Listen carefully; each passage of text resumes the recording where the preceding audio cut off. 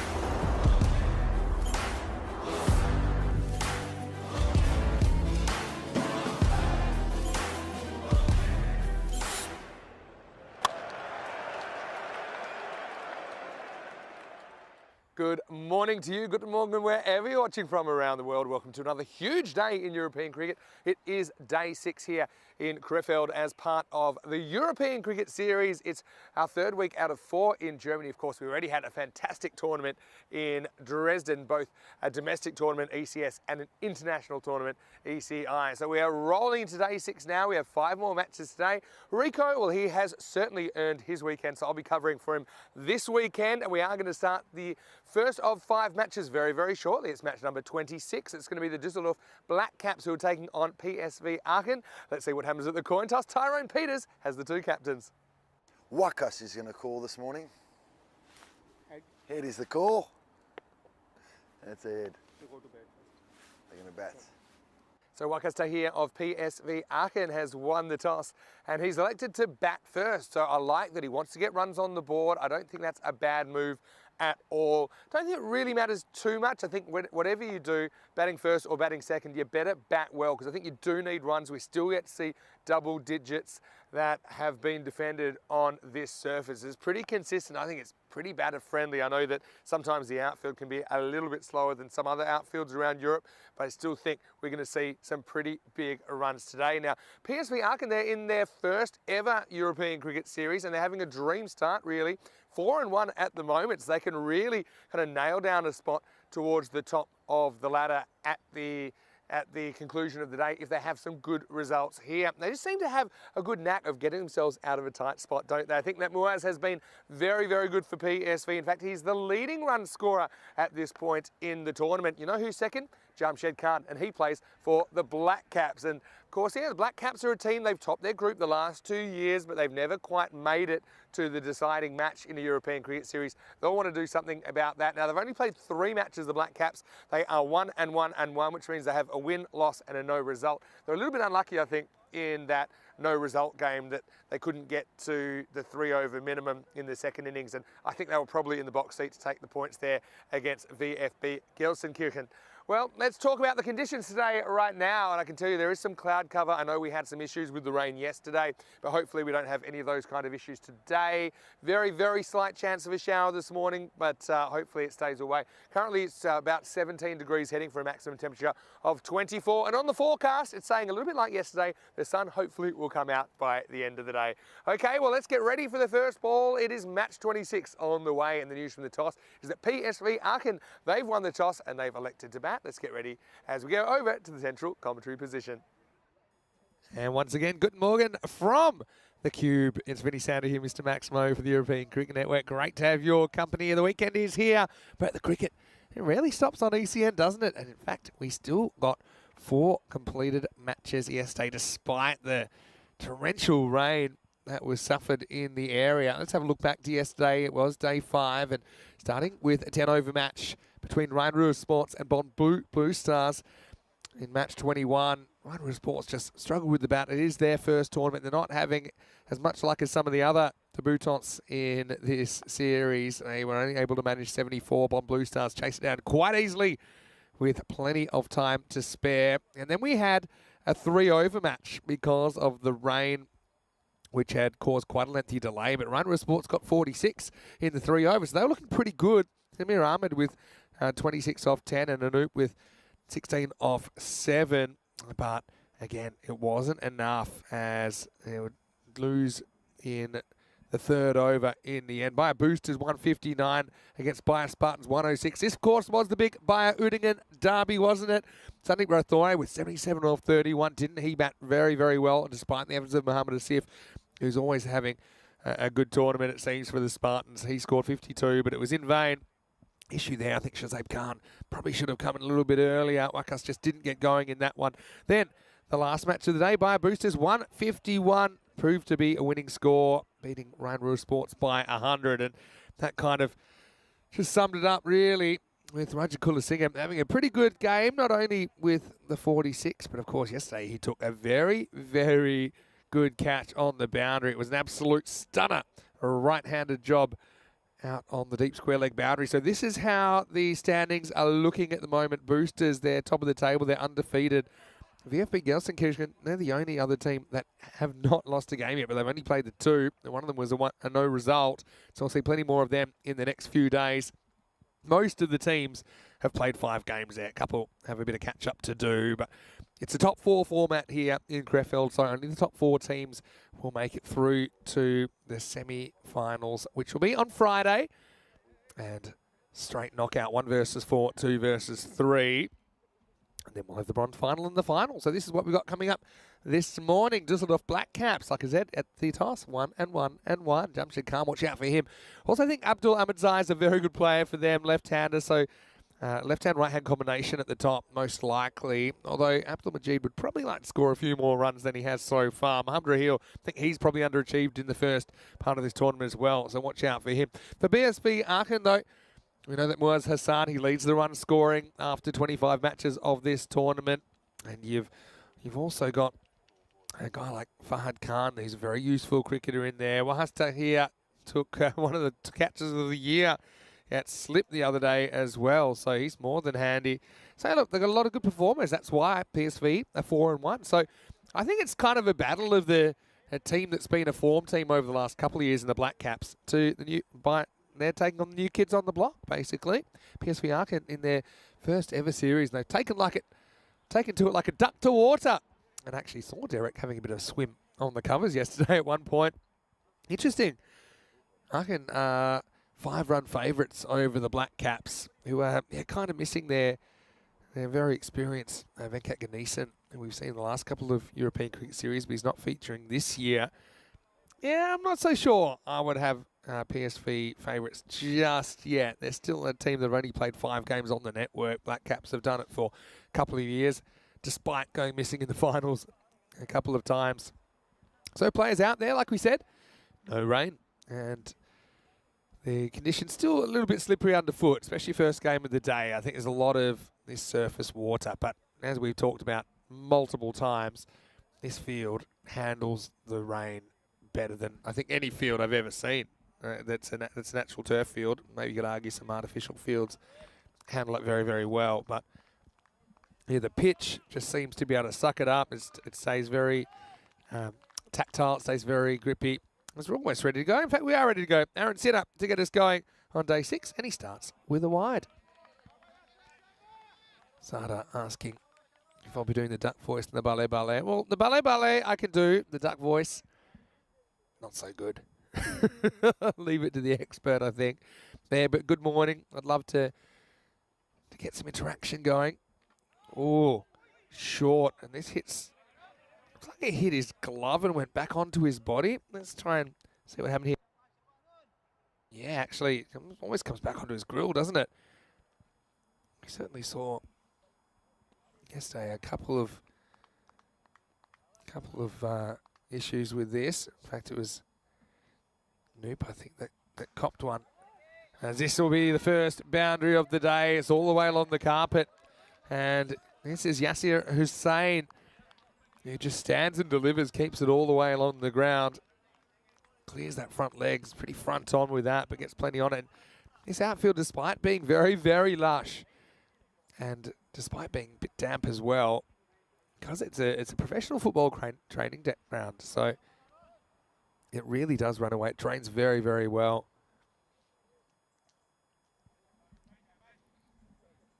Wasn't the worst ball.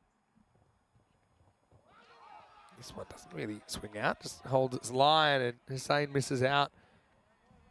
So got the Hussain Hassan combination first up. Has been a lot of swing around, I've noticed that. I mean, there is some cloud cover this morning.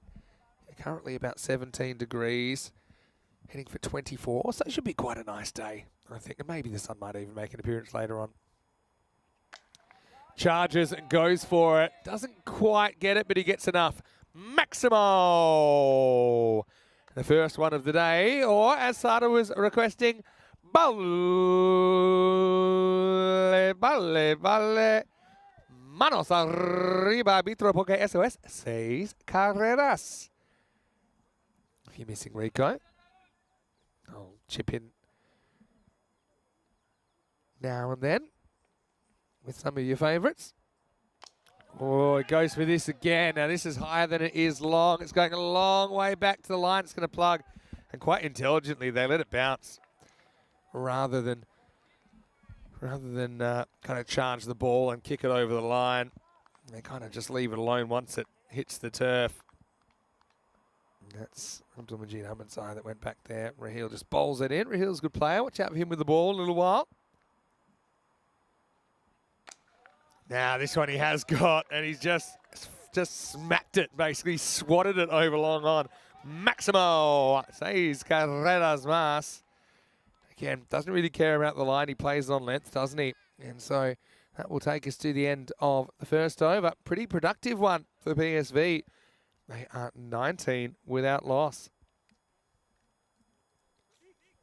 23 days to go until the European Cricket Championship, which is the Euros of cricket. Yeah, we know we're really excited. So, yeah, just a tick over 3 weeks to go now.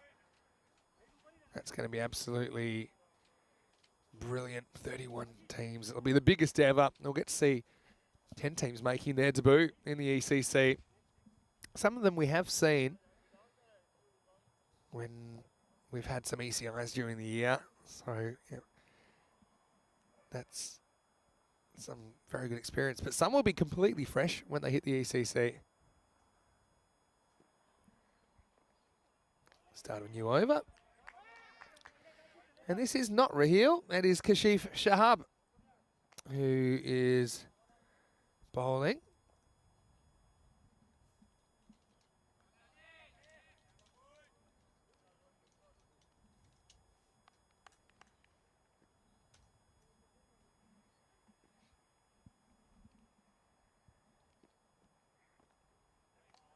So it's called wide again. It's pretty close.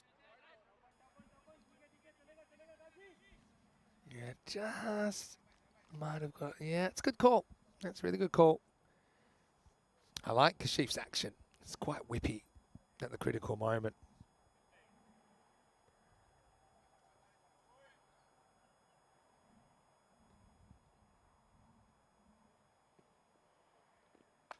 Now a little bit short, pulled away, but it's fielded down there. And will just be a single. Good morning, everyone in the chat. Hello to Kroom, who's saying 24th comment. Well, Kevin, I know you were telling me that you decided to go Peacock Saturday as it's your end of season function with your cricket club there in London. So if you want to send through a few photos, would be appreciated. Can Peacock any day, really. This one bounces a bit too much for Hussain, who misses out. Shahel Ahmed in the chat saying, this cricket just seems to have much more entertainment. Yeah, you're not wrong there.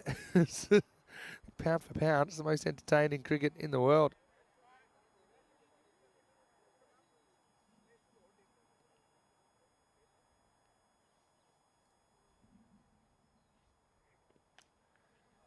Now, it's a little under edge, rolling away. This won't quite make it. Stops by itself.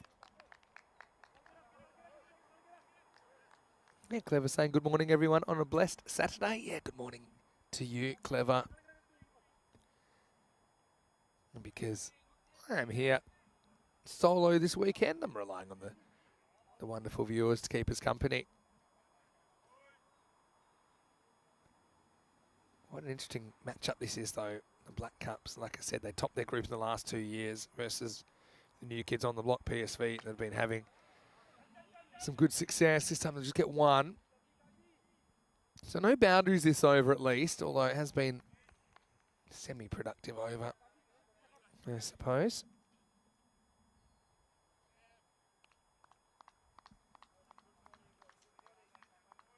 I was just going to look up what the average run rate is over the last 5 days.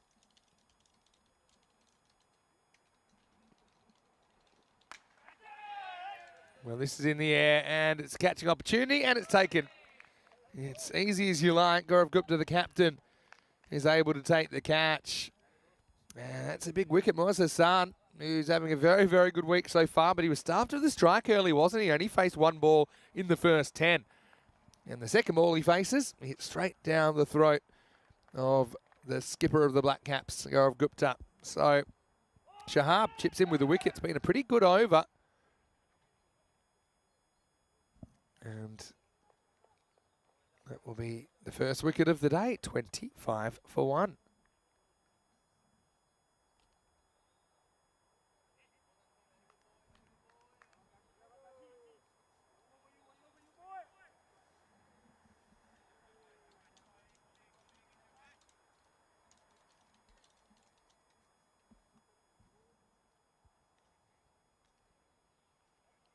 New batter out there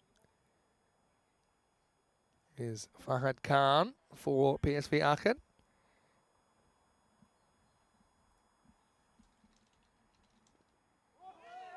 And swing straight past it. End of the over. What a good over that is from Shahab. Well, I counted that as 6 off the over. He's only been credited with 5. I don't know what that's all about, but it will be 25 for 1 after 2. Yeah, I had wide 1.21 wicket dot, which would have been 6 off the over, but he's only got 5. He's gotten away with it then, hasn't he? Looking at the table, only the top 4 will make it through.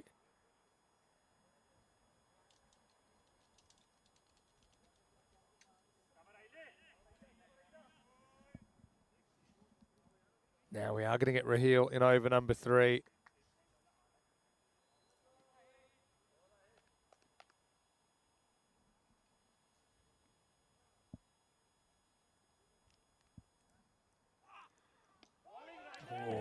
And keeper up to the stumps. Pretty attacking move as Rahul Srinivas back there. The first one does come back a little bit.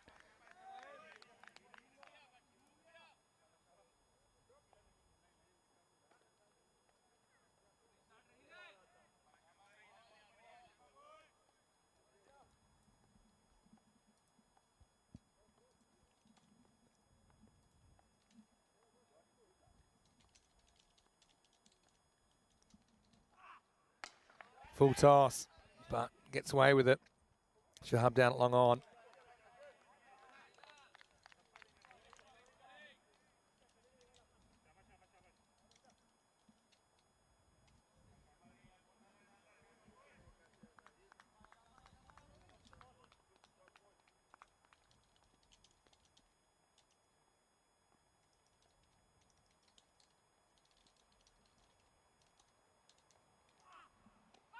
Oh, pretty close. It's coming back enough, it is, according to the umpire. So another wicket goes down. It's going to be a duck for Fahad Khan.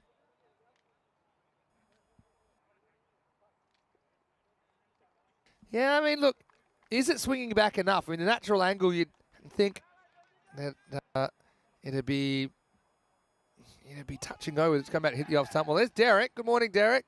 Again, pretty handy conditions for Derek. As Fahad goes, and the score's 26 for 2.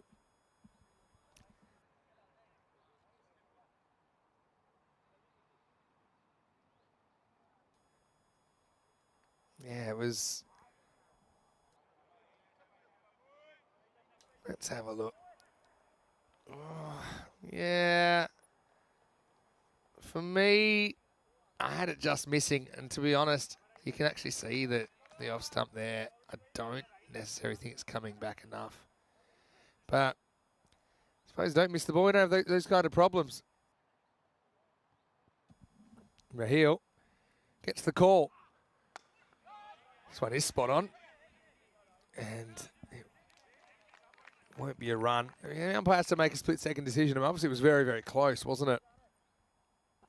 And he does get a little bit of shape back in, Raheel, but yeah, for me, probably not quite certain that would have hit the off stump.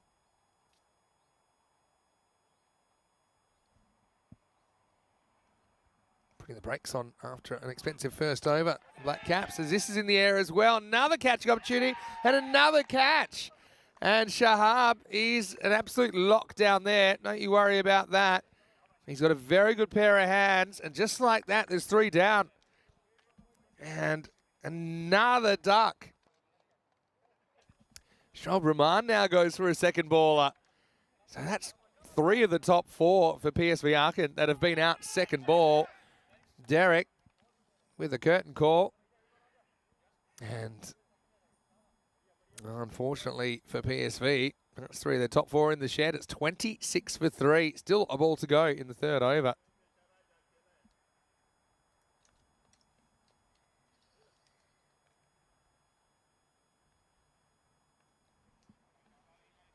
Raheel with a double strike. Well, there was certainly no doubt about that one. Saiful Rahman, hello to you. Saying, is it raining here? It is not raining here. And we're not expecting any rain. Maybe a slight chance of a light shower, but I'll be happy if we don't get one on a cricket day. Here's Nadeem coming in at 5. And he's forced to pay respect to this one. So 2 wickets for 1 run in the third. For Mohamed Raheel, what an over that is. And that power play gets shut down in the end. It's 26 for 3. Remember, there were 19 off the first over. I will say, though, Hussain is still there. Yeah, that shows it, doesn't it? 19 and 6, then 1. But the 3 wickets in the power play.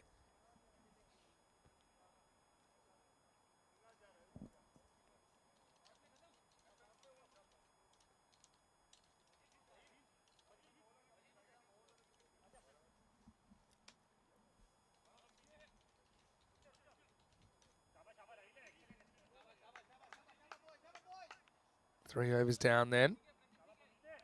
And this is going to be Praneet Kumar to bowl. Yes, Ardo was asking the chat, Vinny, I really want to know if Hussain has ever played a defensive shot. Well, rarely. Maybe in an emergency.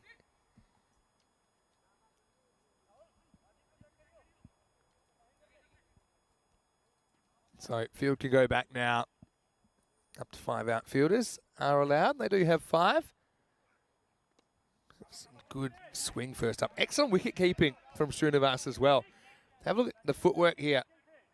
See, I mean, the foot comes after the body, but basically it's all about getting the head across and try and keep that as close to in front of your eyes as you can.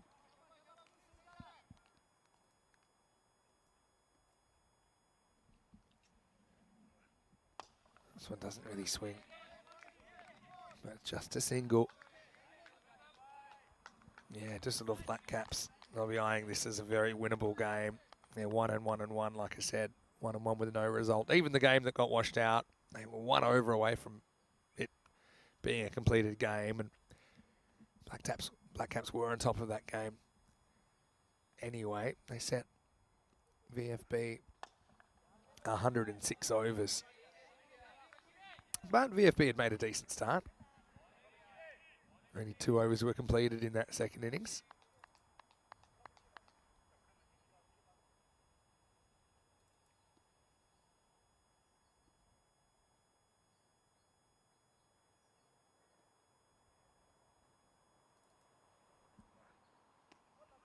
It's probably a wide. Yeah, it is. Good hands again. Really liking the keeping of Rahul Srinivas here. Of course, ECN cricket. When the ball passes the popping crease, must be wholly inside that tram line.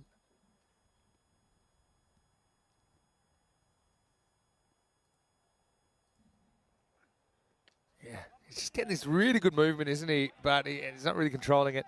Probably as an outswing bowler, what I would say to him is, look, start your run up a little bit wider, and then don't change anything. Have your body angle just a little bit closer to the batter, and that way you'll retain the characteristics that are creating the swing.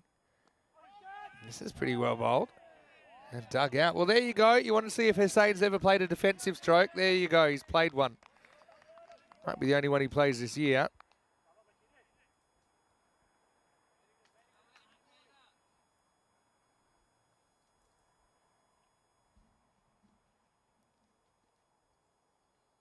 Again, boundaries have dried up, haven't they? And now he knocks him over. So Kumar, he's swinging the ball like a banana, wasn't he? This one just does enough, and Hussein's gone for 23. And PSV, they lose the man that's done most of the damage this morning now for 23. It's 31 for 4. And good bowling. Some were swinging, some weren't. It was creating uncertainty in the batter's mind. And the Black Caps, they've got some unfinished business, you feel, in the European Cricket Series. A team, they're too good to have not made a final, never mind not have won a European Cricket Series. Right now, they're well on top. It's 31 for 4. They've lost 19 for 4 since the end of the first over.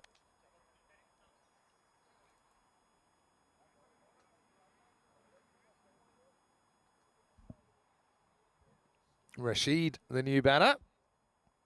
Mohammad Rashid. Kumar has been handy here.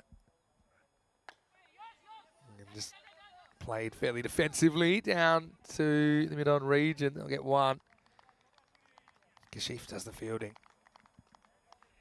And cricket's a momentum game, isn't it? And right now, you can just feel the Black Caps have all the momentum.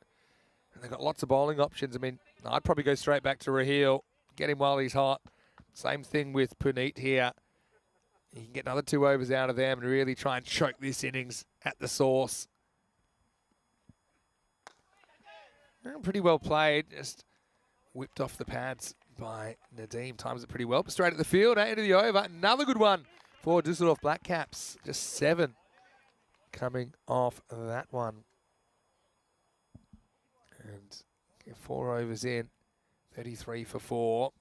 You can really see how that run rate's taken a dive, hasn't it? Since that good first over. They're up at 19. They're being pegged back, and you can see the 4 wickets in the last 3 overs.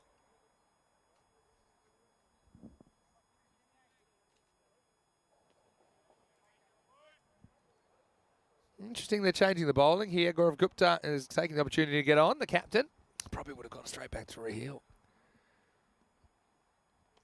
But Gupta can do a good job as well, as he shows there. Again, this ball's really swinging at the moment.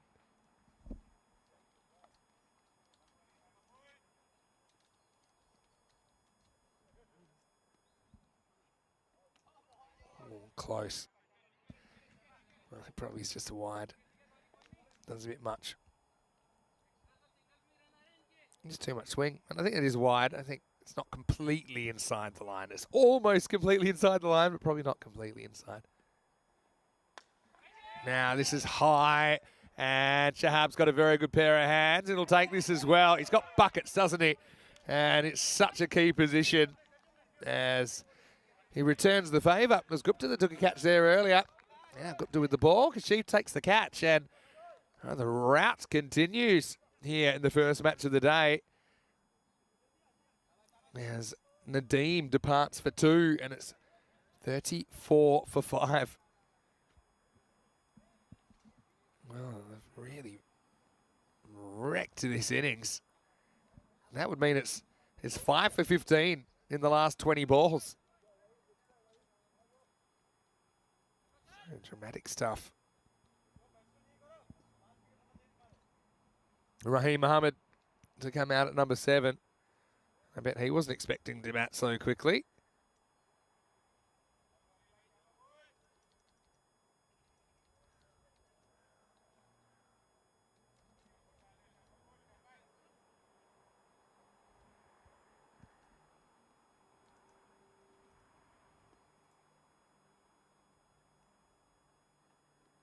Oh, well bowled and good keeping. It's been pretty professional. Okay, yeah. I know they got whacked around the first over, but they've stuck to the task. They fielded well. I think that Srinivas has provided a really good presence behind the stumps, and all the bowlers, okay, occasionally have swung it a bit too far. It's gone for a wide, but many more have swung past the bat for dots. And there's another one. They swing and a miss again.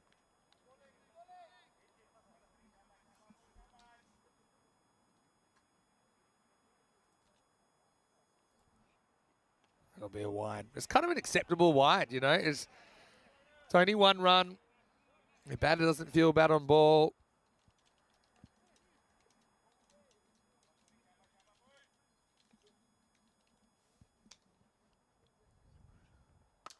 Nah, a little bit short for the first time in a while, and it gets the treatment. Good counter-attack there from Raheem Mohammed. Maximo. Badly needed. You see, the first ball in ages, it's been too short. Everything's been pitched up. Things have been moving around.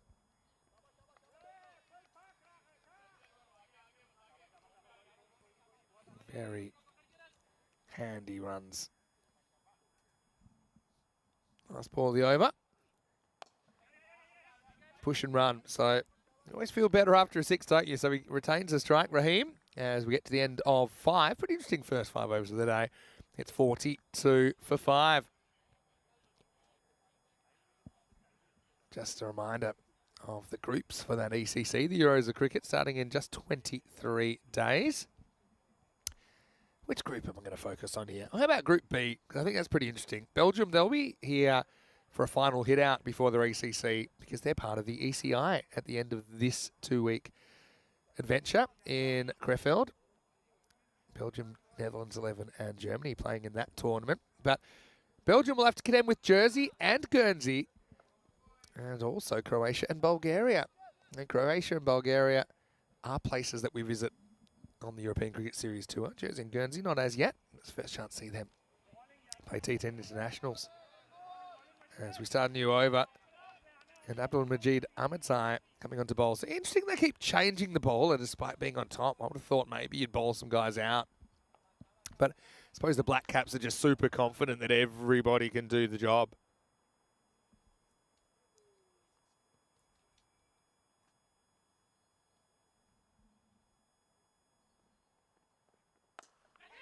Miss hit. And miss it so well that it won't get anywhere. Yeah, it's been very, very tough going. I think that might have just jarred his hands, actually. And that can happen. The vibrations go down the bat.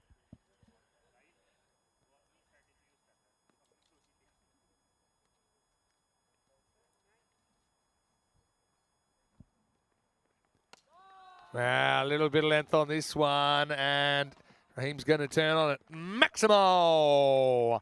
It's just that length, isn't it? And that length that is not really as full as some of the other bowlers were bowling. And it gets sent.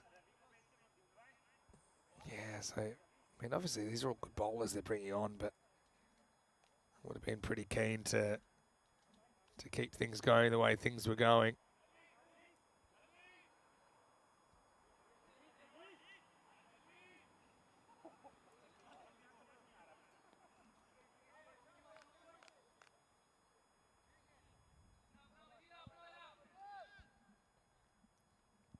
Got to say, Abdul Majid Ahmedzai rocking the cornrows this year. Good look. Oh, he has to pull out the the last moment. I think they just weren't quite set in the field. That's why they had to pull out.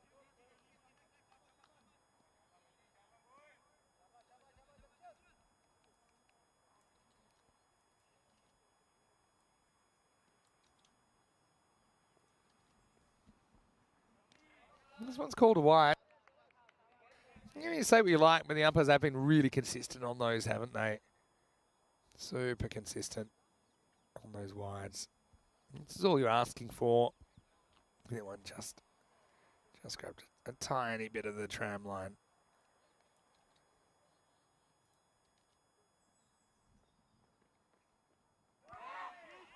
Pitched up and just a hint of away movement there.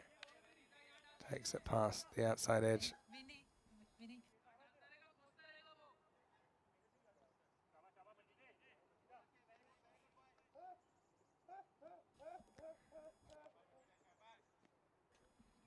Yeah.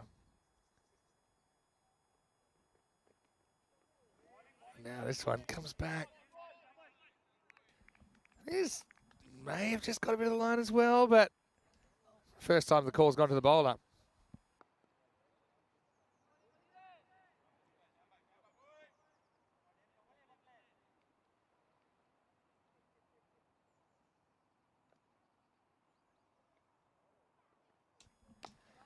Full toss, and that's going to be 4. Crashes into the banner. 4 carreras. Abdul-Majid Ahmedzai. I mean, he's more than a pretty face. He's a very good cricketer. At the moment, he hasn't quite got that last one right, and he gets whacked away to the boundary. Cops a bit of punishment, and it's 53 for 5 after 6. Brings up the 50. Raheem flying the flag for PSV Aachen.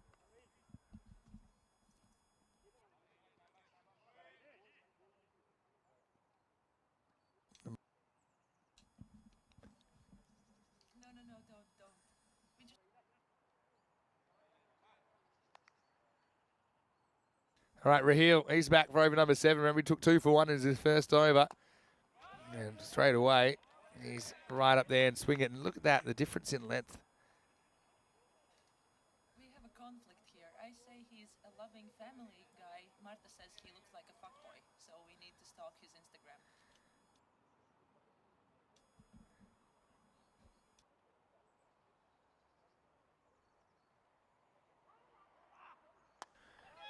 And this is down the ground. It'll just be 1.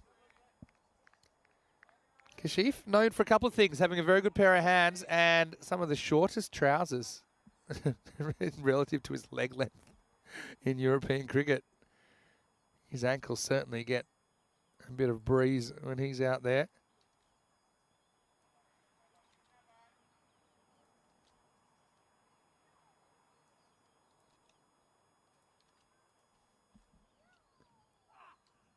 That's out. There's more out in the other one. Yep. Spoiler alert, that was always hitting the stumps, and Raheem Mohammed becomes Rahil's 3rd victim. This one certainly just straightens down the line, hits him more or less on the foot in front of middle and leg. And it is good night, Charlene. Raheem batted well. Well, I guess it's one Raheem getting another, actually. Raheem Mohammed going to Mohammed Raheel. And so PSV lose a 6-wicket, 54 for 6. I mean, that kind of illustrates why I would have had Raheel back on straight away. I mean, he was too good to leave on the shelf, but still, they bring him back, and it's effective. As we'll see, the captain, Waqas Tahir, coming out at number 8.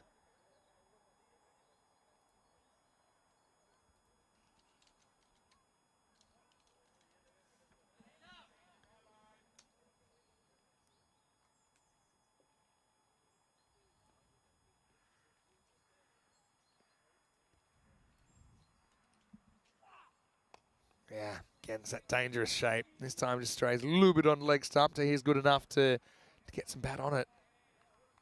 Remember I said before the toss, PSV Aachen 5-run favourites over Düsseldorf Black Caps, but they've had some good performances, PSV. I think the Black Caps are a lot more experienced. I would have had them slight favourites going into this game. At the moment, they've turned it on, 55 for 6.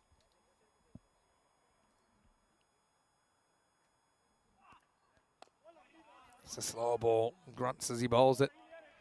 Raheel.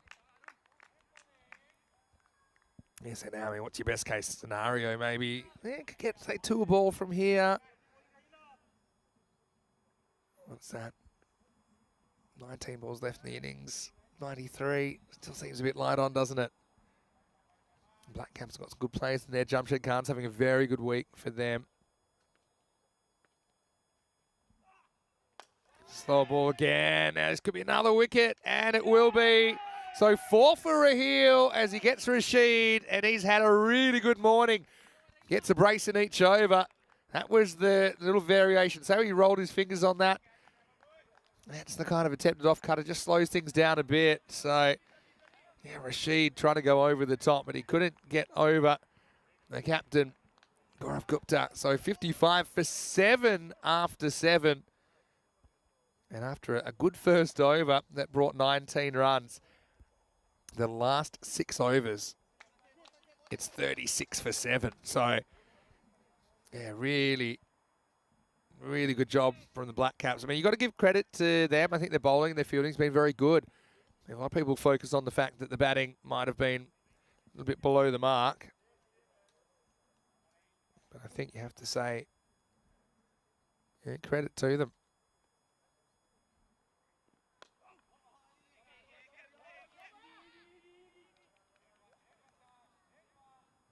So that's Tahir that gets a single.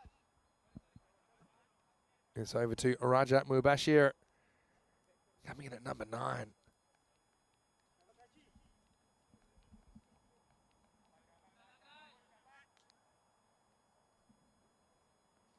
most close-ups a player has had in this tournament. Nice length there from Shahab as he sneaks that Yorker past Mubashir.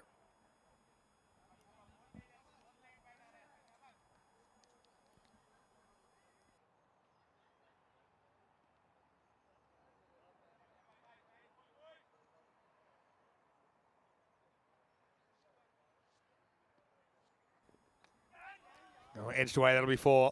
And Mubashir gets off the mark. It's more good luck than good management, but they'll take it. Yeah. Crashes into the fixtures here.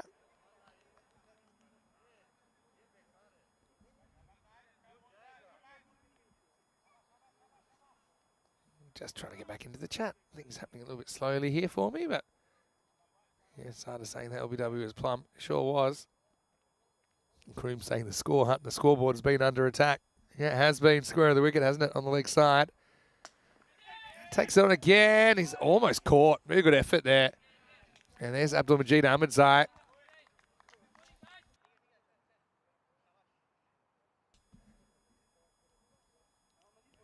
Yeah, he's got that teen heartthrob look about him, doesn't he, Abdul Majid Ahmedzai? Comes up smiling. $1 million smile.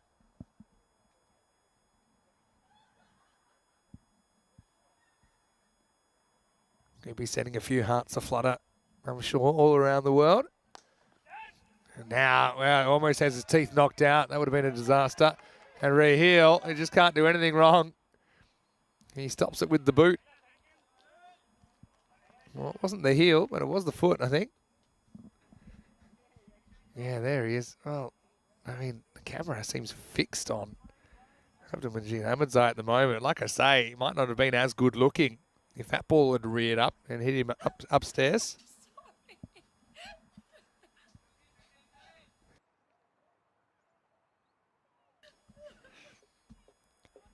They just had to pull up there. I think there was a minor disturbance at the ground, and so they just had to pull out of that. Well, we're good to go now. Here's Kashif. And he gets hit straight and high. Well, guess who? It's Majid, and he drops it. Wow. He's still smiling. He might be smiling the other side of his face there. He had plenty of time to get under that as well, didn't he?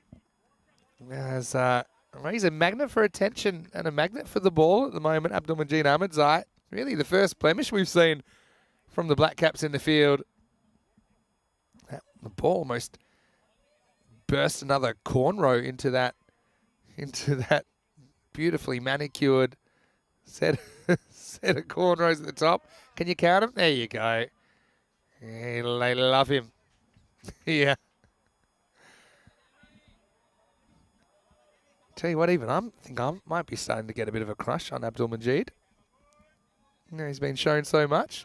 All right, here we go with over number 9. It's going to be Jamshed Khan. to bowl the ninth. As we say, it all happens in the ninth. That's if it hasn't all happened already. 64 for 7. Tahir, it's a strike back. He's going to use it. There's 6.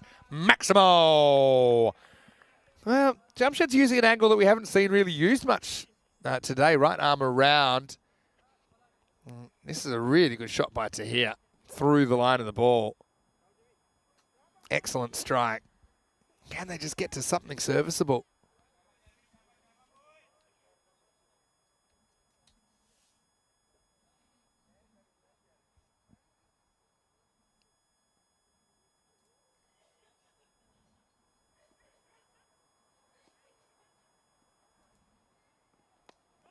Now he'll get what I think was going to be 4.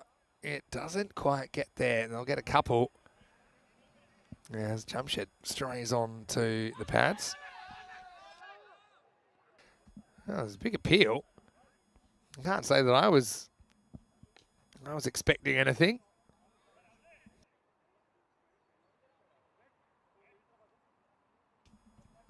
Raja Mubashir.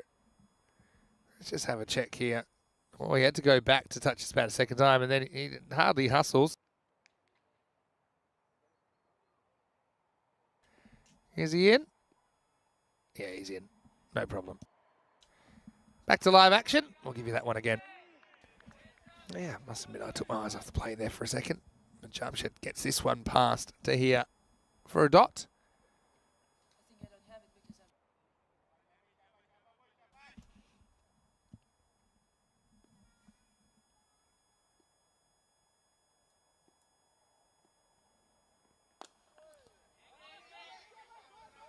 This is just going to be a single.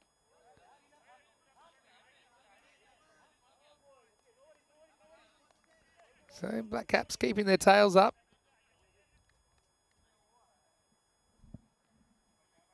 Look to be chasing under 100 here, you'd imagine.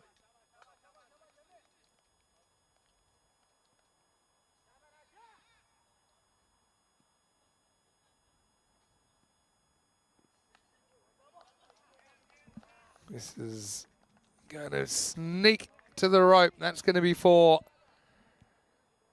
So, yeah, like I said, it's more good luck than good management. But they'll have to take it. 77 for 7. We've got the slot machine now.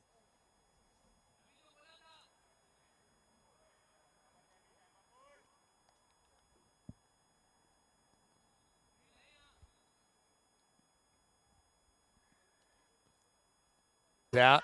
But has he hit it? Yeah, he's gone. He gets given, and yeah, the bat looks a little bit confused. But I'm telling you something right now. That well, where does it hit him? Yeah, I had this as out straight away if there's no bat in it. But where's the actual impact? Let's have a look. Yeah. Yeah. I think that's hitting in line with leg. Yeah. I think it hits him on the toe, and the toe seems like it's in front of leg stump.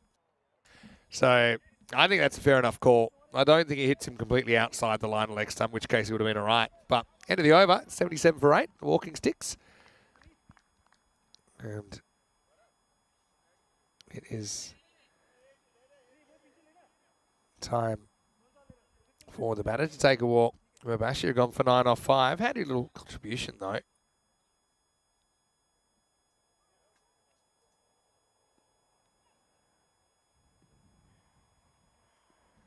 Last over. Puneet's going to get a second. Oh, and he gets done by the spin here. Yeah, I'm a little bit surprised Puneet didn't get a second over straight away because he was really swinging the ball well. So sometimes you want to have the same bowler bowl with a ball in a similar condition if he's had success with it.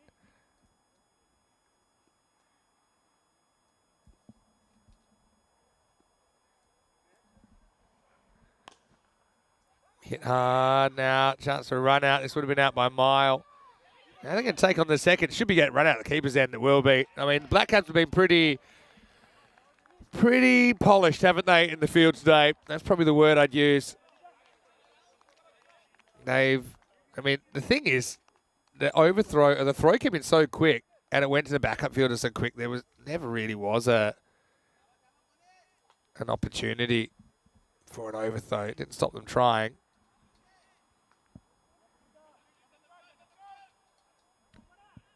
And yet another wicket. So that will be one and a run out. So 78 for 9 with 4 balls remaining.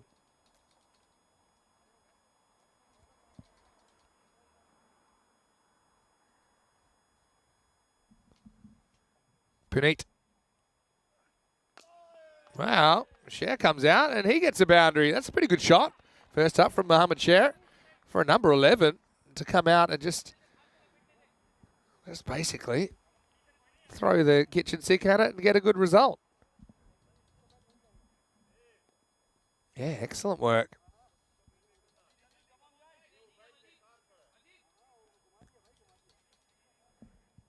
So can they maybe nurse them to 90? Seems a long way off at the moment.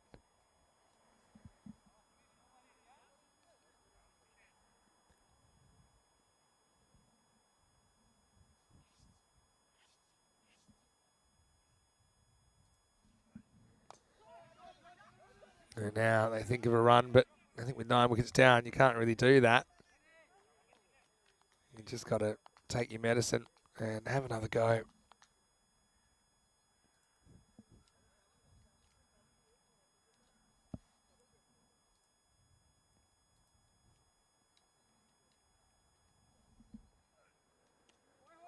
Oh, good keeping, but I think he's left his foot in, which is lucky for Sher.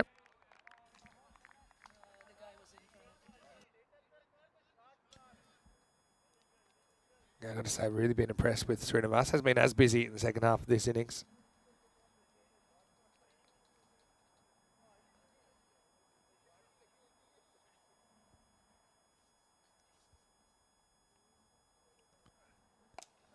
Well, this will be skied. And I think this will be gone. I mean, they might want to have a little look at it for height. But it seemed okay. Well, let's have a look on the replay. Yeah, we don't get a great look. Nah, he's fine. So, it is out, no doubt about it. Sher goes 4 and out, and it will be all out 82. In fact, they get there. They get to the 10 overs in the end, bowled out off the very last ball. But yeah, you got to hand it to the Black Caps. They were pretty ruthless, weren't they?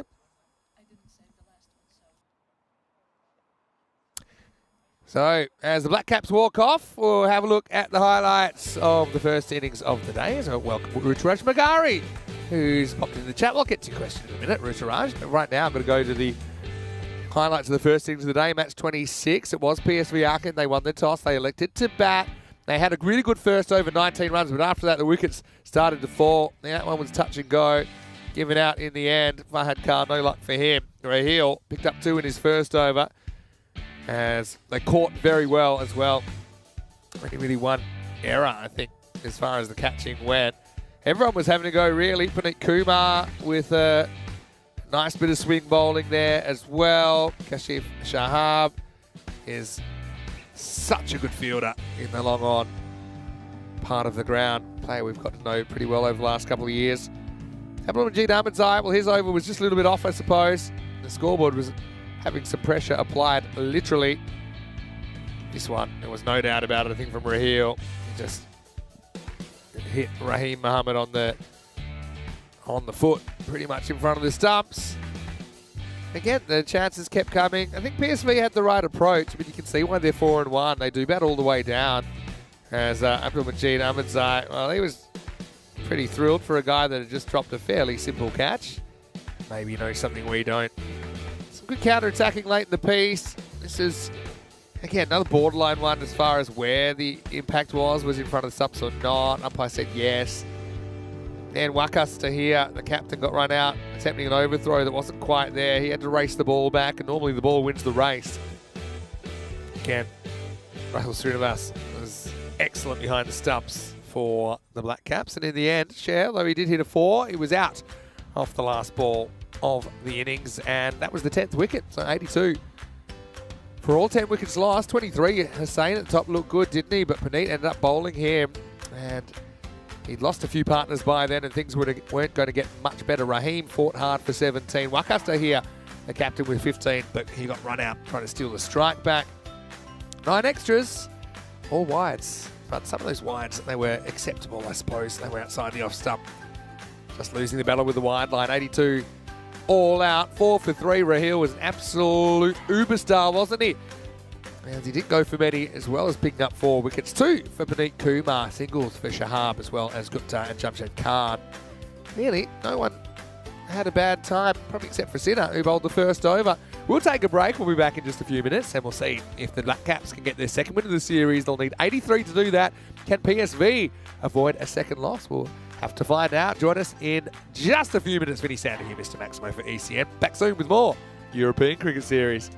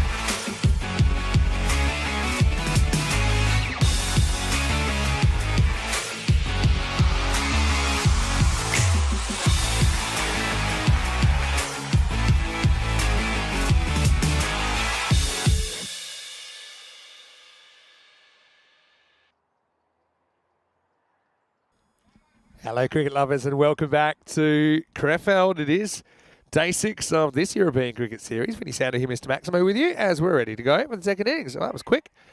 Down leg side and called a wide. The news so far is that PSV Aachen, they're 4-1 and right up towards the top of the table, but they've got a bit of a fight on their hands here. This is Arif getting a scoring. Starts with a wide.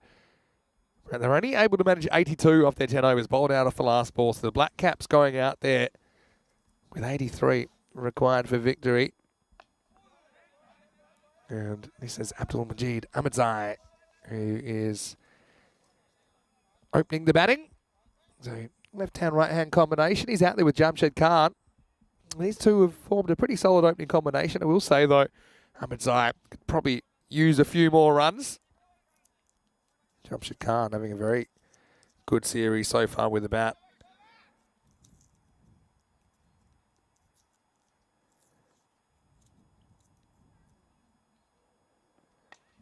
Goes after this. It's around the tram line. Gets a bit of bat on it. Probably 2 if he wants it. And he does. Want to give a warm welcome to everyone watching on Fan Code, of course, in the Indian subcontinent. And everyone watching on our YouTube channel, ECN European Cricket Network. Good to have you with us on a Saturday morning. A few people might be tuning in as part of their weekend ritual, of course. Not everyone works Monday to Friday, but a lot of people do. Might not be able to lurk while they're working. A big hello to all the weekend warriors out there. Rico Full.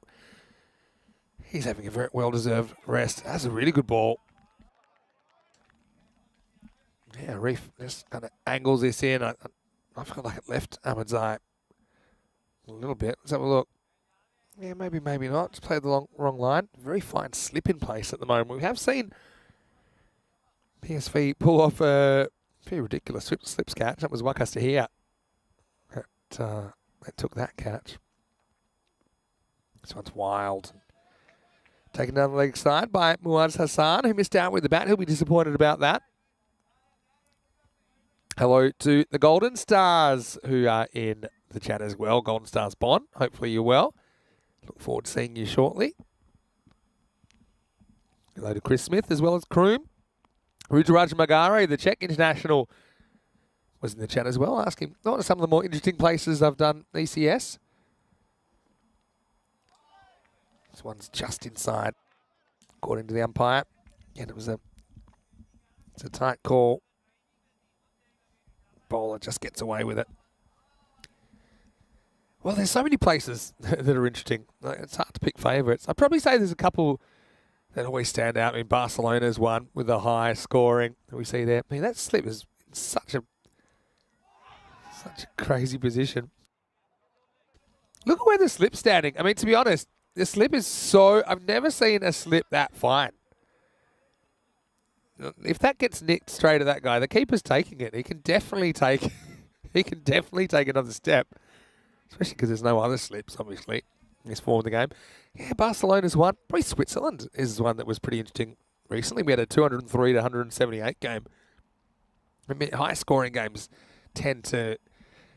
When there's a lot of boundaries, you feel like anything's possible, right?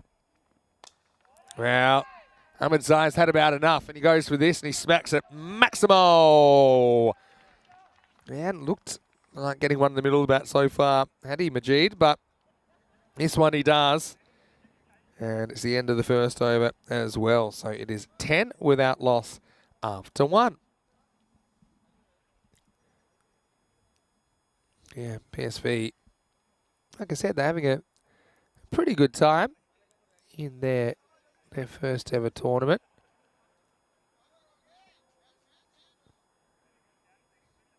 Some teams just kind of find it easier than others. Only had the one loss so far. That was the Bayer Boosters. They're only able to manage 89. As we look at the golden ball counter, well, I've meant to tell everyone, I've got a plan, all right? My plan is that we have a golden ball on the weekend while Rico's napping, all right? I've got 10 chances. Who's with me? This one, it's not looking great, to be honest, at the moment, but yeah, 228 matches. It's really gotten up there pretty quickly. The last one was in Prague, in fact. Rutaraj, who's in the chat, he was playing in that game. He was playing for United Cricket Club against Brno. Mubashir bowling the second over here. Sivagam Selapan say he thinks the slips are back up for the keeper. Yeah, I mean, effectively. Kroon loves the purple kits as well. I mean, so do I.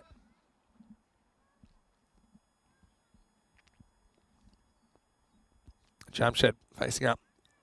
It's another wide. Has been good swing, hasn't there? I think part of the reason we're seeing more swing here is that because the ground is nice and soft, the ball doesn't get hacked up as much as normal. So the ball's kind of protected. It stays newer longer. It's despite the fact that there's the moisture in the field as well. But I think there's something in that. I think that when the surface is more forgiving to the ball, that it kind of retains its spherical properties and stays a bit smoother. Another good outswing. I think that one's okay. Yeah, good umpiring. Often you see umpires call this because they look at where the keeper takes it, but you're only interested in where it passes the line. And I think when it passes the line, it's inside the tram line. Yeah, good stuff.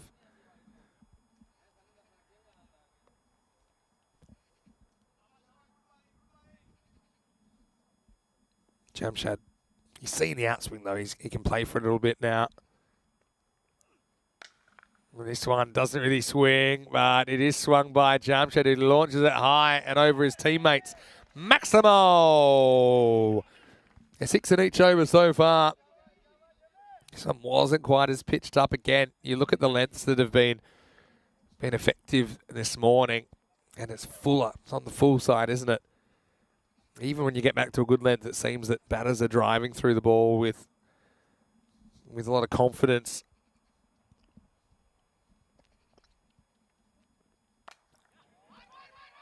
Jamshed was involved in that dramatic game the other day. It was 155 to 149 in the end. That was match 15 against the Bayer Spartans. They separated with only one swing of the bat. And Jamshed got them from an impossible position. I think they needed 108 off the last 5 overs, and they got 102. I think they only needed something like 9 going into the last, but then he got out, and yeah, the game was on a knife's edge. Very good game that was. Over 300 runs in that game.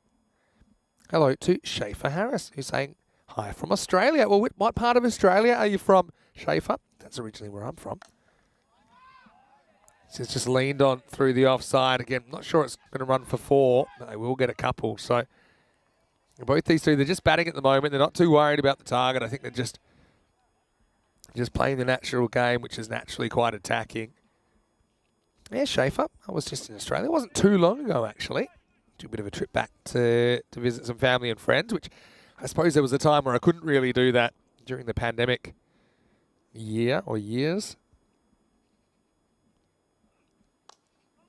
Yeah, better length. You see, Fuller's better today. Or any day, actually. It's the end of the second over, and the Black Caps, no wobbles so far. They're 23 without loss after 2.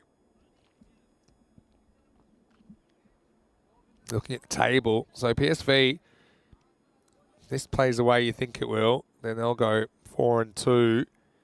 Oh, Bayer Boosters up there. They're undefeated. 9 points. Golden Star Bond.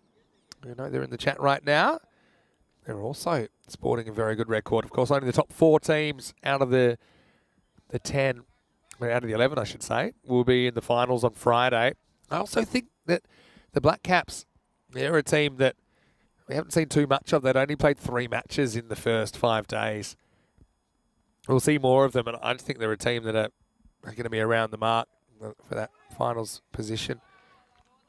As we see Mohamed Rashid bowling over number 3. He's got a very good slow ball. We saw him have some dramatic control issues the other day. Seems to have sorted himself out now. And this just got cramps up Abdulmajid Ahmadzai. Gets him right on the bottom. But he'll be okay.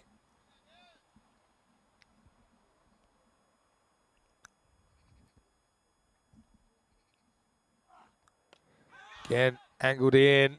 This time Ahmed's able to get his hands through it and he'll get a boundary. So, yeah, Black Caps just building an opening partnership here. They're doing enough, aren't they, to make sure they stay ahead of the game.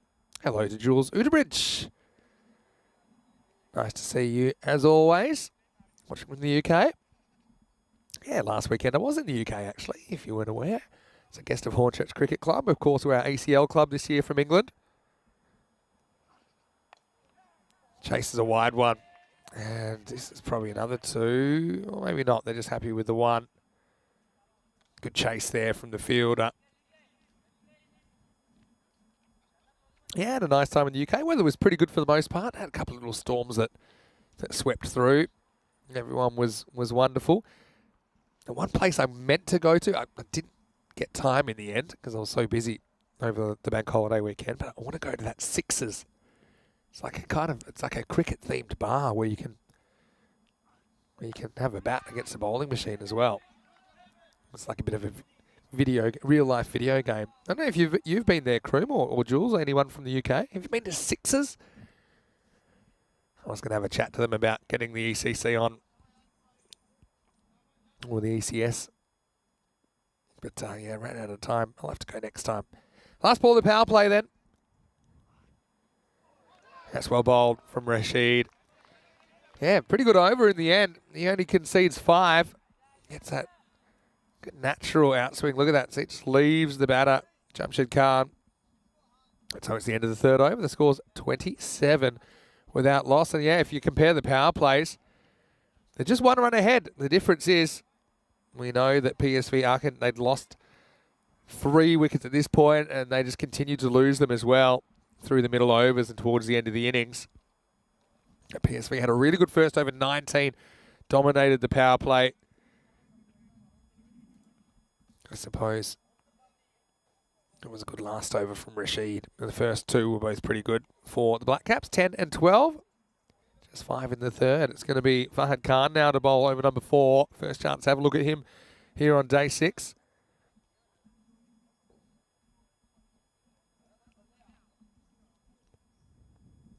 Left-hand, right-hand combination, I think, is pretty handy as well in any form of the game.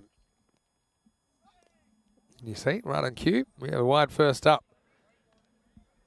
So it just forces the bowlers to constantly be readjusting their lines. They can't settle as much as when they're bowling to 2 right-handers or even 2 left-handers.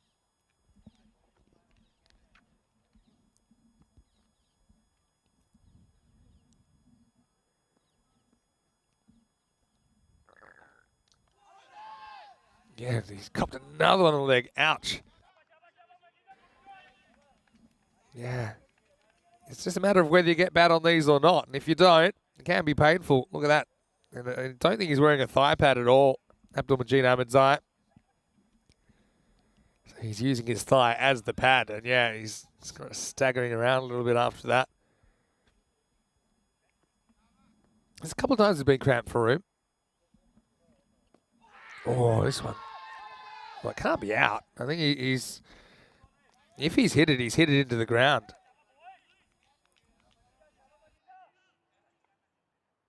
Yeah. He squeezed it, I think, into the ground.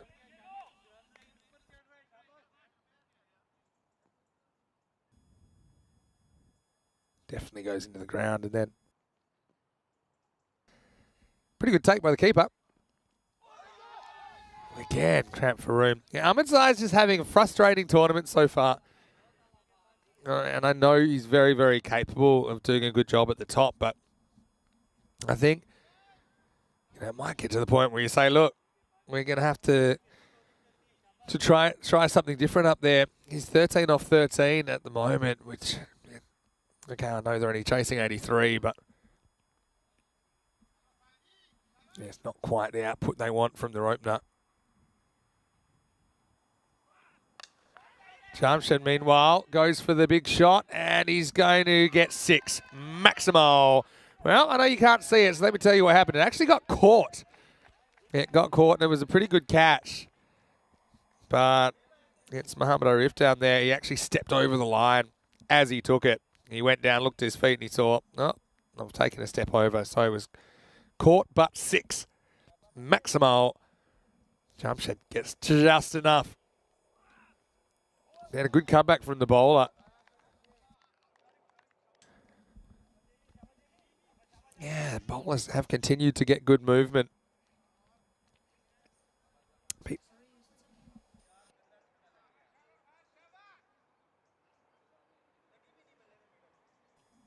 This is kind of the batter's view of it, because it just left him off the pitch.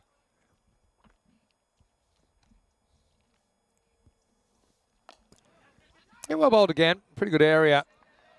Again, Jamshed may be a little bit more conservative than we've seen him sometimes in this tournament. He's happy just to get the one. He'll retain the strike at the end of 4 overs.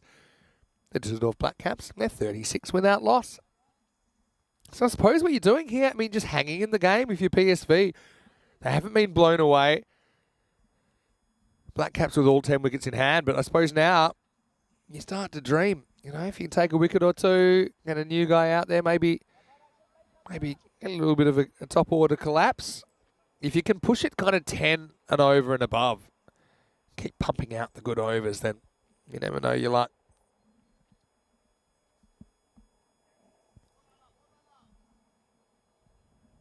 Rashid will get a second over. Outswinger first up, drag down to Fahad Khan. Yeah, a lot of people like these PSV red shirts.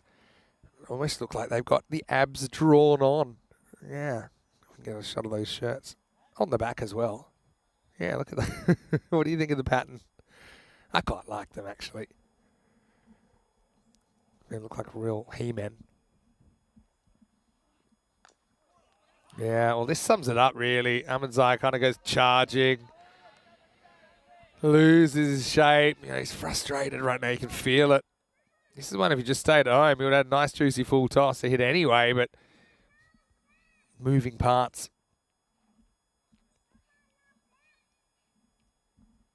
I want to say a big hello to Zishan Khan. Hello, Zishan. Hopefully you're well. He's looking forward to seeing me in Spain as part of the Maltese national team. Hello, Zishan. Yeah, well, again, we see Ahmadzai get this close to the middle, but he picks out the fielder. He's saying there's a big match today in Sri Lanka. Palakele. Hopefully won't see any rain there. Zishan's having a very good summer for Malta. Good to see him fit again as well. I know he had all sorts of injury issues prior to the summer beginning. All right, goes for this, but sliced it too far up. It's Arif, and he'll take the catch eventually. Well, he fumbled it, and it ended up between his wrists and his chest, but it didn't matter because he did catch it in the end. So Jamshed, the first one to go, and he'll go for 38. Just watch this bobble around. He's kind of in the way, but you see there it is, and then it ends up kind of wedged. He says a bit of a thank you to the man upstairs, and that one sticks in his hands, or around his hands in the end. As Jamshed has to go. He's the first wicket to fall, and the score is 38 for 1. This will bring Udit Mehta to the crease, but yeah, Jamshed ends up going 18 off 13 with 2 Maximos. Let's see if Mehta has a comfortable start to his innings. Yeah, thanks again for everyone who's thrown a message in.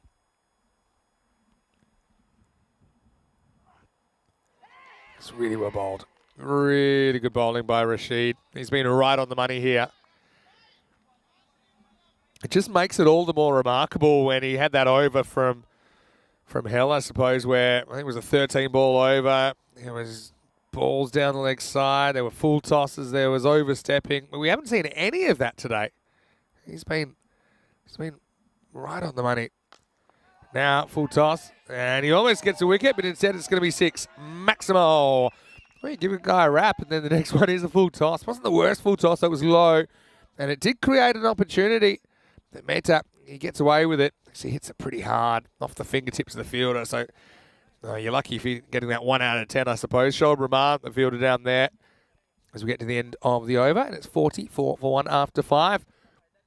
This is where we're at on our ECS adventures, of course.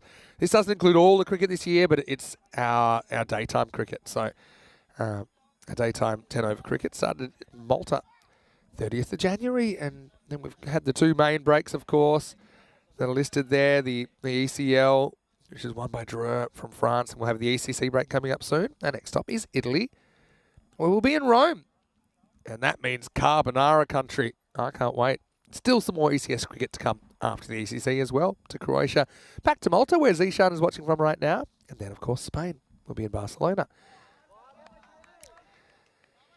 Well, if it was a different kind of a game, I think Ahmadzai would have got the yank by now if they were chasing 130, 140, because he just cannot get going. I suppose he's 1 shot away from form. That's not it. It's going to be a wide. It just misses his body. Otherwise, it wouldn't have been a wide. Hello to John Gray. Good to see you. I think Jules was saying it was his wife's birthday yesterday. So he didn't catch a lot. But happy birthday to your wife, Jules. Hopefully as well. Hopefully it was a good day. Another mistime pull.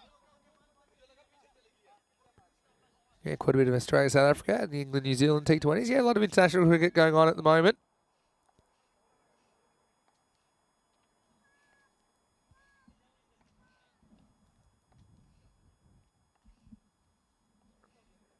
Mehta. There's a dot and a 6 against him right now.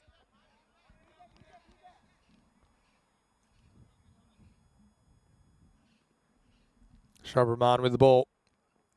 Short, mistimed.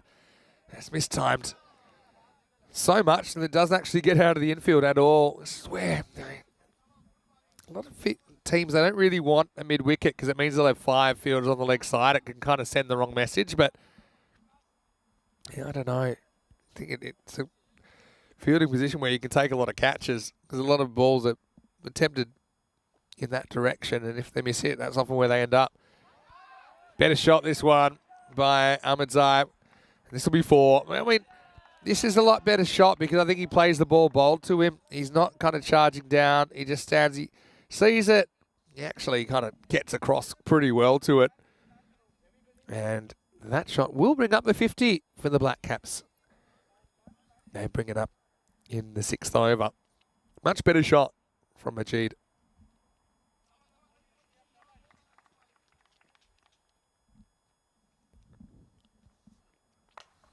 Short, wide, punched.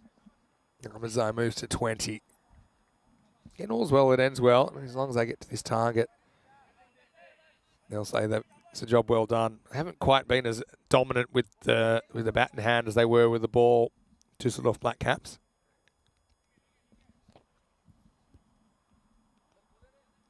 Got to try and keep pushing this game as long as possible. Keep that runs required above the balls remaining. Well, short, and he kind of cuts, and it's a bit of a task for the fielder. It'll be a long single, and Mehta will retain the strike at the end of 6 overs. The Black Caps are 53 for 1. Well, we're just talking about England, New Zealand. Of course, New Zealand, their teams call them Black Caps, inspiring a couple of other teams in Europe. Just off Black Caps here. We also have the Black Caps in Cyprus, don't we? Get the scorecard. Plenty of batting still to come. Raheel was outstanding with the ball. 4 for 3 off his 2 overs. And considering the batting hasn't been that convincing, probably a good thing they're not chasing 100 plus here. Start of a new over. Fahad Khan to bowl.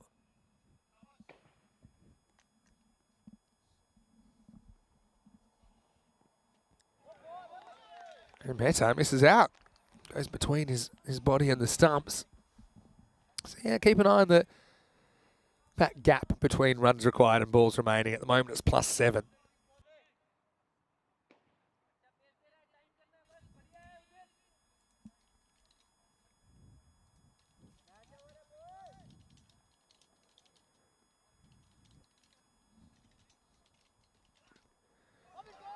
Well, another swing and a miss. So is there some late drama here?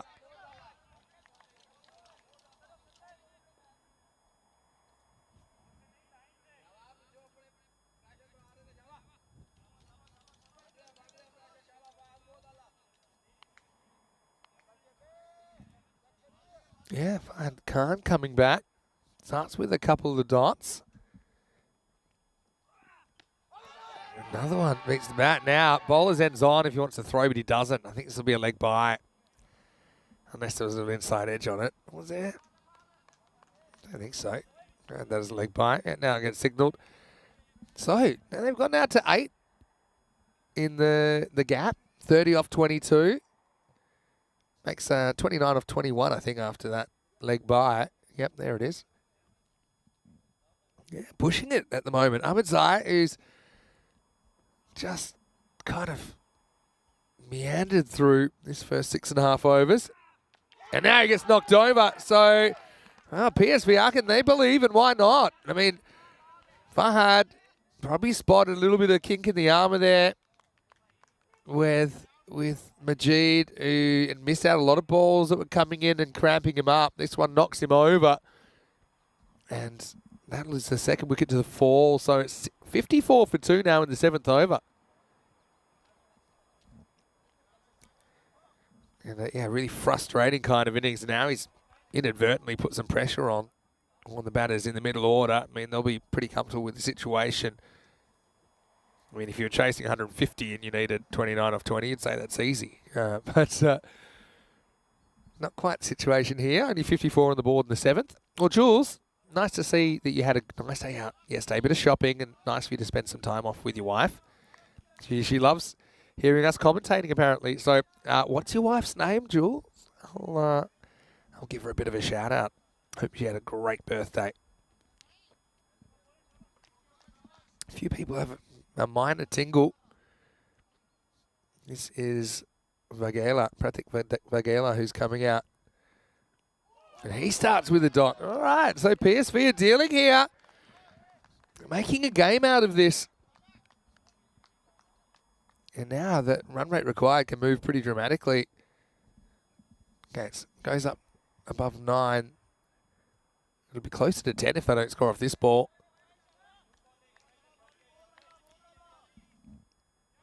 Black Caps are so dominant in the field, but struggled with the stick so far. Last ball in the 7th. Short. Clever bowling. Might be a wide, though. If I can't believe that's been called a wide. I thought it was clever tactics.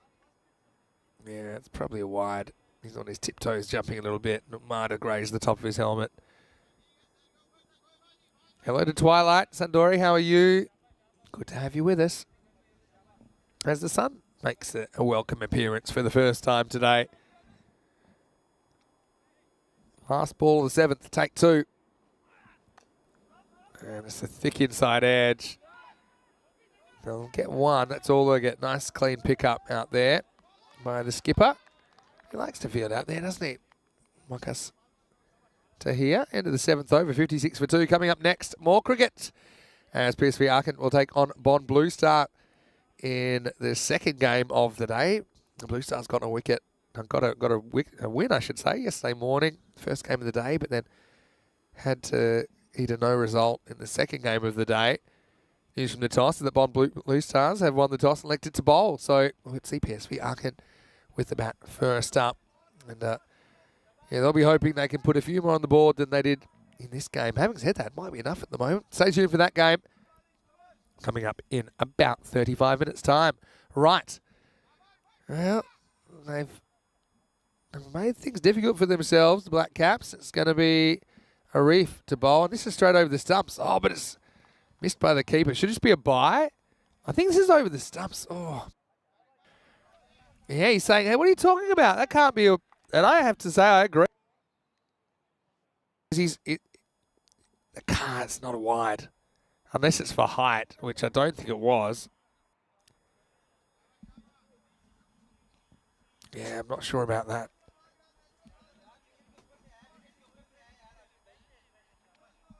Anyway, the ref will have to eat it. May have been the one for the over. I'm not sure. I didn't see a signal. Oh, he's bowled. It's just flicked the bails this time. And so now Mehta has to go, and the pressure is on. 2 ones and a wicket to start the 8th, and the Black Caps, well, it's not quite Sunday yet, but this innings has been a Sunday stroll. You know, credit to the bowler as well. That was well pitched.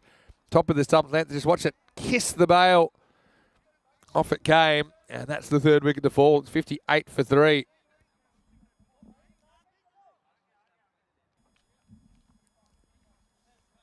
This will bring Raheel to the crease. Well, he's probably a good man for the job. He's having a very, very good game. I think I mentioned him before the start of the game as well. I said he's a player which we may not have seen the best of just yet, because we've only seen the Black Caps play 3 times, and one of those was rain affected. Arif, though, that was a good ball. Raheel's a left-handed bowler himself, but right now he's facing up as a right-hander.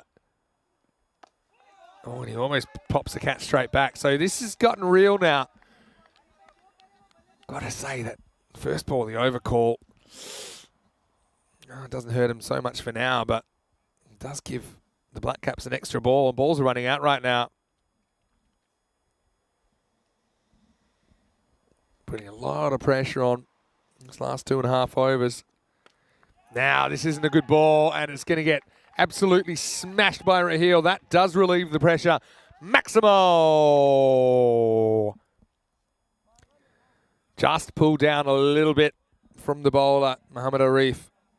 And Raheel, you know, credit to him, he's done what his teammates haven't been able to do so far. He's timed one up. So up to 64 now. 19 off 15. Arif just remarking his run. Just didn't feel right with that one. Yeah, Raheel, class act.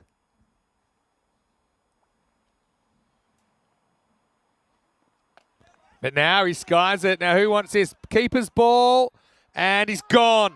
So 6 and out for Raheel. There's a lot of discussions about whose that is, but the man with the gloves has to take responsibility, Muaz Hassan, and he did. And so Raheel's caught behind. And just like that, the game takes another turn. It is 64 for 4. I mean, at least he does get the 6. But, yeah, gone too soon, really, as far as Raheel's concerned. Again, just fighting the angle, trying to go across the line, trying to pull a ball, which is being angled across him. He never really got inside of it, did he? Well, maybe we are on golden ball watch here. The Black Caps do have golden ball experience. I don't really want to bring it up, but in the quarterfinal in 2021, they were playing Bayer Boosters, who at that point, they were the lowest ranked team to reach the finals, and the Black Caps were the top ranked team, but it was the Bayer Boosters that beat them on a golden ball. And so the Black Caps do have some experience now. Shahab's a very good player to come out number 6. Here he is. But he doesn't really want to fire a shot at this one first up. May have hit him on the glove or maybe the arm. Guess that's the glove because it's given a run. Shahab's off the mark. Meanwhile, that equation, keeping an eye on it, it's +5. So 18 off 13. Just if you get one boundary and over, you're probably okay. But if you don't, that's when you're going to have problems. Oh, now they think of taking off for a bye. They don't. So what a good over that is from Arif. Yeah. He's gone for 6 one time in it, but the whole over only goes for 9. And the score's 18 off 12 required. The total score is 65 for 4. And have a look at this. They're right on that golden ball line at the moment. But really, yeah, they need 18 off 12. So just 9 and over. 9 and over. I mean, it sounds easy, doesn't it? But then the runs aren't going to make themselves. Low-scoring thriller, says Clever. Sure is. All right, here we go. It's Rahman in over number 9, and there's another dot. Oh, well, the pressure's palpable right now. I mean, the Black Caps, they should have won this easily. They were no wickets down for so long, but the batters were just frustrated. You know, don't take anything away from PSV Aachen and their bowling, which has been excellent. Oh, but now this next one he gets completely wrong. Never mind is the call, Rahman. So 17 off 11. How many will they need in the last over? That's if we get to a last over. The walking woof from Shahab. Trying to hit across the line there. Vagela with some quick words of advice. I mean, Shahab's a very good player, but every ball you go without a boundary, feel your temperature rising.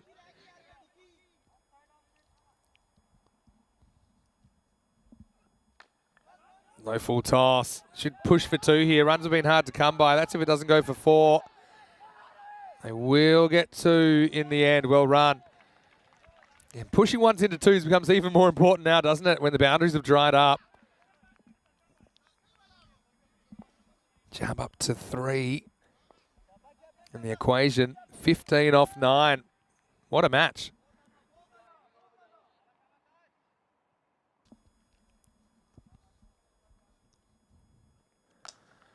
Pretty well struck. Again, can't see you getting more than 1 here with a clean pickup. Excellent fielding from Fahad Khan. Well, PSV, if you thought they were going to go quietly after getting bowled out for 82, you got another thing coming. It's a mixture of good bowling, but also kind of casual batting, I think, which has seen Black Caps get themselves in a bit of a muddle here. Slow ball goes for it, doesn't get it. This should be caught. Fielder's under it, and it's dropped. To here, barely gets a hand on it. It'll only be 1, so it's not a total disaster. But that was a perfectly executed slower ball. Hit straight down the throat of Wakas. And have a look here. Straight through the hands. My word. 70 for 4 now. 13 required off the last 7 balls. They gave away a run when they shouldn't have. Now this will be a wide. Straight over the line. So, drama with a capital D. Jules is planning a trip to Cartman 2024. That's wonderful to hear. Jules, I'll be excited to meet you. You have to bring Mrs. Jules as well. All right, last ball of the over. Thick edge, straight down the throat of the third man. He misses it, and that's gone for, well, it's either 4 or 6. It's a long way from me. I'll have a look at it on the replay. Let's have a look. I think that's 6. It's gone straight through his hands. It is 6. Maximo, that's Yasir Hussain down there. And just like that, they get it down to 6 off the last required at 77 for 4 after 9. Walking 6. Well, if we don't get a boundary in this over, we may have a chance of a golden ball. They need 5 off the over for a golden ball. Of course, we haven't had one since the 22nd of July. So we went the whole month of August without a golden ball. Now we're into September. And don't forget, the golden ball tiebreaker rules state that the batting team will get 1 more ball. And if they get 2 or more, they win. If they don't, they don't. Simple as that. Any batter can face that hasn't been dismissed in the innings. All right. That hurts, doesn't it? I mean, 6-run swing there. 2 drop catches costing PSV in the 9th. Last roll of the dice time. It's going to be Raja Mubashir to bowl.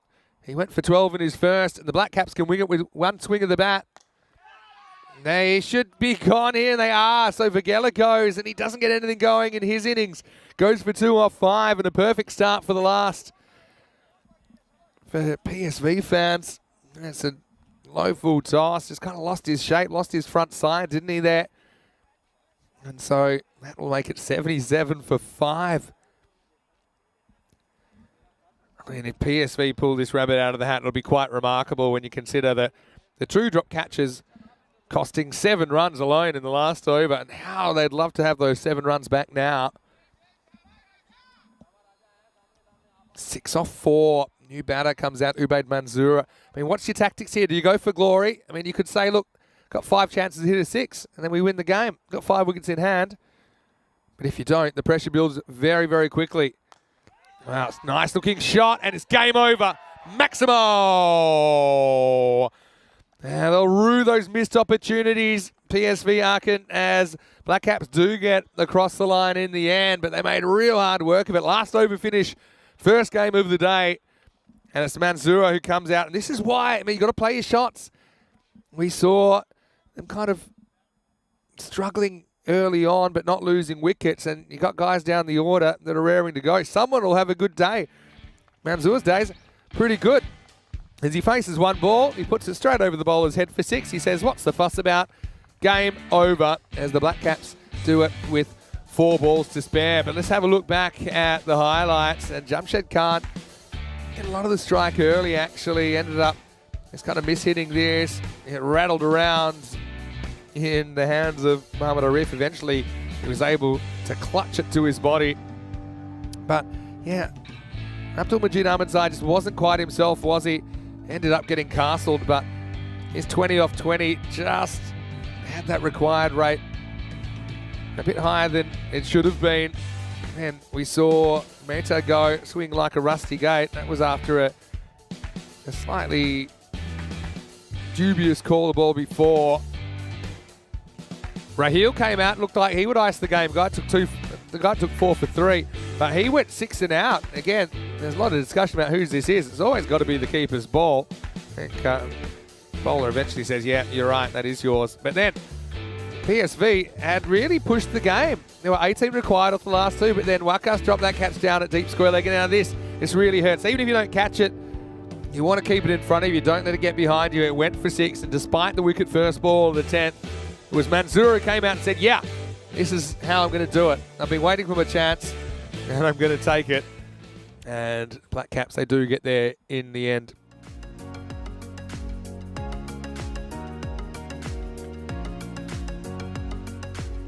So Abdul Majid Ahmadzai, he ends up top scoring, but it wasn't the most convincing. 20 off 20. Kind of put some pressure on some batters below him. Jamshed with 18. But Sahab, again, it wasn't the most stylish 10 off 6 ever, but he stayed there to the end, and Mansour finished it with a bang. 9.2 overs required to chase the fairly modest target of 83. 2 wickets for Mohammad Arif, 1 for Mubashir, as well as Mohammad Rashid and Fahad Khan. Shoaib Rahman, none for 21, not the worst either. So I suppose both teams bowling pretty well and batting a little bit off from both teams. I think maybe the catching made a difference in the end, didn't it? When you think the Black Caps, they just dropped 1 catch. For PSV, they dropped 2 crucial ones in the 9th. We'll take a break and we'll be back in around about 20 minutes, taking you to the second game of the day, and that will be PSV Aachen versus Bob Blue Star. Until then, it's been sound to hear Mr. Maximo for ECN. Hope you're having a great day. We'll see you after this break for more European Cricket Series.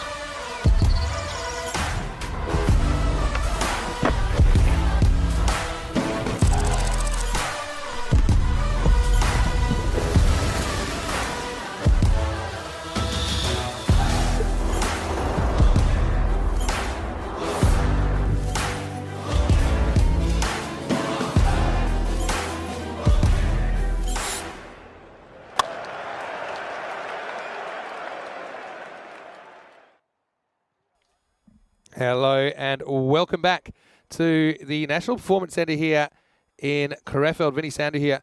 Mr. Maximo with you for the European Cricket Network as we get ready for the second game of the day. It's match number 27. And PSV Aachen, they are going to go back-to-back. They're taking on Bonn Blue Stars in this one. I do have some toss news for you, and we can, in fact, we look at the Paddy's dashboard and you can see all of the players that are about to take part in this game. It's the Bonn Blue Stars. They won the toss and they've elected to bowl first. So, yeah, PSV Aachen didn't really set the world on fire. They were bowled out for 82 in the last game. And they almost defended it, though. Pushed it all the way to the last over. They ended up getting beaten with 4 balls to spare. I do think their batting unit missed out. Watch out for Yasir Hussain and Muaz Hassan at the top. Yasir, he batted a very good first over, but then in his second, he did struggle. And didn't have a lot of help from his teammates, that's for sure. Looking at the expected scores, Bonn Blue Stars, of course, they are former champions in 2021, then had a bit of a shocker last year. But it's nice to see some of those guys again. First time we've seen them live during this tournament. They are 3-run favourites over the more inexperienced PSV Aachen side. At the moment, sport a 4-2 record. But Bonn Blue Stars, they had their own issues, didn't they? Especially on opening day. They have a 1-3 record with no result in there as well. Watch out for Zahir Abbas. He'll be opening the batting. He'll be behind the stumps for Bonn Blue Stars. Also, Harun Khan, I think, is a guy that I always like to see. I think he's done some very good things in the tournament as well. And so, as the players come out, I want to give a warm welcome once again to everyone that's watching on our YouTube channel, ECN European Cricket Network, as well as everyone watching on Fancode in India. Happy weekend to everybody. And so, yeah, pretty close game first up, wasn't it? But, yeah, in the end, they ended up getting there, didn't they? Just off black caps, but it was a bit of a lackadaisical kind of a chase. But they did get the 83 required in the end. Bonn Blue Stars again feels like a bit of a crunch game for them, doesn't it? Conditions today, well, we're up to 19 degrees now, expecting maximum temperature of about 24. Bit of cloud cover. We have seen the ball swinging around a fair bit.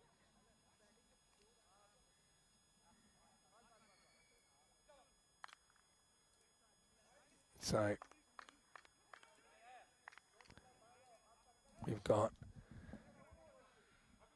Ghulam Ahmadi, who's going to get us going for Bonn Blue Star. And we've got the same opening combination as before. Just waiting for the clock to tick over. We're ready to go. Shake, rattle and roll. Match number 27. It starts with a dot. It just bounces over the bat of Yasir Hussain. Nicely taken behind the stumps by Zahir Abbas. Mentioned him before the game started.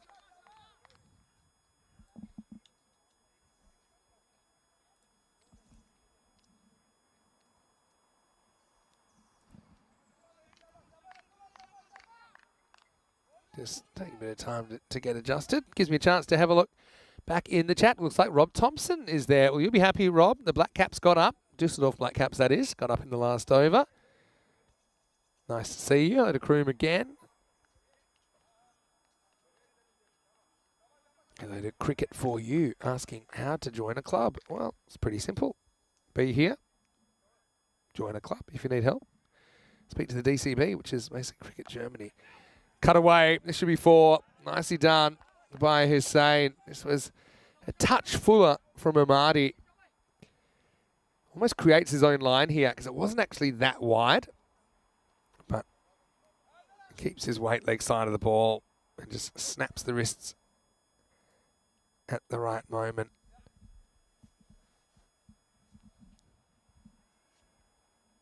Yeah, I mean, obviously, the thing to realise is you kind of need to be living in Germany to play in German club cricket. I mean, you don't need to, but you'd have to be here.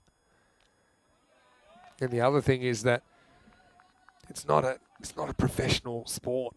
You've got to realise that on the continent, 99.9% of the time, the players are doing it because they like playing cricket. Same reason that anyone plays club cricket around the world.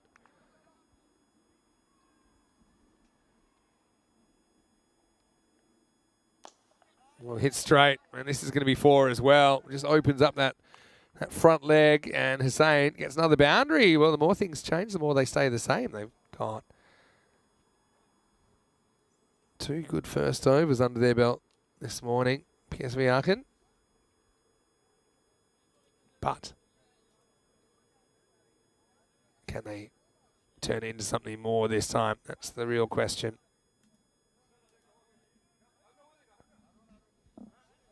Yeah, but if you want to play European cricket, be in Europe, play cricket. Simple as that.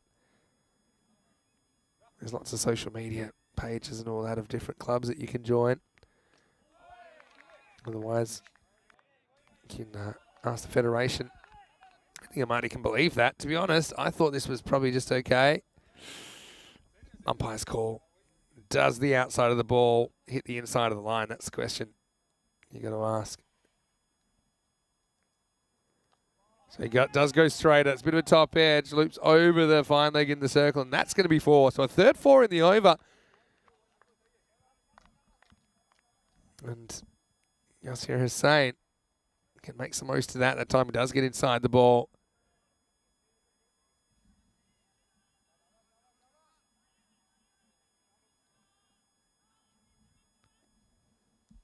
Last ball of the over then.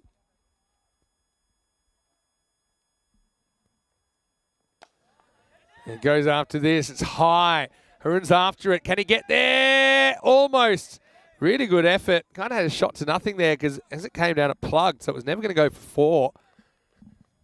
And then, yeah, probably lucky it doesn't hit him and knock him over the line. But it'll be the end of the first over. The score is 15 without loss. 23 days to go until the 3rd edition of the Dream 11 European Cricket Championship. It's the annual tournament that we like to call the Euros of Cricket. 31 nations will take part. Over 109 matches. I was doing a lot of planning for it yesterday, actually.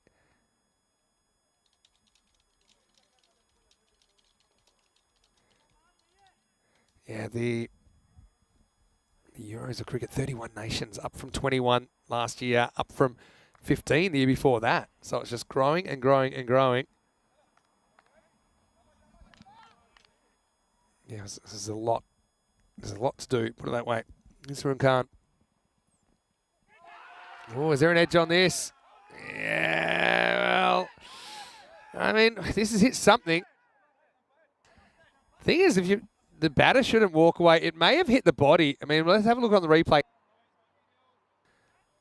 It's off the arm. It's not off the glove. It's off the arm. Yeah, see, it's off the arm. But I tell you what, I'll give you a free tip, Muaz. Don't tuck your bat under your arm and start walking away. That's not a good signal to give the umpire because it gives the wrong impression. I think it is a very good decision in the end. Oh, right on the mark. This is knocked towards point. They decide against the run in the end. Yeah, so I was having a much close look yesterday, doing some planning for the European Cricket Championship, just on logistics and working out who's commentating when. And we do have a bit of a plan with Corey and Rico to join me for the ECC, but we'll have the services of Andrew Ryan for the first week while Corey's a little bit busy with the coaching commitments for Spain. All right, absolutely spanked. Well, Maz hasn't really found his touch yet, but that shows you what he can do. He's very quick to get his hands through the ball this time. A bit late on the first ball of the over, but this time absolutely whacked. That's a very, very authoritative strike by Muaz, who was the leading run scorer leading in today. PSV, of course, playing their first European cricket series.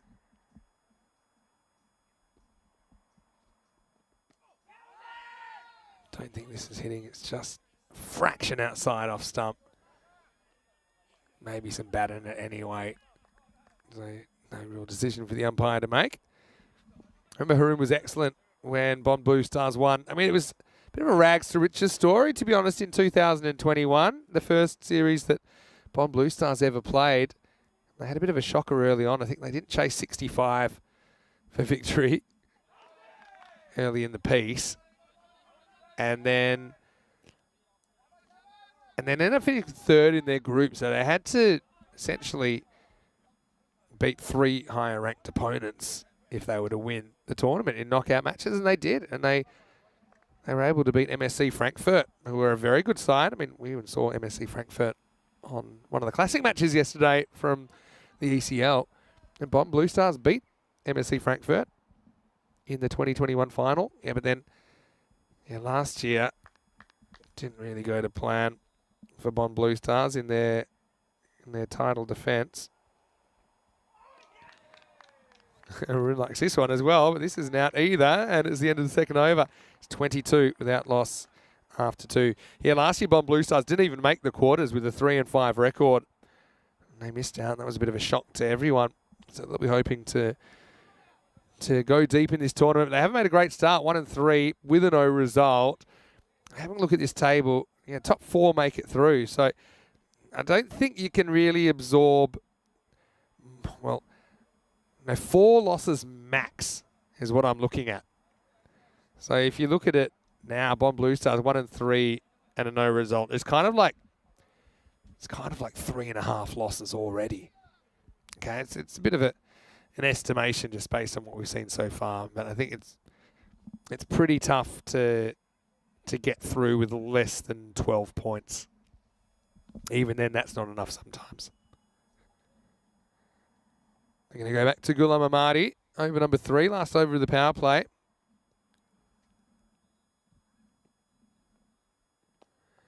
Steps outside off stump and gets 4. Creative batting by Muaz as Ahmadi gets essentially stand-up swept by the PSV opener for 4. And a good start to the third over for PSV Aachen.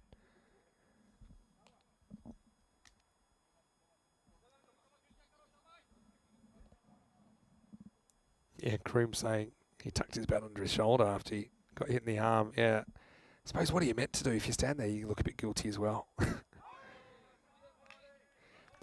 What I would have done, I would have been rubbing that arm pretty quickly.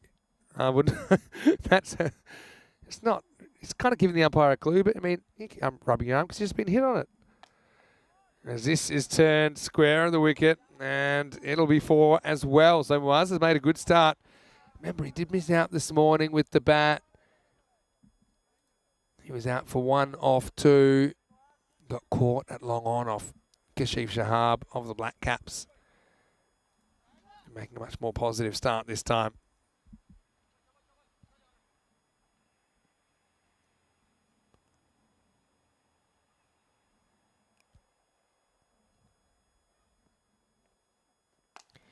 Now pitched up, and he goes for it.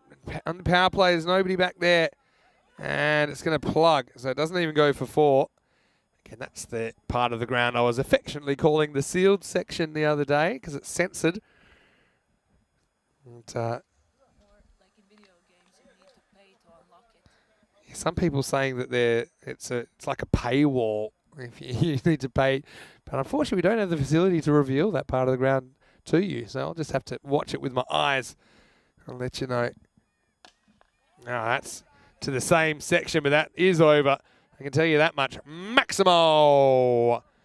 Yeah, Muaz just seems pretty confident with anything that bounces here. It's foolish, but he still goes back and just slams that over mid-wicket for a 6.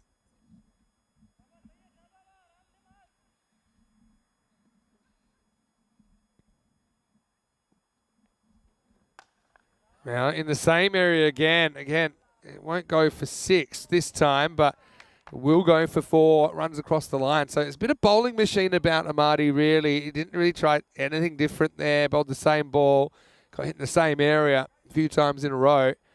This will be the end of the third over, end of the power play, and it is 42 without loss. So a decent power play that for PSV Aachen after being sent in, and that over went magical in the end.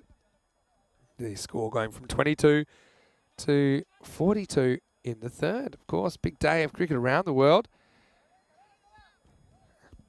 In the Asia Cup, I know India play Pakistan today. India winning the toss and electing to bat, and Archana is feeling pretty confident in there, but I mean, it's not often those two powerhouses play each other.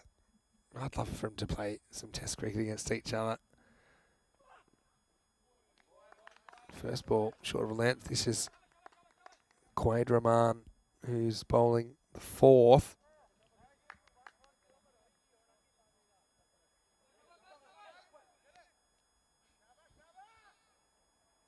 Cricket for you, saying Londoners can't join European cricket. Well, they can. It's got to be here. So you gotta find a club, get in touch. If you can get over, then of course you can. Similar kind of shot, this one from Yasir.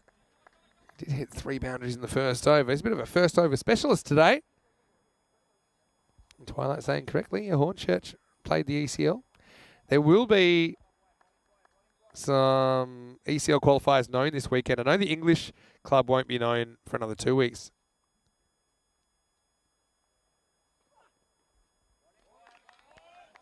The dot ball.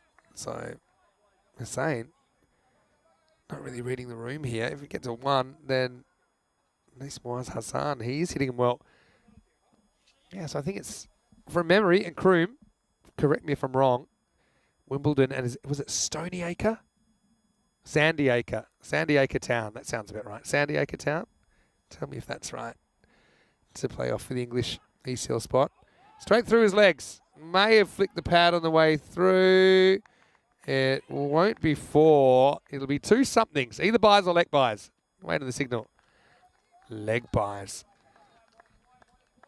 Yeah, I did think that keeper might have had a play on this. I guess it was a pretty big deflection, but he just couldn't get a dive in, could he? Zahir Abbas.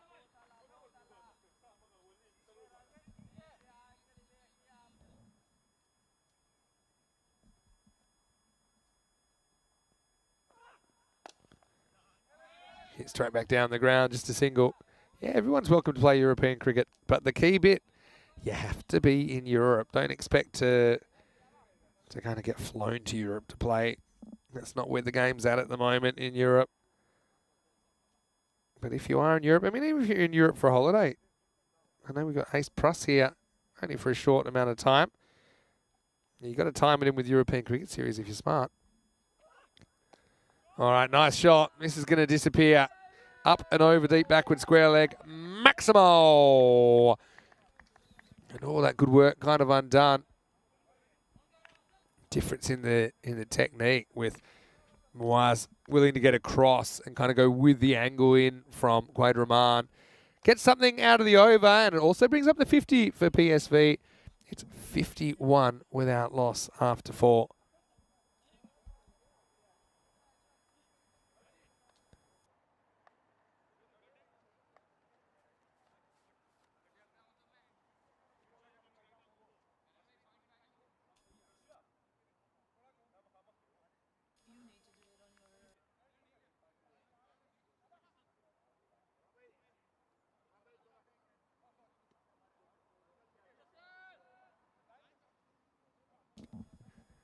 So, change of bowling. It's Mirsad Mohammed with some of his spin. Yeah, well, lucky he's playing on this pitch because that's a no ball off the pitch in most pitches in Europe. But in the end, that's more online. The top ball.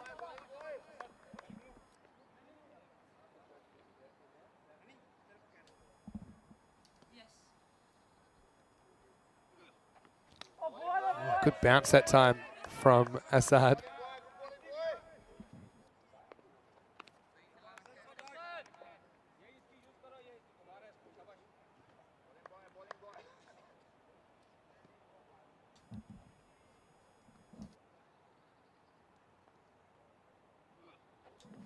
Another wide, just a little bit too wide.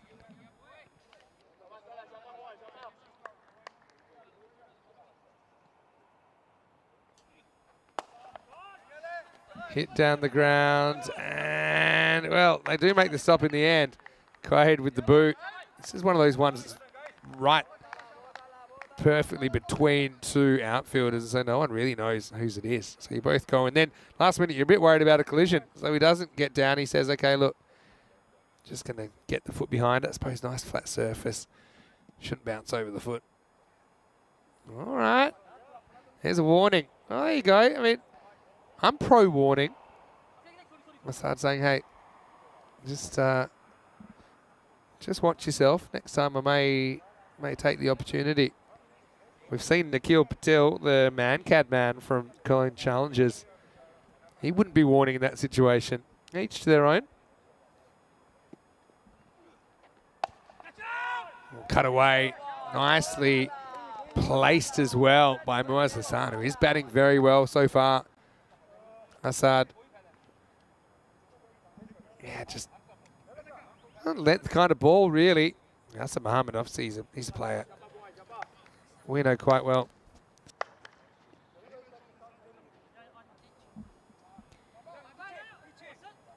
Assad has played in the ECC for Germany before. In fact, as I recall, he took a hat-trick. Not really with the slow stuff, but he was one of 2 hat-tricks in the same innings, I think, along with German captain Walter Bayer. This is up, and that's going to be 6. Maximo, as this opening partnership continues to grow, and it's Muaz Hassan that is doing the damage. It's a little bit quicker. Muaz was really quick to jump over it. I still think the bowling has been a little bit short. Now, that's not necessarily a short ball, but I think good length balls are disappearing on this pitch. Jules has a question. Is there UK TV coverage for the ECC this year, or is it on YouTube? The short answer is, I don't know. I asked the question yesterday. Sometimes we don't know until very late before the piece, Jules. But for sure. Oh, another full toss this time. And that's going to be 4. So he does go full, but he goes too full. And Assad goes for 17 in his over. Just below the waist and quickly smashed away as we get to the end of the over. 68 without loss after 5. I thought that was 4, so I actually thought that might be... Well, we'll come back to you on that score anyway. But as far as the TV coverage, yeah, we often don't know until quite close. But one thing we are going to try and do, if it is on TV in the UK, like it was on Viaplay last year, try and sort it out so the ads don't go over balls. I think that's pretty important that you're not missing the action. All right, here's Quaid coming back. And a dot ball. And yeah, Hussain really is struggling here, isn't he? Like I said, bit of a first over specialist today, Yasir Hussain. And I was going to say, Yasir did get run out backing up pre-delivery, so maybe that's why Assad Mohammed has decided to pull out the warning there.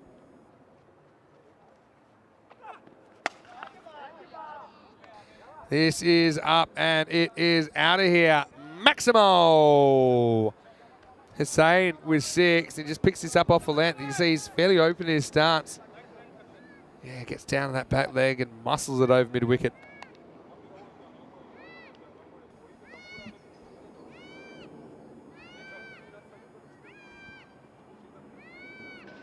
So 74 and climbing. Yeah, so 74 without loss.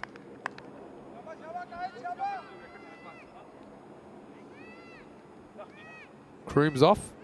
Saying if they win today, they win the league. If not, they're relying on other results. Well, good luck to you, Kroom. Hopefully it goes well.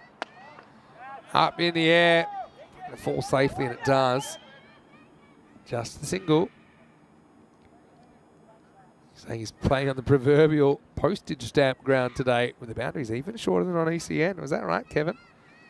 Tell us what club you paid for again. I remember now I've actually heard of some of the clubs. I might be able to recognise it. Of course, he plays against Hornchurch sometimes, where I was last week.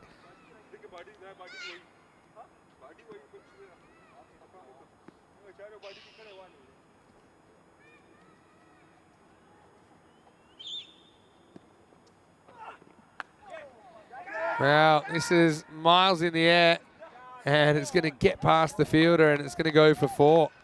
So this is not where he intended to put it. It's just your classic top edge, straight over the keeper. And in fact, that'll bring up his 50. And he brings his 50 up of 15 balls. Probably not the most... Yeah, probably not the most convincing shot to bring it up, but he has played some very good shots in there, hasn't he?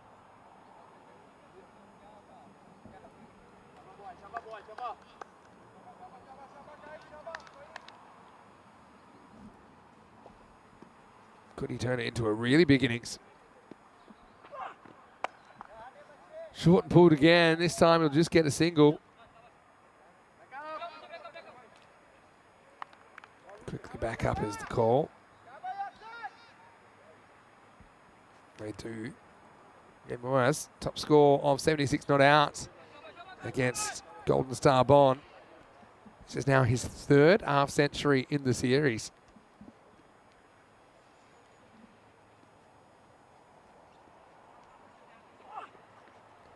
Probably, well, he does move. Yeah, look, it's straight over the line, but does he move pre-delivery? Yeah, I suppose that's a fair enough call, because he moves probably 2 stumps minimum, maybe 3 outside off, and then I suppose the umpire's meant to move the line too. So I think it's a very good call to finish the over. 80 without loss after 6. I mean, pretty good on the wides as well, just the 3 wides through the first 6 overs. Yasser Hussain, he's been the handbrake in this innings though, hasn't he? Just hasn't quite found his touch. He's got a strike rate of 115. This rate, you want to go a bit quicker than that. All right, here's Assad back for a second over, and it's going to run away, and it's going to be 4. So another little edge. And Morris just seems to have the luck factor as well as playing some very nice shots so far here in match number 27. That's very good, Twilight. You put the link up to a video. It's quite an old video now. It's about 3 years old. About how to play in the ECL, in European cricket. And this is specific to the ECL, which is the Champions League European cricket. I think pretty much what it says is, be in Europe, join a club, win the domestic championship, and the ECL. Easy. Not so easy, obviously. Especially a country like England, where there's literally hundreds of clubs.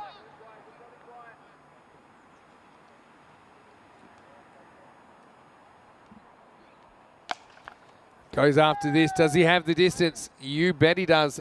Maximo! Yeah, well, put it with the rest as Moaz swings himself into the 60s. And yeah, that one was lost in the sealed section. Partnership up to 90 now. Just can't get the breakthrough here, can they, Bond Blue Stars? And this is going to be 6 more. Maximo! Wow, he's building something pretty special here. He's 68 off 20 now. Dare I say it, he's on 100 pace.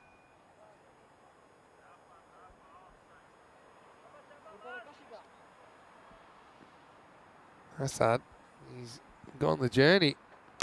And he will again. Wow, that's probably the best of the lot. Maximo! And brings up the 100 as well. And the 100 partnership for PSV Aachen off just 41 balls. And it's been Moaz the star. Out second ball this morning. But he has made up for it. He loses another Grizzly in the bushes.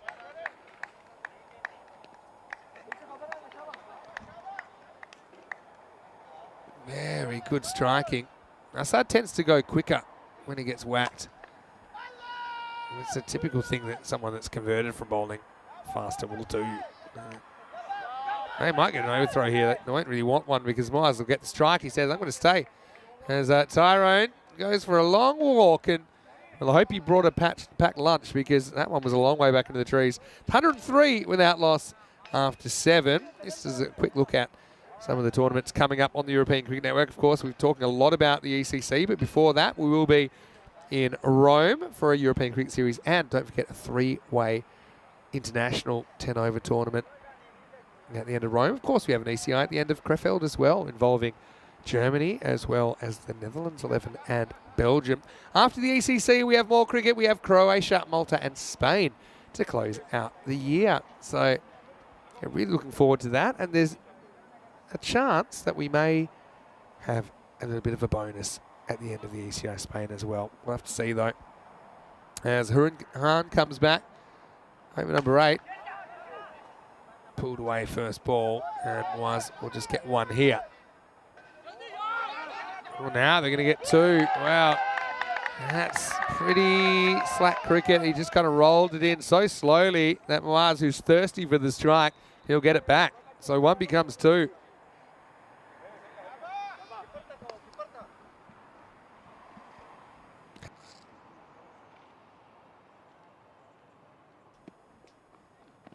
Well, that's a wild delivery from Haroon. And again, Moaz is pretty keen to stay on strike as much as he can. Early call, but he's on track for it, isn't he? We've had 23 centuries this year. Chanti Passapoletti was the last man to do it for International Cricket Academy Berlin. Dresden. Oh, well, Moaz has just had the luck factor here, and this is going to be, I think, 4 runs. He moves into the 80s. There's been a few that have gone unintentionally behind the wicket. But they do keep feeding him with the short ball. Understandable in a way when it's been pitched up. He's been really good on the drive. I just don't think we've seen enough good Yorkers to him. That one's really been able to deliver a good Yorker. Turns this around the corner and straight at the fielder.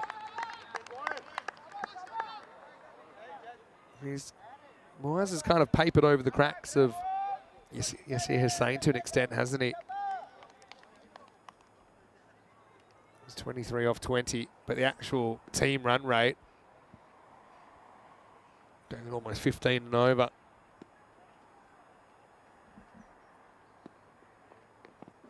It's probably a wide. It's pretty short. So Haroon, he's a big game player. You know, I remember that he had a very good tournament in 2021 when they did win it. He's just trying to be unpredictable, I think, to Moaz. Kroom's already gifted a membership. Is that because you know something that I don't, Kroom? Slow ball, really good ball. That's so unlucky. Because it has overspin, it bounces a bit more than regular delivery, and it bounces straight over the stumps.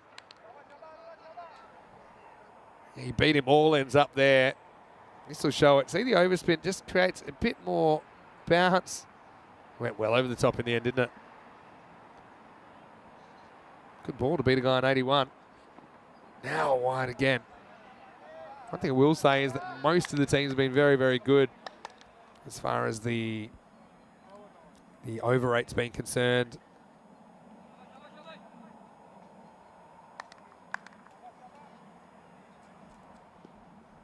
Did he go back to the slower ball? Pitched it really well before. And goes pace on, and he pays the price. This one is out of here.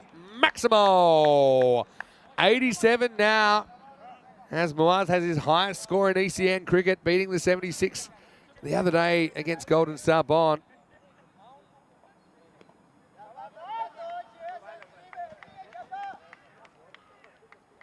And he still has over 2 overs to play with. One made a bit of a sound, not sure what it hit over there. One of the poles. Last ball of the over. Does he go the 1 here? Slow ball. Oh, why get 1 when you can get 6? As Moaz lifts himself up into the 90s. End of the 8th over. 124 without loss. I really like the way Moaz has controlled the strike in the last 2 or 3 overs as well.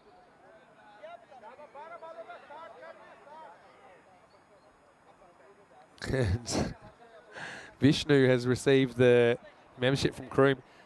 Kroom said he's worse than the commentator's curse. He's handing out the membership early because he's got to go. So he's super confident that Moaz is going to make it to 100. 93 off 28. Still 2 overs remaining.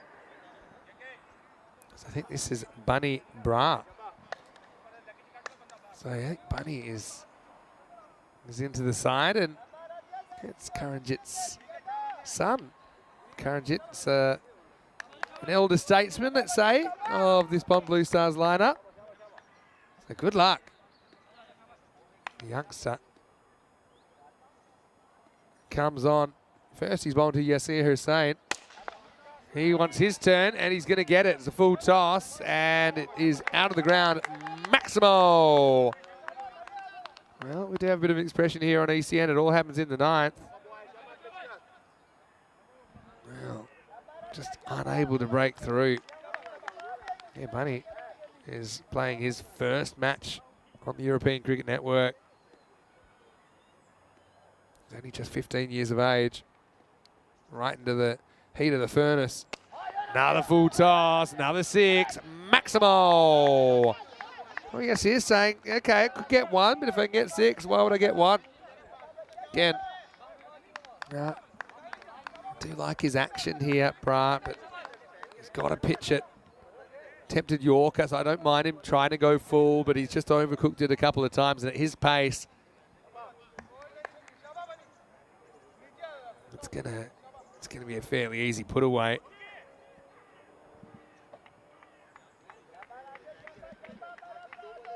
Well, welcome to the European Cricket Series, Bunny.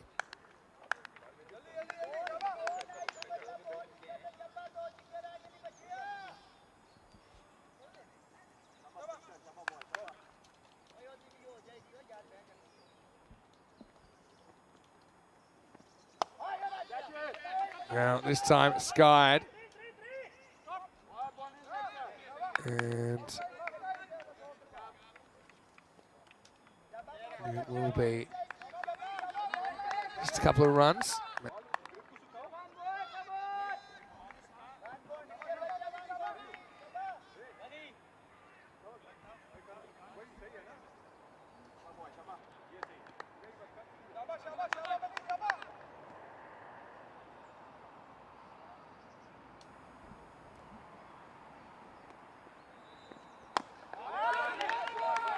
Jammed up in the block hole. I mean, that's more where he wants to be.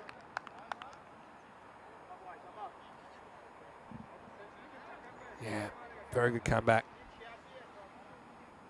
So it was. Gets the strike, 93.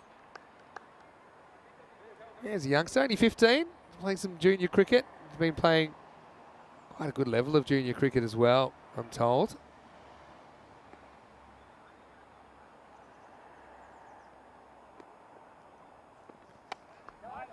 This is dragged just for 1 though, so 94 for Moaz Hassan now within 1 Maximo of 100.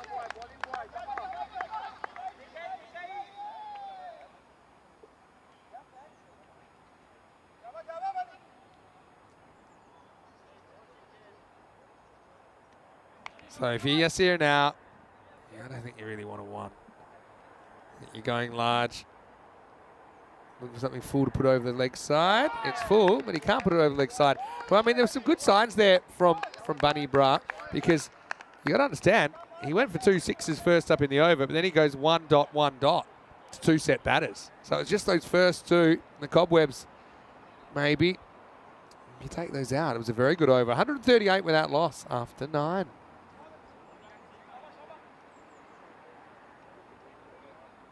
And don't be fooled by the graphic. It will be 9 overs down. So we'll go to the last, and it's going to be Pramod Sharma to bowl it. And he'll be bowling to Moaz Hassan, who's on 94. So everyone. Will we see the first century in Crefeld 2023? No, not yet. Yeah, centuries don't make themselves. I mean, there's every chance it could be 90-something not out here. Especially if he gets caught at the other end. I think on 94. I'm not running any 1s here. Maybe if I can get a 2. Here's another dot ball. Well bowled by Pramod Sharma. Well, Kruma's already gifted a membership. He'll do that every time there's a century or a 5-wicket haul or a hat trick or a 200-plus score by a team. He gave it out. He was so confident. 6 to bring up a century for Moaz. And he'll do it in style. And he brings up his first century on ECN cricket. What a fantastic performance that is. 100 of 33 balls. And he is thrilled with his efforts, and why shouldn't he be? He goes into the Hall of Fame, and that ball goes into the car park. Maximo! And the score goes up to 144. Now he misses out. Now that he's 100, he's decided, okay, I don't mind giving up the strike. So they haven't taken a single wicket here. Having said that, I mean, they're not out of sight yet as far as the team total.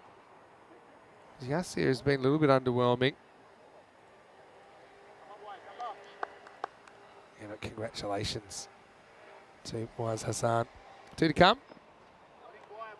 In fact, I think he's going to finish 100 off 34. Unless we have something strange like an extra where they can run.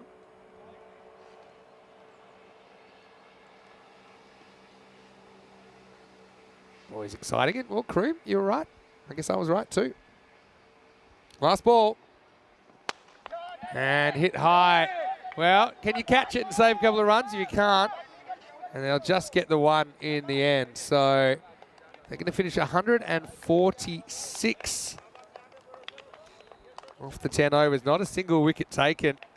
So as you can probably imagine, it's going to be a pretty batting heavy highlights package when we dial it up in a second. But yeah, congratulations, Waz Hassan.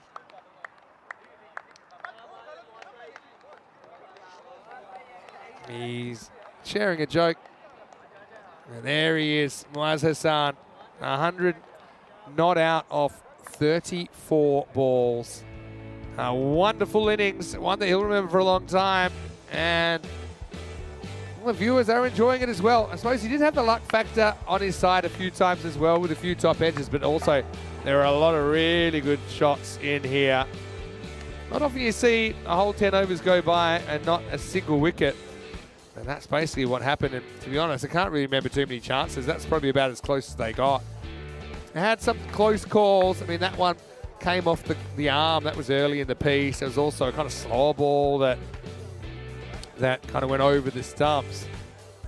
But it was just hard graft, really. They tried a few things. I think they tried some spin. I mean, it wasn't the worst fielding innings I've ever seen. Just had two guys that refused to get out. I suppose they are kind of in the contest because Yasir, he ends up 37 off 26. And he hit a few decent blows in the end, but at one stage he was barely above a run a ball. But yeah, in the end, it's just a little bit of a masterclass from Waz. He hit a few into the sealed section. But yeah, like I said, I mean, in the 140s, so they're not completely out of sight. We have seen chasers in this range. It's not often you see a team losing a match without losing a wicket. But I think I have seen it done once or twice. But Waz, he was creeping up, and then that was the one that brought up his century. And then he was able to get to the other end and leave it to Yasir Hussain. And he was able to get the score up to 146. So, I mean, it wasn't the worst bowling performance. Like I said, there were 6 wides in there. It really needs to be remembered for Waz Hassan's century. 10 Maximos and 8 fours in there, striking at 294. It's basically scoring twice as quickly as Yasir at the other end, who ended up on 37 not out. Nobody able to break through, although I think there were a few positives in there. I think Quaid Rahman bowled reasonably well. Also thought that Haroon bowled a couple of good deliveries, just couldn't really follow it up. And Bunny Bra, despite getting hit for 2 sixes, he then only went for 2 runs off his remaining 4 balls. So some good signs there for Bomb Blue Stars. Right now, though, they need to get their bats on, don't they? It's 147 for victory, but we have seen some second inning scores in the 140s. This would be a remarkable one if they could, because they weren't able to take a wicket in the first half of this match. Many sound to here, Mr. Maximo. We'll be back in just a few minutes with the response from Blue Stars. have a mountain to climb, but let's see if they can do something similar. See you shortly for more action right here from Germany. You're watching ECN, and this is the European Cricket Series.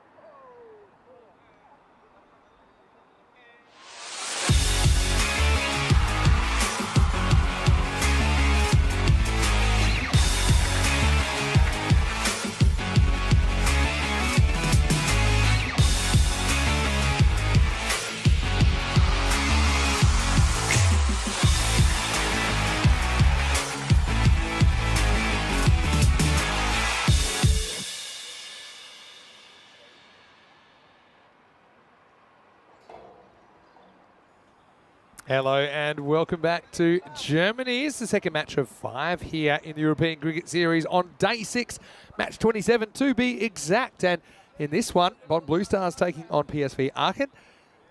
The news from the toss was that the Blue Stars won it. They sent in PSV, who came to the party with 146 runs, 100 of them off the bat of Muaz Hassan. It was our 24th century of season 2023.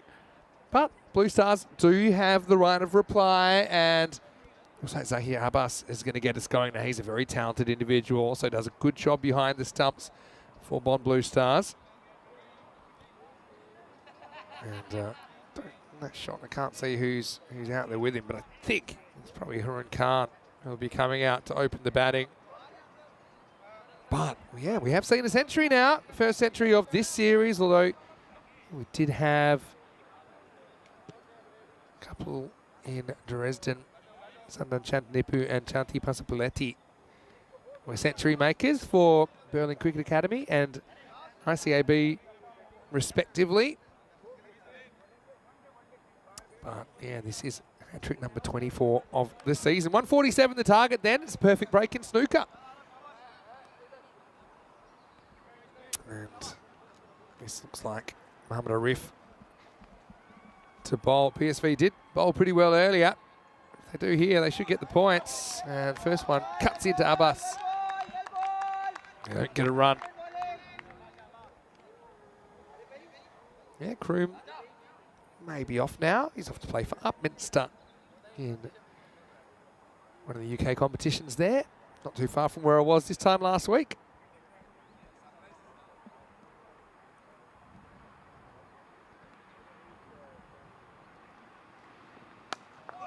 Takes this off the stumps. Well fielded, perfect fielding. He could have gone either end then. He chose to go try and hit one stump. It was closer, but less of an angle for him. Look at this pickup. Perfect pickup and throw just out of the shot. But really, either batter was in jeopardy. Haroon's not backing up at all. Even if he was, I don't think he would have been out. He wouldn't have been able to make it on a direct hit. No, it is the first run. Basically need 15 and over here, so can't wait around. Haroon doesn't, and he lifts this one up and out of the ground. Maximo! Low full toss. Not a bad ball really from Arif. It's just slightly over pitched, and I mean slightly. That's actually a pretty good cricket shot from Haroon Khan.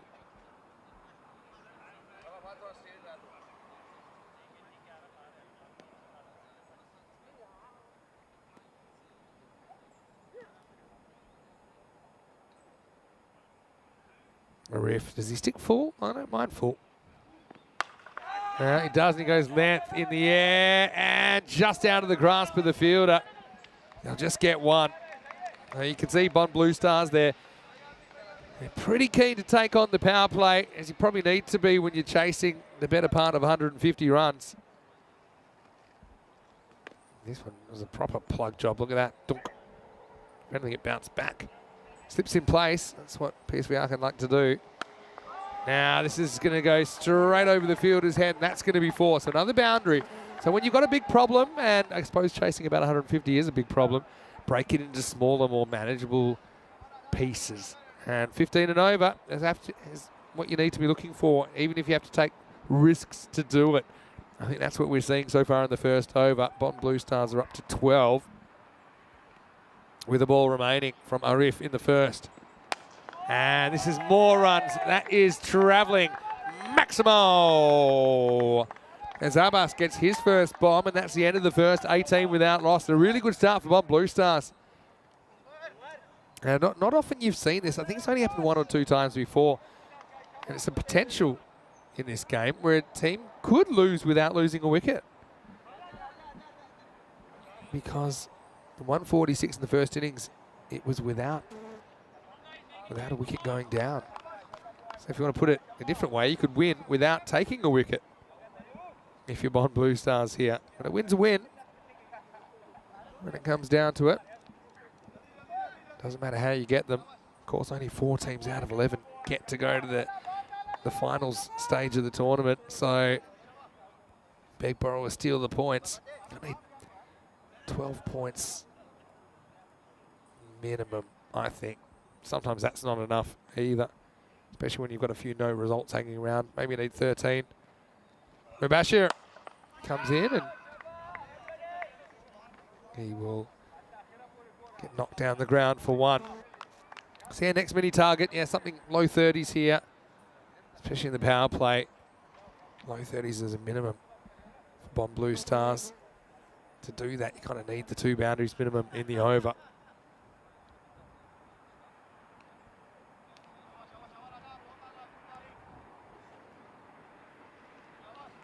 There's Zahir Abbas, very famous name in cricket. Wow, gets called for a wide. I don't know about this one. 2 things here. Look how far behind the line he is when he bowls. Number 1, he's no chance of a no ball.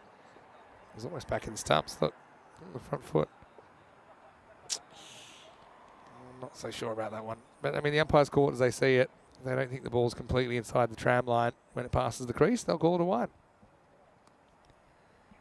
Blue Stars catch a break. Mistimed, and well, we could have a run out here, and well, he is going to be run out. Abbas, he's not happy.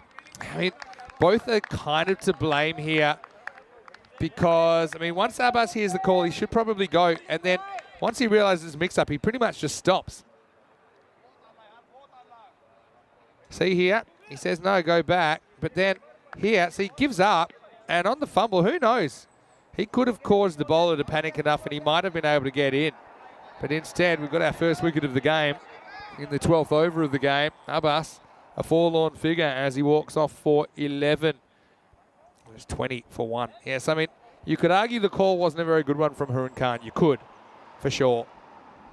But it is behind the wicket, so if Abbas runs that out and he gets run out, then you can blame Harun for a bad call. But if you give up or if you try and overrule him, you have to shoulder some of the blame, I think.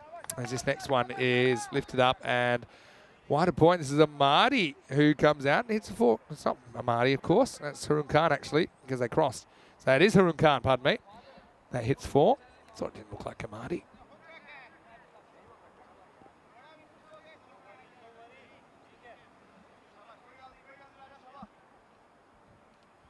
Harun won't really want to be in a rush to get back to the dressing room.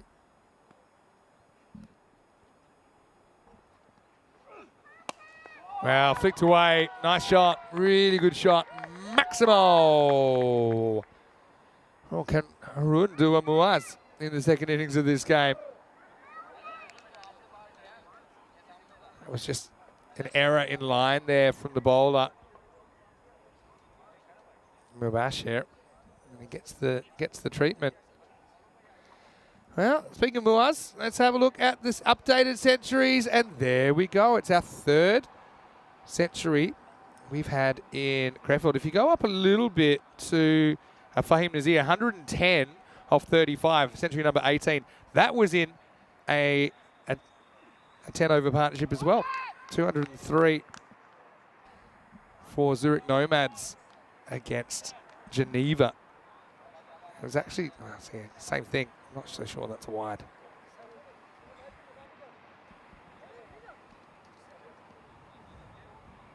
Umpires doing their bit to try and help the Blue Stars along in this power play. Now I'll go with the movement. This is flying, and it's flying all the way. Maximo. Harun is 26 off 6, and he's had a lightning start. I was just going to say that Zurich Nomads versus Geneva game, it was the third most runs we've ever seen in an ECN match, but it had the most sixes. There were 46 Maximos in that game. Fahim hit plenty of them.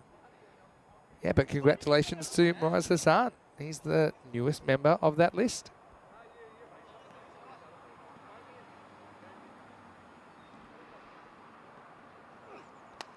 Now gets lucky, and you need the luck factor. We saw Muaz get away with the occasional edge. This time it's a leading edge for Harun. It's going to give him 4 runs. And yeah, Blue Stars, we talked about them wanting to be low 30s. Well, see and Razia, they end up low 40s. They're 43 for 1 after 2. Very good start for them. That over ended up going for a bunch. It was 25 off the over. Looking at the table just quickly, Bomb Blue Stars. Well, they could really use this win. I don't think they can really afford to lose another game and make the finals, because if they lost this, they'd be 1-4-1. 4 games to go. Their best they could do is 5-4-1, so they have 11 points. Can't see them making the finals. They did miss out last year. It was a lot easier to make the finals last year because we had 5 teams in a group and 4 would make it through, but those days are gone now. It's really well bowled. This is Rashid first up. And just moves that away. And a bit of extra bounce. Takes it over the stumps.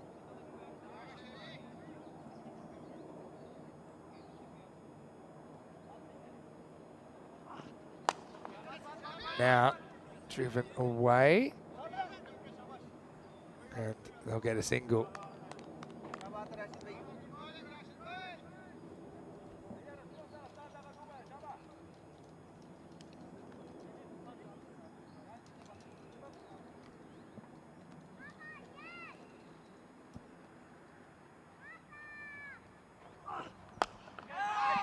Drags it, doesn't quite carry.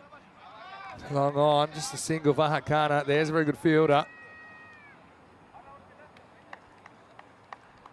Keep an eye on the run rate required. Started at 14.7 over. They have gotten on top of it a little bit.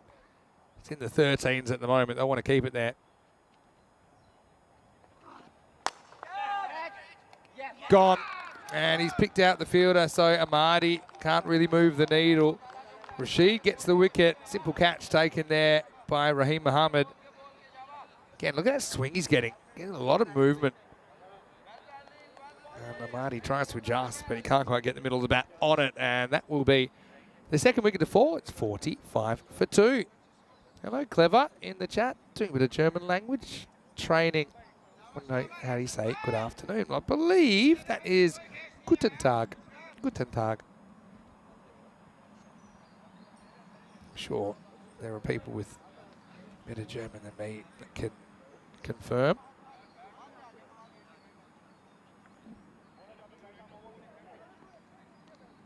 New batter out there is Honeyjeet Brar.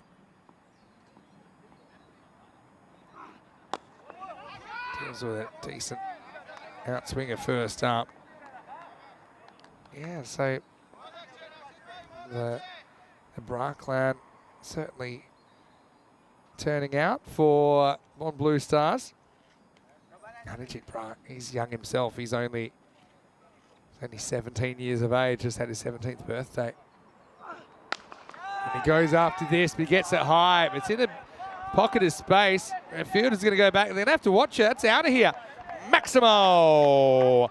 I'll have to describe this one to you. One fielder was going back, one fielder was going around. In the end, they just stopped at the boundary and watched helplessly. You can see them coming here. You can kind of see where the rope is going around. And yeah, the result is 6 runs, brings up the 50 as well. So very productive power play for Bond Blue Stars. 52 for 2 after 3. That over was going so well for PSV Aachen from Rashid, but yeah, the last ball gets smashed out of the ground. So at the moment, they're ahead of where they need to be, but can they keep it up? That's the question. Like I said, it'll be a very rare circumstance when you have a team win a game without actually taking a wicket.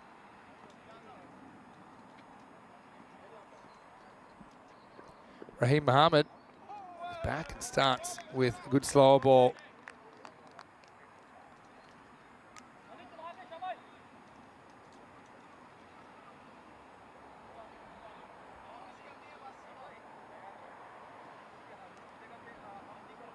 I know that they have had their troubles with extras from time to time.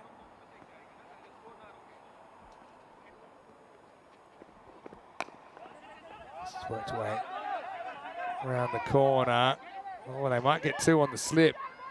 Oh no, they're going to decide against it in the end.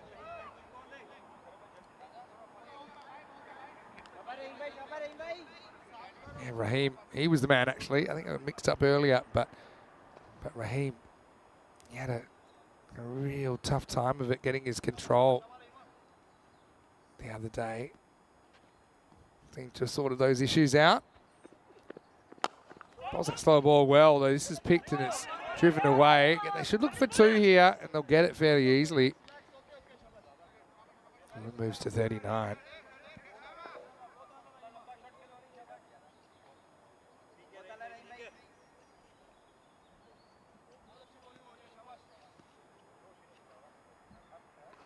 Yeah, I like that change of pace if you can locate it.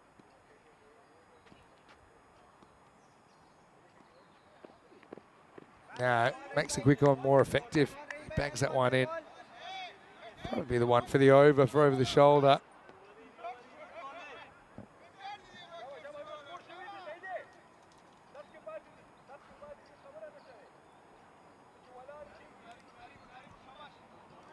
That run rate required has gone from the 13s back to the 14s. It's kind of where it started.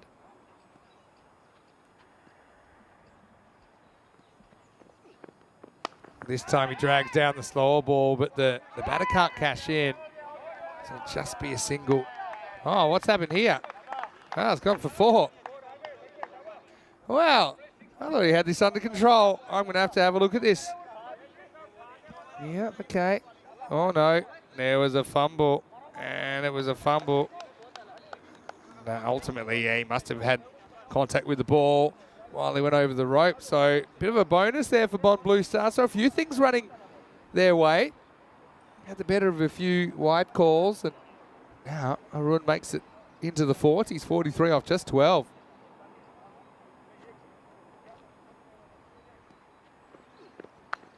Oh, and this would have been wide actually, but it was nicked. Just couldn't resist himself. I think Arun knows that was going to be a wide as well, and almost like he was trying to pull the bat out the way towards the end. It will be the end of the over. He'll retain the strike. 60 for 2 after 4. So they're right on that 15 and over at the moment. But what will these middle overs bring? Once again, big good morning. A happy weekend to everyone that's watching around the world. Let's have a look at the worms. Just sitting on top of that red line, but you can see if the trend continues, if they keep decelerating, then they'll be behind the game. Fahad Khan to bowl over number 5.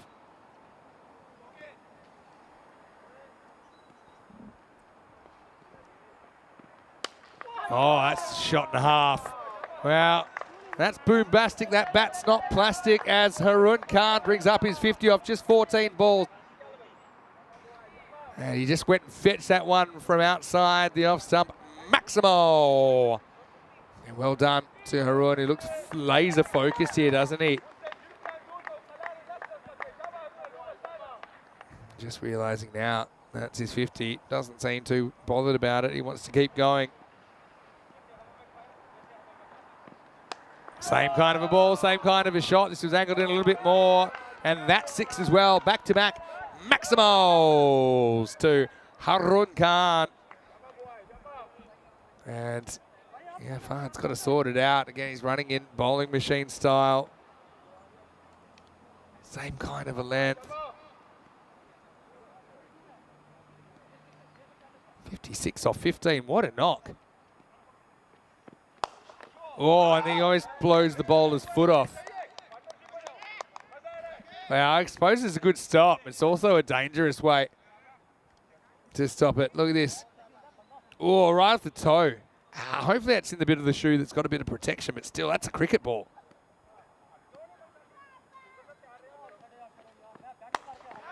Now it goes down the ground, but he gets away with it. This will just be a single. And Harun's never actually scored a 50 on ECN. It surprises me slightly.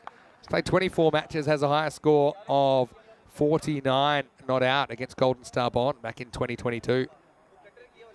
But I mean, his batting's come a long way. When we saw him in 2021 when they won it, he played 11 matches. He only scored 1 run. He wasn't really in for his batting. He's in for his bowling. Anyway, it could be all over. In fact, it won't be, because it's going to be dropped. Of course, that wasn't Harun that went down. That's Honey Bra who gets put down, but what it means is that Harun gets the strike back for the last ball of the over. Yeah, Harun, first 50 ever. It's quite remarkable that he only scored 1 run in 11 matches just 2 years ago when he was used primarily as a bowler. It's bowled full straight. Harun has to take his medicine, drives it out for 1. But he will retain the strike as we get to the end of the 5th over, and the score is 75 for 2. In that 2021 series, he did take 11 wickets in just less than 20 overs, but he didn't get more than that one single run. Let's have a look at where we've been and where we're going on the European Cricket Series, of course. This is the European Cricket Series. Doesn't include the ECS Nights, and it doesn't include some of the T20 internationals we've shown this year, but it's been a big year. Again, we're looking to add a couple more places to the calendar next year as well, so stay tuned for information. You can always go to our website, europeancricket.com. Back to the action now. This is in the air, and that will be 6. Nice shot. Maximo. Harun Khan is absolutely bossing it at the moment. He's 64 off 19. And basically what it is, it's the right of the reply, Simawaz Hassan. He's got Bond Blue Stars in a very good position here, but you feel a lot of it's on him, don't you? A lot of it's on him. That's a lot of pressure to carry. At the moment, he's not showing the weight of it at all. Rashid's back for a second over. Now he gets a slow ball and he puts this away. Maximo!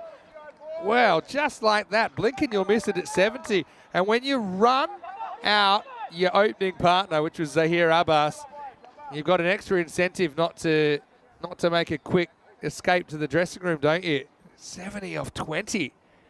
And that was pretty good bowling by Rashid. It was a slow ball. Forced Haroon to hold his shot back, but he timed it to a T.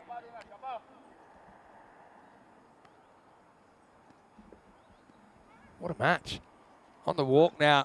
Oh, and he takes it on, but it's in the gap as well. And is this going to go? It doesn't. And I think they've made the stop. We won't get a look at this.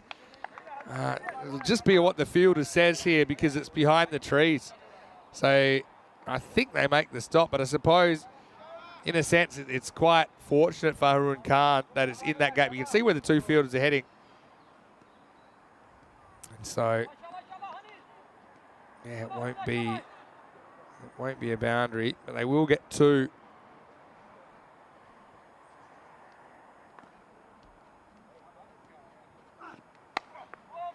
Whipped away, and they should get two more here if they hustle. In fact, that's going to go for 4. Well, that ran away quicker than I thought.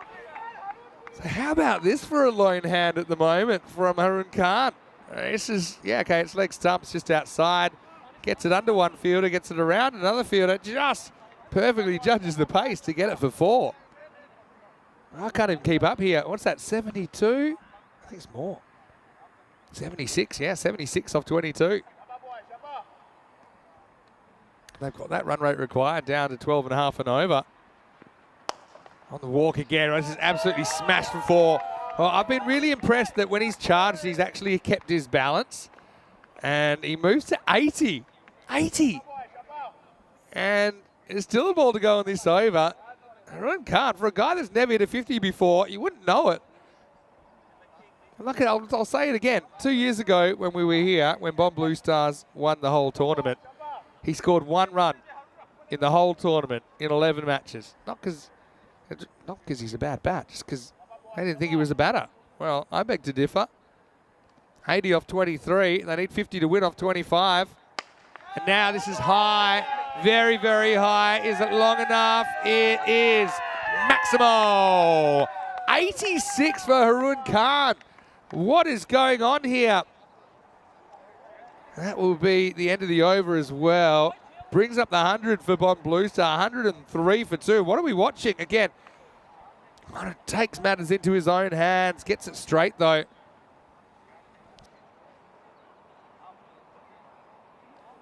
$86 off 24. 86 out of 103 runs in the innings. It's remarkable. And, well, PSV Aachen supporters, they'll be happy to see this, but Hassan might not be down the bottom there for long, the way things are going, because Haroon Khan is 86 in 6 overs. And if a quick check of the rate required, they need 11 and over with 8 wickets in hand. But you feel a lot's on the shoulders of Haroon Khan here. And now it's going to be Shoaib Rahman who's going to bowl. What a counter-attack this is. Not often you see 2 centuries in a match. I'm trying to think. I don't think I've seen it before. That starts with a wide. I know that Karanbir Singh, he scored a century in a losing match for Vienna Eagles. He actually scored back-to-back centuries in their 2 matches, like the 3rd and the 5th match of the day. But the second century was in a losing cause as Pack Riders in Austria pulled off at the time, the biggest chase on ECN. It was 164. But this is where, if ever you're just looking to push a single, it's now. If you're Honey Bra. That's why I like that they've kind of, well, it looked to me like Raheem was getting in pretty close there to try and stop the single, but you literally just need 1. And they'll get 1, just. So Raheem was prowling in the circle. And like I say, I'm trying to think of times that teams have won a game without taking a wicket. Like I said, it's very rare.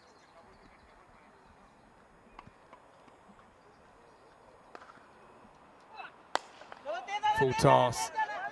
Yeah, it relies on him getting the strike a lot as well. So yeah, Bra 4 off 6. Hasn't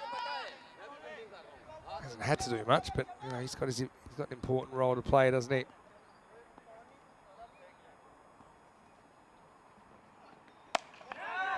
Right in the air, and this is a bit of a teaser. It's going to be dropped. It's Wakas, the captain, that had to go back, but it was in a real awkward position, wasn't it? All right.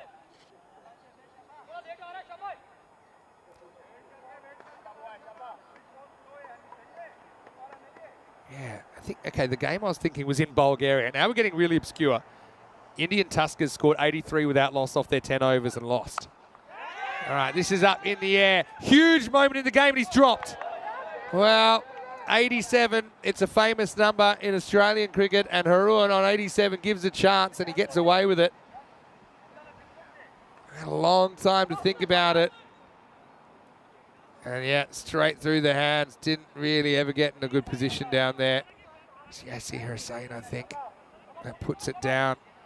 Yeah, so that's the only other time I think we've ever had a team win a game without taking a wicket. Was Academic MU Sofia that took bronze in Bulgaria in 2020. Well, have another one. This time it is taken, but it's not the man they wanted.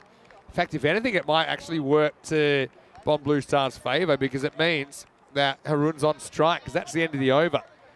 He scores 108 for 3. Anijit Brand not really able to make the impact that he wanted, but certainly had the best seat in the house to an exhibition from Haroon Khan. As he departs for 5, the score is 108 for 3. This is what's coming up next.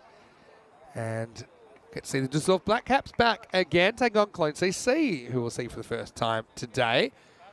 News from the toss, Black Caps winning it, and they've elected to bat. So Jamshid Khan, I think he's a lock up there. I wonder about Abdul Majid Ahmedzai, whether you make a change there, because he just really struggled to get going, 20 off 20. Having said that, the Black Caps are coming off a win in the first game of the day against PSV Aachen. Right, here's Haroon then, who's on 87, start of the 8th over. And this one goes straight over the stumps. Raheem Mohammed, the new bowler. We did see him bowling over before though, don't forget. Went for just 8. So it's pretty rare. Imagine winning a game without ever kind of high-fiving your teammates in the field, saying, yeah, well done, everyone. But you can do it. I suppose a 10-over format allows it to happen. But yeah, one thing I don't remember is ever having 2 centurions in one game. We went pretty close in that Nomads Geneva game. Slow ball and 6. What a shot into the 90s. Maximo. What a shot. Slower ball. Sends it out of the ground. New balls, please. That was big. It's a bit risky. Takes it off the stumps, but he's just seeing them so well. Well, now we're getting close, aren't we? Like I said, we almost had back-to-back centurions in one game in Switzerland. But it was Idris that ended up nicking off for 98 in that game. That was after Fahim Nazir scored a century. All right, 94 for Haroon Khan. He's never even scored a 50 before, and he's on 94. It wasn't a bad slow ball from Raheem, really. What a counter-attack this is.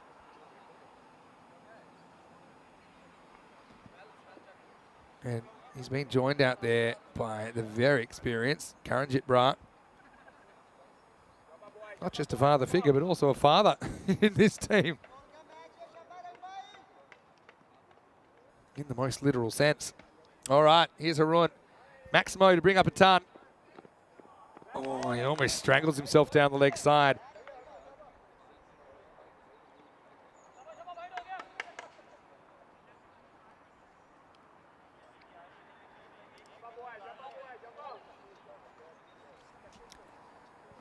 Raheem's got a few variations, doesn't he?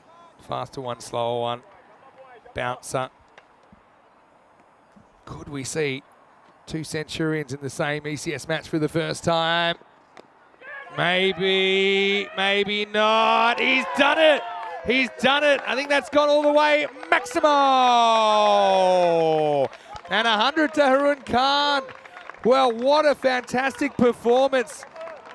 A man that scored 1 run in 11 matches 2 years ago. Next minute, he's an opening batter. He scores not only his first 50 in ECN cricket in this game, but he gets his first 100. And he joins a very exclusive club. Century number 25 of the season. And he gets it down to 26 off 15, but can he keep going? His work's not finished yet. Oh, well, this is pure as well. That's going all the way. Maximo! Wow, Harun just leans on this. And this is a very correct cricket stroke. Look at that. It's simple. He keeps his shape, takes it off a length and smacks it straight over the bowler's head, straight over the long off too. He is just on right now. So a game of firsts here in match 27. Now he's going to go again, and that's into the gap. I think that's 4. So you just can't stop this guy at the moment. Wow, so he's... So often you score 100 in an ECN match and you don't get player of the match, but I think Paul Muaz, it's bad luck Charlie. Is 16 off 13 now. And Harun scored 110 out of the 131 runs in this innings. You take out, what's that, 4 extras. He scored 110 out of 127 off the bat. Can he finish it off? He misses, but I will say this, Muaz and even Harun, they've had a few little slices of luck, and it's important you have those slices of luck if you're going to do something remarkable. End of the over, 131 for 3. This game's not over, though, and it will be the experienced Karanjit Brar on strike to start the 9th over. He missed out. Couldn't even get the 1 there, which would have at least given him the strike. And to give you an idea, Karanjit, well, he is 50 years of age, 51 this year. But his highest score in 15 matches is 13 not out. So, you know, he's got his role to play. I would actually gamble on just trying to save a single here and maybe bring the cover in and say, look, we're not going to let you get away that easily. Also gives you a chance to run out, Harun Khan, who's your immediate threat. 16 off the last 2 required. Here's Shoaib Rahman to bowl his second. His first one was a good one. This could still go to the wire. Well, Northern Ireland Nick has gifted the membership. Well, Kroom's done pretty well to get out of there. He's off to his game in the UK, so he'll probably dodge this one. But crazy, crazy match, really.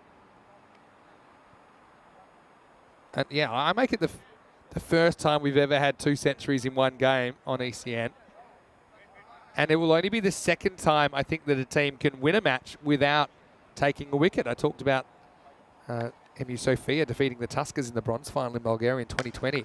Wow, this is not a bad shot at all, is it? Brar says, well, I'm here too, and I've got a bat in my hands. Maximo, that really does relieve the pressure. What a remarkable cricket match this is.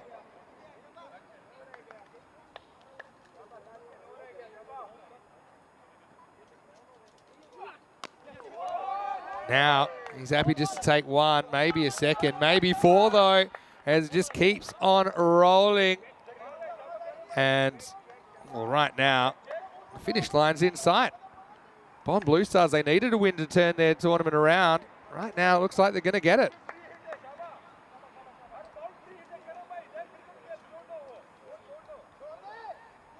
What a performance.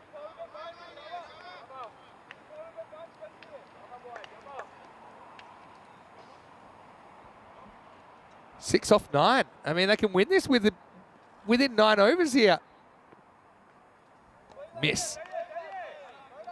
Thing is, that 6 from Karanjit Brar was actually a very important 6. It establishes him as a threat as well. Picked the slow ball and smacked it. PSV Aachen going to check their pockets and they've got nothing to show for this morning's game. Next one Well, they take it on. They'll get one. Probably a leg by. I didn't really see any bat in that. Yeah. No, it hits him in the shoulder, but no. He's a wily old fox. About to pats the bowler saying, yeah, well done, you pinned me. 5 off 7. What a game. Okay. 5 to win. This won't be 5, but it will be 4, and it'll tie the scores. That's the end of the over as well, and he's fired up at the moment, and he even gets a handshake from the bowler in advance because this game is as good as done. Scores tied at 146. Bond Blue Stars 146 for 3. The lifeline that their tournament needed coming here in match number 27. And what a great effort this is. 110 not out of 32 balls. First time we've ever seen 2 centuries in the one game in an ECN 10 over match. And 114 off 33 if you include that. I just don't think, well, I mean, made in here for a golden ball. So there's this.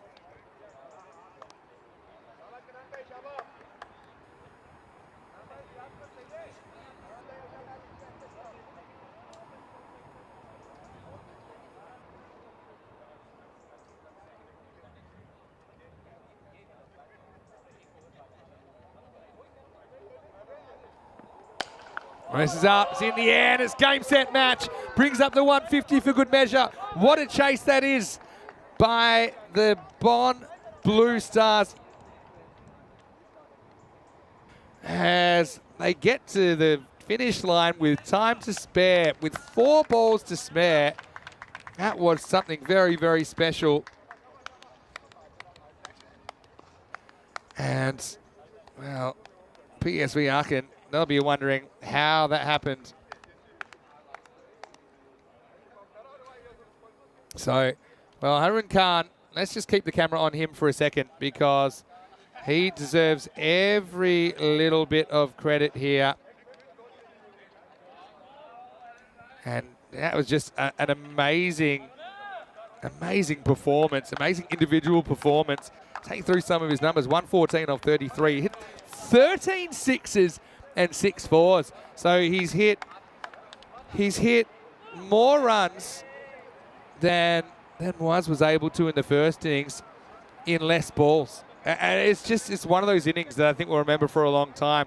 And don't forget, he had that kind of hairy moment earlier when he ran out Zahir Abbas. So, well, just like that, Harun Khan has a place next to Muaz Hassan in the same game, match 27.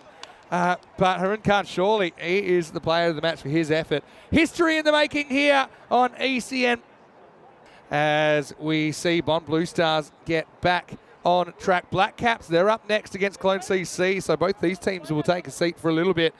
The Black Caps with a good win first up this morning against PSV, who've had a rough morning so far. Clone CC, a couple of their players to watch. I mean, there's a few of them. Sasanka Sanka at the top. He's a guy, former MTV Stallion, who I think is due to fire in a big way.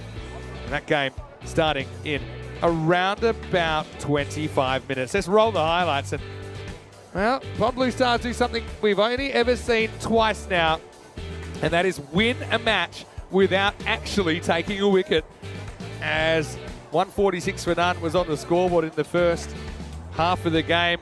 This was a bit of a disaster, but now when you think about it, it was really important that Harun wasn't the man that was run out, because who knew the day he was about to have? Well, Zahir wasn't a huge Harun fan at that stage, but I think he might have won him over 100 runs later, as Bond Blue Stars just went absolutely crazy. In particular, Harun Khan went absolutely crazy. 13 Maximos in here. Had some good bowling to contend with. A couple of wickets fell at the other end. Amadi went for 1.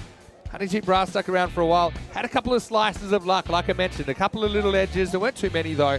Most were out of the middle. That one almost blew Fahad Khan's big toe off.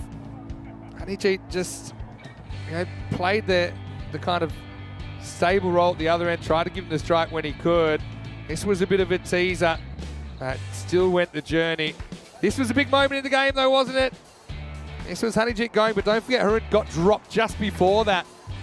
And when you look at it, it's probably a catch that would have won PSV Aachen the game, but they weren't able to hold on, and Harun doubled down.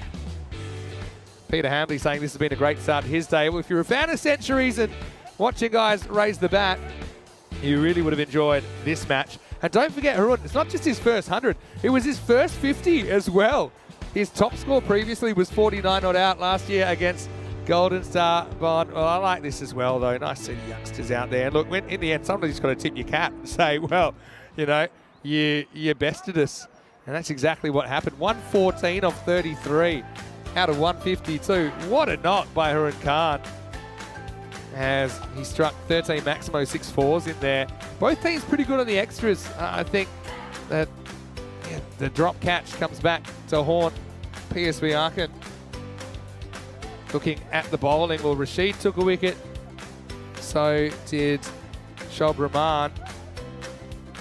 Yeah, but ultimately, it was a losing effort. Just a correction, it wasn't Yasir in that position. It was Mohammad Sher who took the catch of Honeyjeet, but before that, he put down Harun Khan, the substitute fielder.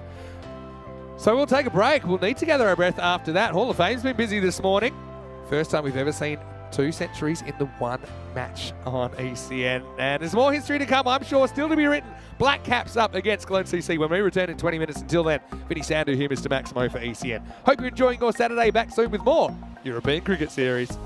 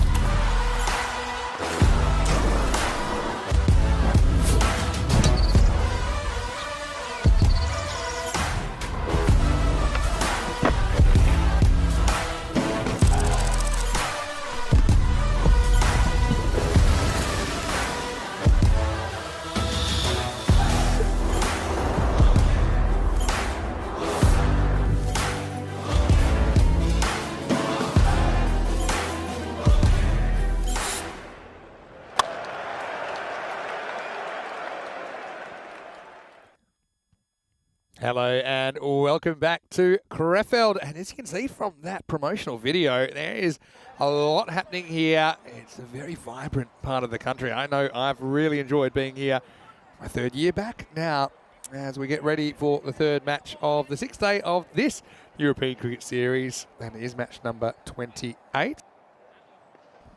This is just a little Black Gaps taking on Clone CC. I can tell you what happened at the coin toss, but I'll show you what happened. Here's Tyrone Peters. Sanka the call. Tails the call. It's ahead. They're going to bat. No hesitation from Gaurav Gupta, and that's why the Black Caps are batting first. And these are the two teams. Jamshid Khan having a very good series. Abdulmajid Ahmadzai just had a bit of an off game earlier. He provides the left-hand, right-hand at the top of the order. And he will be facing up. Here we go. Straight into it. And they have decided to stick with Abdulmajid Ahmadzai. As I said, that is he made 20 off 20 earlier. He was the top score, but he was kind of crawling a little bit.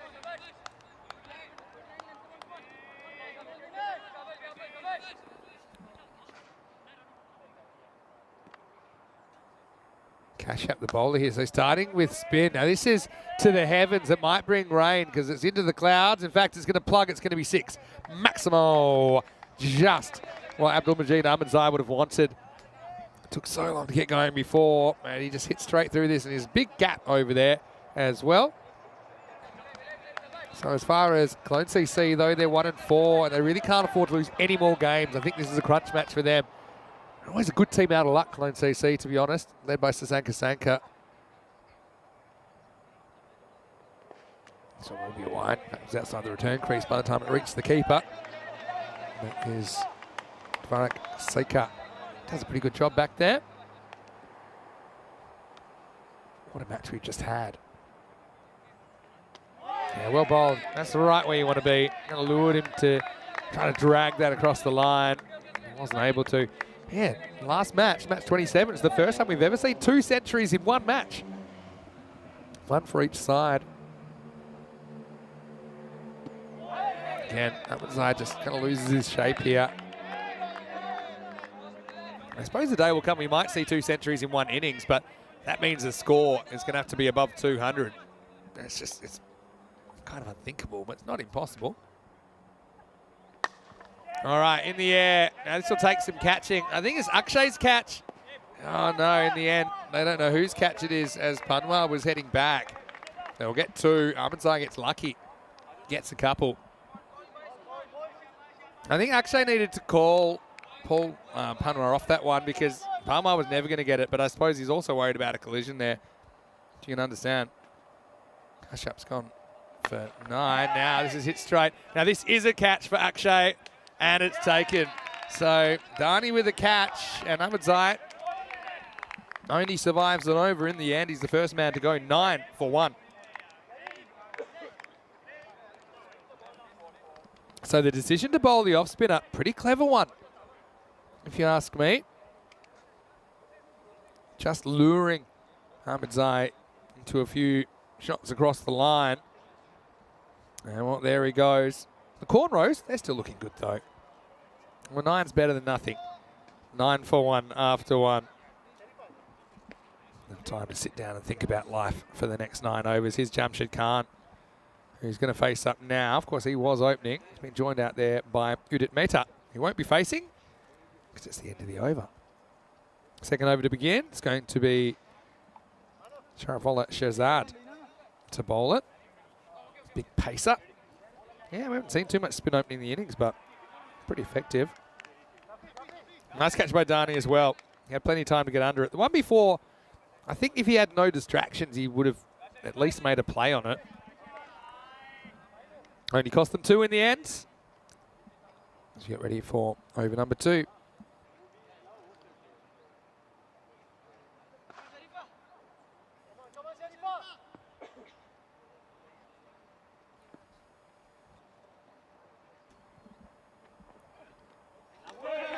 Outside the off stump. Teasing with the wide line. Umpire says that's okay. We couldn't really get a look at that one. Maybe we'll have one more look. Yeah, I think it's probably okay when it passes the popping crease. Good call. Had a lot of movement.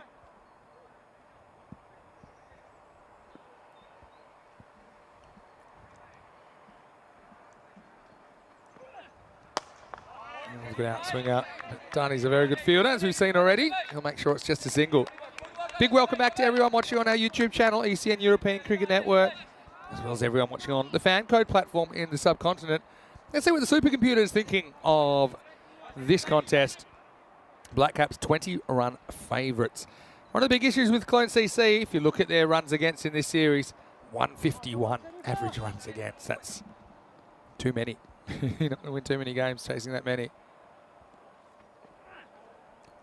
No ball called.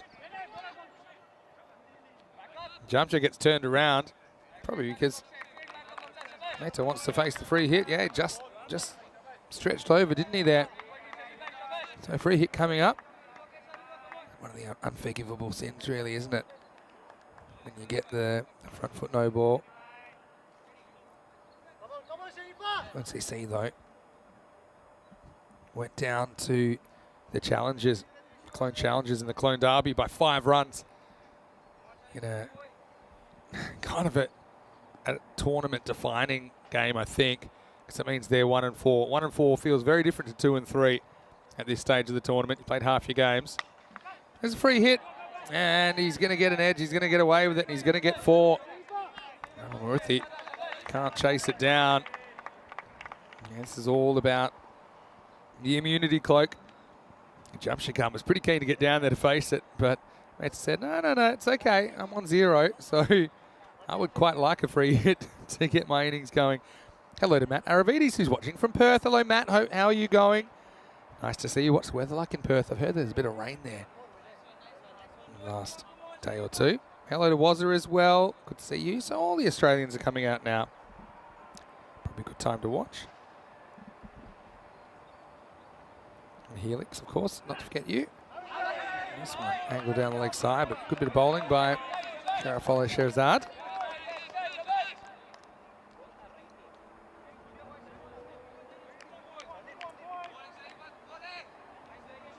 Mehta. Was quiet on in the last game. He wasn't the only one for the Black Caps, though. Made hard work of a target of 83 runs. 83 it was, in fact. They chased it down with 4 balls to spare.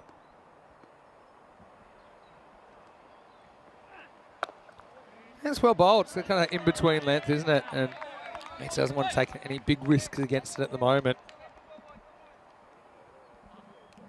A reasonable start this from Clone CC. Like I said, if they win all their remaining games, they'll be in the mix. Don't know whether it'll be enough, but you never know. Look at their run home. What have they got? Black Cups here, Bond Blue Star. Oh, what a game they had just then. Arkan Rising Stars by Spartans, then VFB Gelsenkirchen.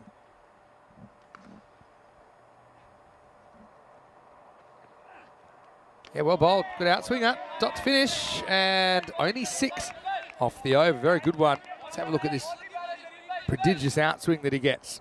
Sharafola, as we get to the end of the second, and the score is 15 for 1. And Matt saying in Perth, it's very wet today, but the showers are meant to be clearing over the weekend. Well, that's good news, I suppose. I suppose half your weekend's gone already, isn't it? Looking at the table, you can see that Clone CC, they're at the wrong end of it. I think 4 losses max. And even then, if you're 6 and 4, It's hard to see you getting through in the top 4. It's possible, though. I suppose you just got to win the game in front of you and let the chips fall where they may. This looks like it's going to be Sandeep Shankar. Get some left arm spin in over number 3. So sticking with the spin attack. Now this is up, it's in the air, and it's out of here. Maximo. Ravi Shankar comes on as tweaks that one length, but absolutely tattooed out of the ground. 6 to the best. Ravi Shankar, player we saw in 2021, but we didn't see him last year for Clone CC. First we're seeing of him this year.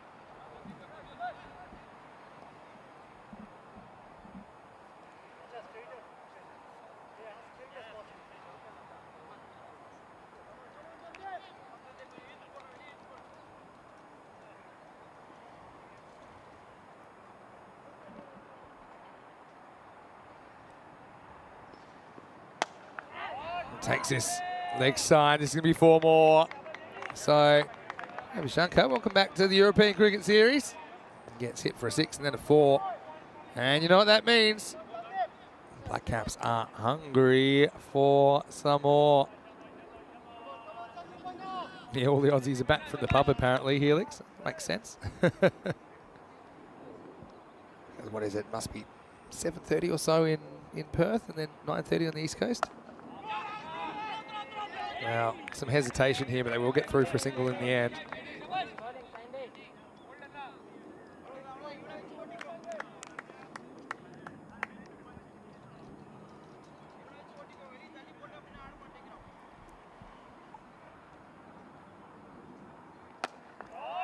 This is lifted up and out of the ground. So Ravi Shankar having a tough time. Mehta goes large. Maximo. And right now, 6-4-1-6. Does sound like a very exciting Wimbledon final scoreline, but that's unfortunately the first 4 balls that Ravi Shankar's delivered.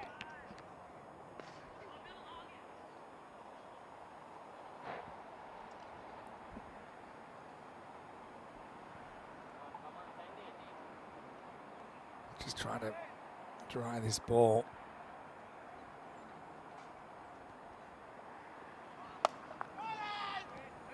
And first top ball, Ravi Shankar. So he's gone for 17 so far. Rico, if you're wondering where he is having a couple of days off. Looked it up. It's called a weekend. Rico gets the weekend, and he deserves it. I had the weekend last week. It's quite nice. Bottom edge. I won't get a run here. So finishes with a couple of dots, but the damage was done early in the over. 17 come off it. And at the end of the power play, it is 32 for 1. He had a great weekend last weekend in Hornchurch in the UK. First time I've been back in the UK for at least 4 or 5 years. I do have a British passport, so makes it easy to get in and out if I'm able to get there. But yeah, not often I'm heading that way. One thing we would like to do, in theory at least, is to play some ECN cricket in England or in Scotland, Ireland, Wales, Jersey, Guernsey and Isle of Man. But sometimes with the Brexit situations, it's made it a little bit difficult logistically. Helix has reminded me, it's 9 PM in South Australia. Sorry to miss out South Australia out of the time zones, but South Australia, one of those fairly rare half-an-hour time zones. India's another one, though. Nepal actually has a 45 time zone. This is off the tram line, but doesn't matter. Mehta stands tall and punches it. Maximo! Good shot. Okay, it's a little bit short, a little bit wide. This is Jagandeep Singh. But yeah, brilliant shot. Doesn't try to keep down at all. Just kind of goes with the bounce, with the width. Smacks it. Excellent shot. One thing about this ground, I mean, there's no real wind at all. So it's not like you're favouring one side of the ground over another. You're just trying to play the correct shot to the correct ball. Well, that wasn't Mehta that hits it. That's definitely Jamshed Khan. So something's happened here. Not quite sure what. Well, it went off the screen, but now I'm looking up and I'm saying that that's definitely Jamshed Khan.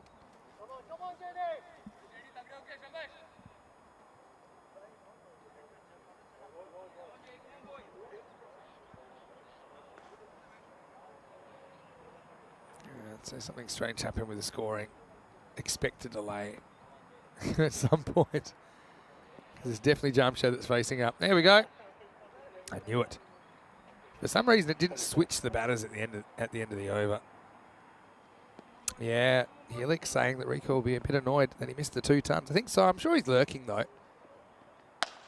All right, this one's on the stumps and it's hit all the way. Maximo.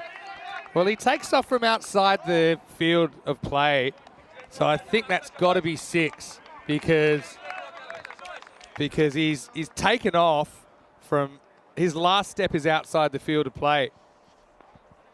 So because he did pull it back, but he ran out of bounds before he did, and so yeah, that's a clear 6. I won't be able to see it to you, but I know the officials are right. They're right in front of there. That's their position. Yeah, so it's good effort. And actually he was in the air when he knocked it back in. I wasn't sure if he knocked it over the rope first, but that will be 6. Now Jamshed, he's going to get 6 more. Again, it's a bit of a teaser. Knock on the production van. Maximo as the Black Caps now reach 50. That one actually didn't get hit that hard, but the crew are telling me in my ear that it sounded like quite a loud noise. But wakey in there, guys. I know it's the weekend, but don't be too sleepy. 50 up halfway through the 4th over. Now hit, not quite, to Akshay. This is the luck factor. I mean, he could have easily hit that slightly better, Jamshed, and it would have been a catching opportunity. And we know that Akshay's a very good fielder.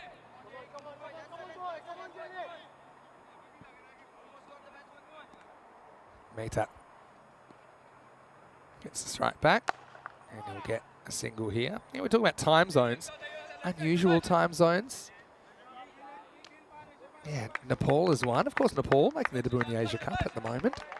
I know that our good friend Andrew Leonard is a good friend of Nepali cricket. Another interesting one, do you know the Eucla, which is on the West Australian, South Australian border, has an unofficial time zone halfway in between that of Perth and South of West Australia and South Australia. So normally they're an hour and a half apart, WA and SA, and it'd be 45 minutes in Eucla. This is the end of the over, and it will be 52 without loss after 4. I've got to say I really like Adelaide.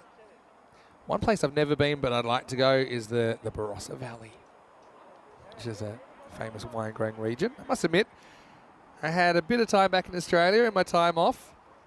Went to visit a few family and friends, and I did spend a couple of days down in the Margaret River region, which is very well known for its wine.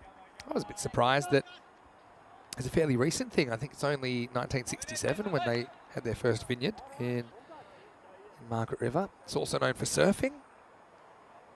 It was a really nice time of the year to go as well. Oh, this is a chance, and maybe a double chance if he picks it up. But it won't be taken. Kashyap coming back in. This was a spicy one. It was a catch. It wasn't a bump ball. But those ones, they stick or they don't.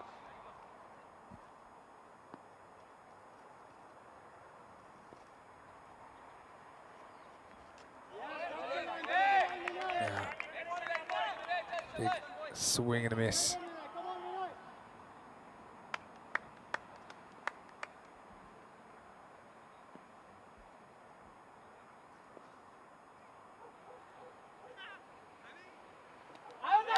Oh, big appeal and he's gone.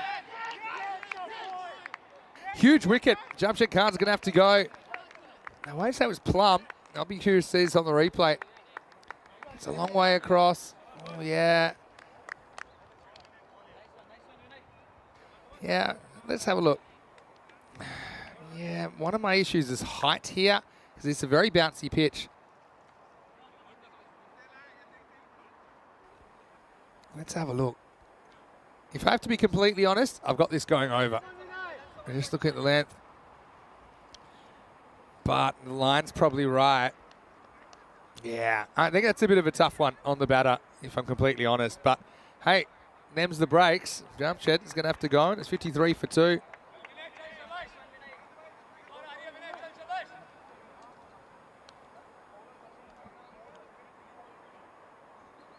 Magella, the new batter.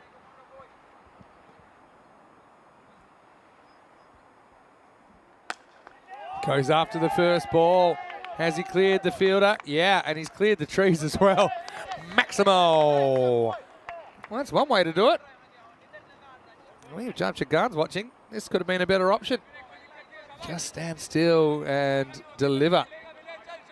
And Vingala doesn't slow down the Black Caps at all.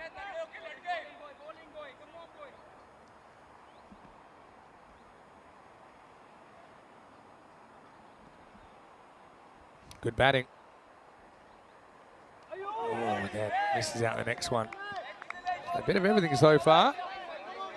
Peter Handley saying SA's the home is a favourite AFL side. Well, no, it's either the Crows or Port Adelaide.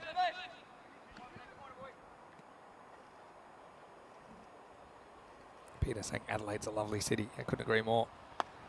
Right, thick edge should be gone. And caught. So 6 and out for Vingala. 6 dot out to be completely correct. Fairly simple catch taken, yeah, by Jagandeep Singh. Again, pretty hard one to drop, if I'm honest. Well, impact innings again from Vingala. He does hit one out of the screws, but he doesn't last a lot longer. End of the 5 overs now. It's 59 for 3. Yeah, Helix saying I need to get up to the Barossa Wine District and also down to the southeast. Yeah, I'd like to. Haven't spent too much time outside the city in Adelaide. When I was young and we did a cricket tour to Adelaide when I was about 12 years old, I did stay a little bit outside the city.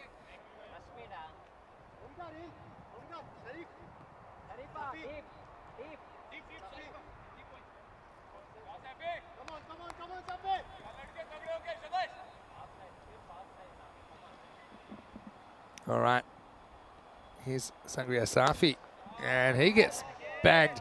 I mean, Safi, I think, is a pretty good bowler, but he has a bad habit of getting smashed. I actually think he's a decent leg spinner. Have a look at this, though. That's pretty well pitched, maybe a bit over pitched. Nice drive, nice straight through the line. If you want to have a look at the run rates so far, you can see that we're 11.9, so about, let's say, 120 par for this tournament. And it, again, follows this trend, going up. 8.7 2 years ago, 10.3 last year. So, yeah, average scores going from 87 to 103 to 119. It's a trend in European cricket. Guys getting so good at hitting the ball, and I think it only would have gone up this morning, although we had a low-scoring thriller and then a fairly high-scoring thriller, so they probably even out.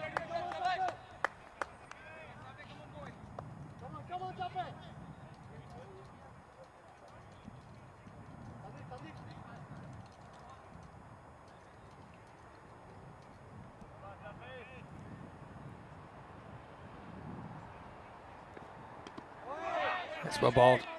Safi just needs a couple of balls to go his way, and I think he can be a really, really effective weapon for Clone CC.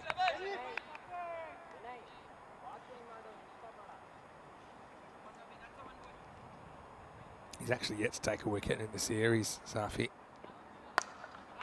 This could be the time, and it will be. Nicely taken out there by Sandeep Shankar. So Safi does get his first wicket. Catches win matches, as they say in the classics. This isn't quite as easy to drive, just kind of has to play it flat-footedly, and that's an excellent bit of work from Sunday out there. And so the Black Caps will lose another wicket. Excellent bit of work. Shahabi's actually going to go for a derrick. Oh, I might have just missed the boat on the derrick. Better go for a second baller. 66 for 4.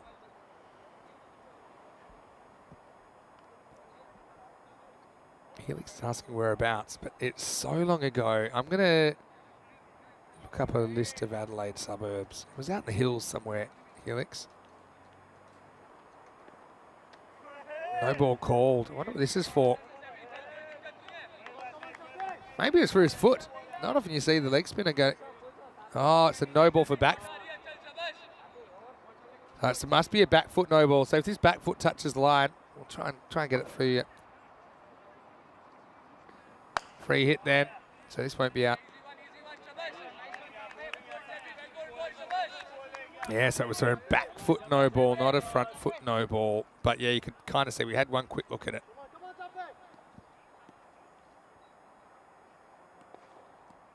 Yeah, you could just see the end of it. Anyway, we're up, we're in the air, we're back. And it won't quite carry. This would have been out if it was caught. Right, I'm looking up a list of Adelaide Hills suburbs, and I'll tell you what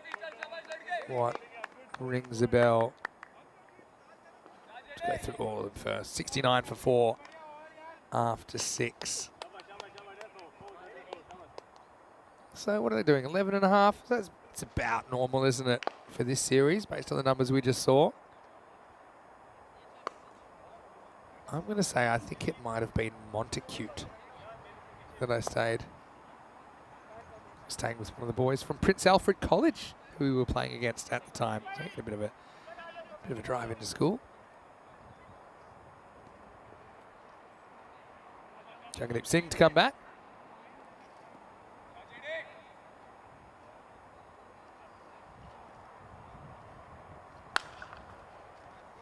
This should just be a single.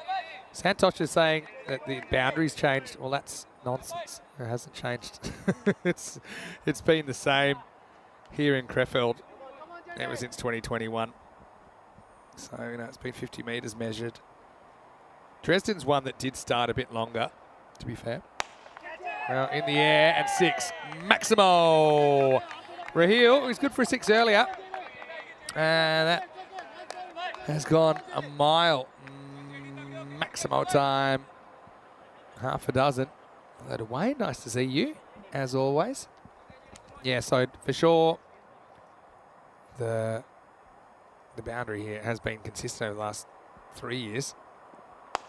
Well, this is going to be a teaser with the fielder, and it's going to be 6 more. Maximo, great effort from Akshay Dani, but he couldn't do anything about it in the end. Raheel takes it on. This time he doubles down. I think our production have got that ball, so he might not get it back. Well, they have given it back. That's nice.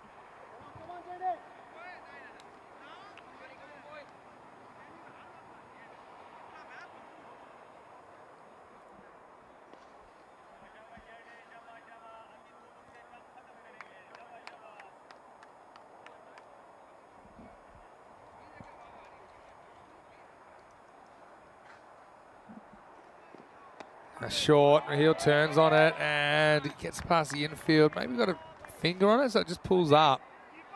Come back for a pretty easy 2.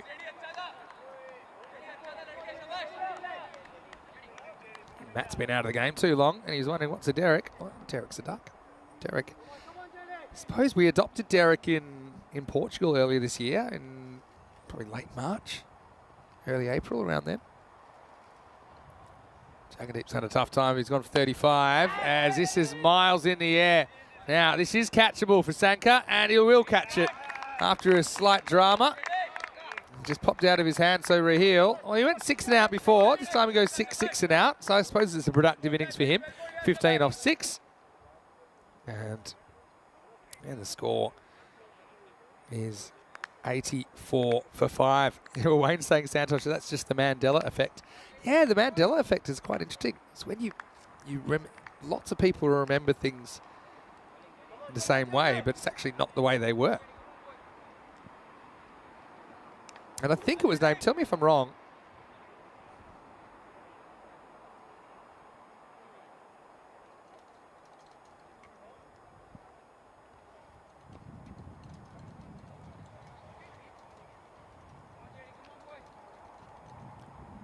it's to do with a lot of people say they remember Nelson Mandela getting released from prison or something. Is that where it comes from? It's a pretty good shot. That's 4. That's really Nice way to start your innings. Gaurav Gupta, the captain, comes in.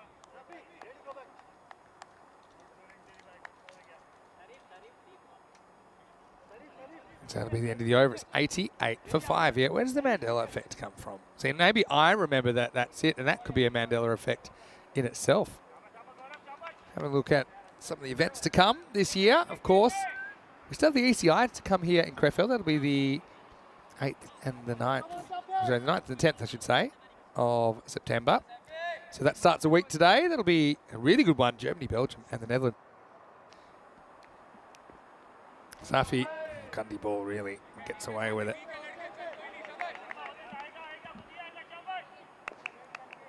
Oh yeah, she remembered Mandela dying in prison in the 1980s, but that's not what happened. And she had vivid and detailed memories of it. So it's called the Mandela effect.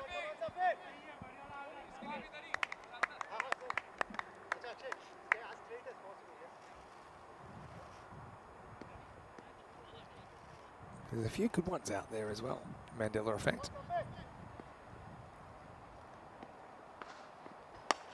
It's pretty well bowled. Could be another wicket. It is. Akshay takes the catch.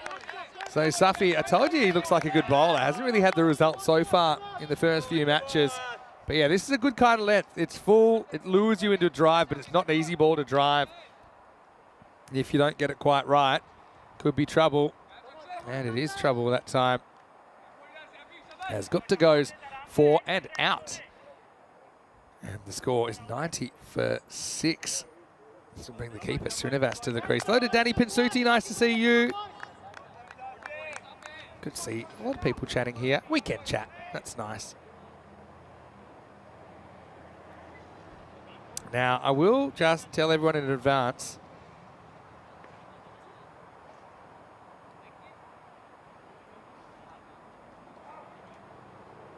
That I won't be around for the ECI in the last couple of days of this ECS, and it's actually a really good reason why. It's a bit of ECN history that's going to take place. I'll tell you why in a minute. A bit short, not really timed. Srinivas will get off the mark with a ball that goes about 18 metres. So next weekend we have our first ever ECN wedding. 2 people that met working for the European Cricket Network about 3 years ago now. And they are getting married. Let's see if you can guess what I'm talking about. Safi gets hit, and this could be another one. No, it goes over the fielder. And I think that's gone all the way. I'm going to call it Maximo, but let's just check on the replay. Yeah, fairly comfortably. Goes for 6. So, yeah, I'm talking about Meda, our project manager, and Stefan, our tournament referee, and one of our umpires at the Carter Oval. Well, that's the little thin edge, and it's going to run away probably for 2, I think, if they want to. Meta thinks better of it and says, I'm happy just with a comfortable 1. Yeah, so Meda and Steph are getting married in Hungary this weekend. It means I'll be taking off on Thursday. So I've got Ujwal to come and fill in for me.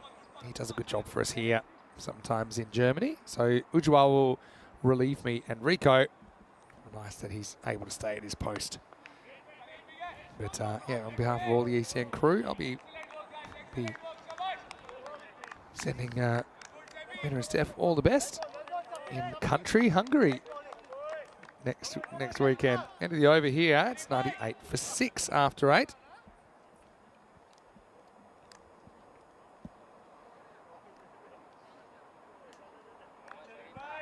Looking at the run rate, it's been fairly consistent, hasn't it? Around about the kind of 12-ish, 10 to 12. Heading for what I think is pretty much a normal score. As long as they don't run out of wickets here, it's a pretty good bowler to come back in Sharifullah Shirzad. He bowled the second, he'll bowl the second last.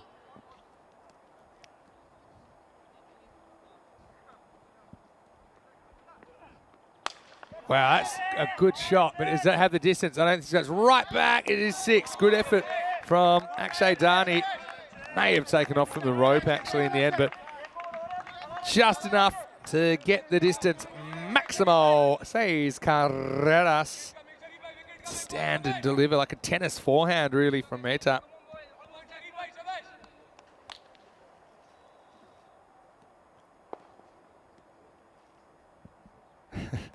I like some of these comments I'm just reading. Anyway, Meta moves to 35. And Dots well bowled by Shazad, full wide, missed out by the batter. So Clever is saying, is Charlie getting married? No, Charlie's not getting married. No, I mean, maybe one day. Not to my knowledge anyway. Helix says, are they getting married on the pitch between games? I mean, that would be very ECN, considering the amount of cricket we've got. I mean, both Meta and Steph, they would have done probably well over 1,000 games each. Probably between them, they would have done about 3,000 matches.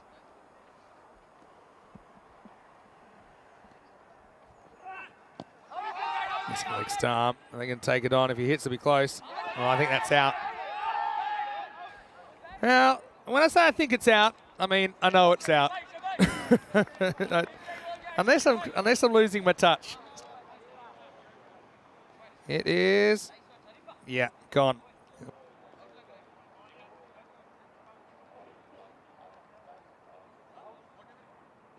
Yeah, so there you go. It's just out. Great work by the bowler. Just flicks the stumps on the way through. And so, I mean, it's probably worth taking on at this stage. I suppose what you've done, though, is you've exposed a new batter. Number 9 coming out with 3 to come in the 9th, although Meta, as the established batter, maybe that's one that's not really worth going for. Hindsight's 20/20, though. Yeah, a lot of well wishes coming in for Stefan and Meta. Stefan Gooch, of course. Meta Gooch. I guess she'll be Meta Gooch. Well, that sounds weird. Wayne says to give them congratulations. Helix says they need to do a rerun on the pitch. I agree. That's a good idea. Now, I'm actually quite happy that I'm not the MC at the wedding. I'll just be a guest. Sam Williams, who Meta shares project manager duties with, he'll be the MC. So it'll be nice to Sam to do that job, and I'll just be enjoying the festivities in the middle of nowhere. I think it's called Koposvar. I'll tell you where it is. Probably haven't pronounced that right. Kumar faces up then. It's a pretty good shot. Well, number 9 comes out and says bang. Puneet Kumar. Puneet pounds it. Hello. Goodbye. Maximo. As they get up to 110. That was a sensational shot.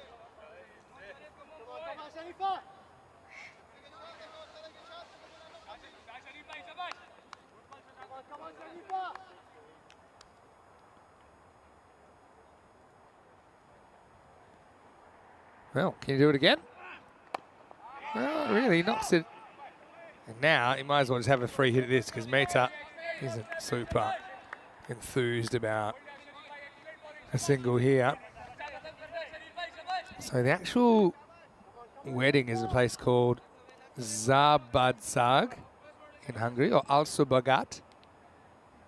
And yeah, Kaposvar is the local town. So I'll give you those again. I'll put them in the chat, because my pronunciation is poor in Hungarian. It's one of the toughest languages there is.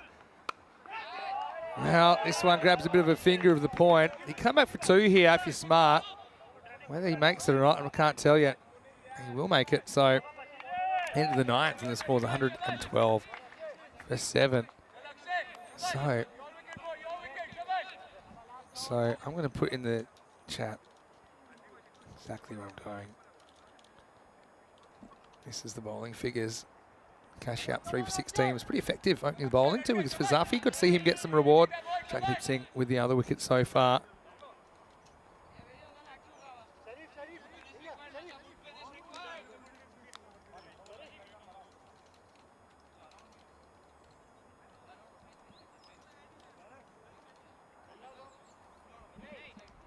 Yes, a moment ago I was able to throw those in. As we got Dani getting it over in the 10th, hasn't bowled yet. Yes, I was saying the wedding's in Alsobagat. But I will spend Thursday in Budapest. There's a whole kind of weekend planned It's great bowling. Midani seems like a bowler too good to only bowl one over, doesn't he? Having said that, the Black Caps, they're pretty much spot on. What's a par total here at 120? We've had a low-scoring thriller, a high-scoring thriller. Maybe this is an average-scoring thriller. Wow, that's a shot and a half, isn't it, from Mehta, who just kind of moseys down a couple of steps and launches it straight back over Dani's head. Maximo! Big hit. Really big hit. It's got a big number on his back, 244. Well, I'm not quite sure what the story is behind the 244, but he's 244 hungry for more right now. He's on 41, 4 balls to go. Goes after this, kind of had to because he moved across, but he does get 6. Maximo! As Mehta rolls the dice and comes up double sixes. First he walks straight, then he walks across like a crab in handcuffs, but he still gets another 6 for his team. This is turning into a really good finish despite the 7 wickets down on the scoreboard for the Black Caps.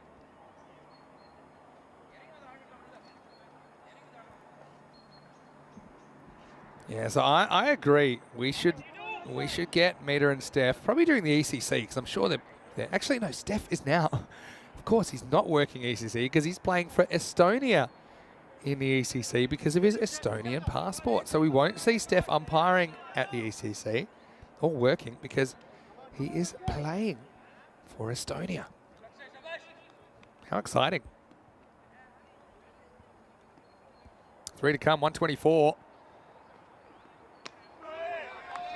Good stop. Kind of got done by the angle there. Jorek's sake of the keeper. He just stuck out the glove and said, right, stay in front of me.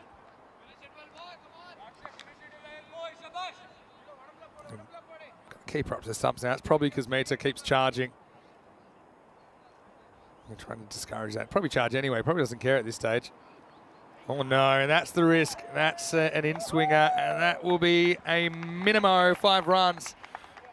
Yeah, this is the risk. And I was about to say, you know, so late in the innings, is it worth the keeper coming out? Because even if you stump him, so what? I mean, you know, with only a ball or 2 to go, but you do risk leaking runs like that, and that was almost impossible for the keeper to take. It just swung right, left to right out of the hand of Dani.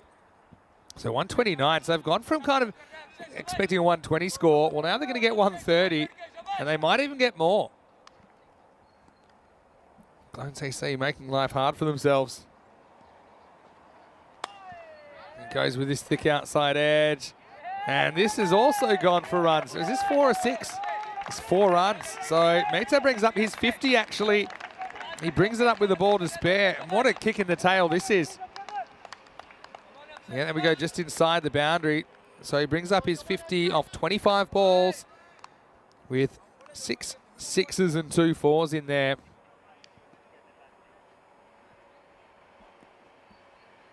Last ball then, strap yourselves in, 133 plus this.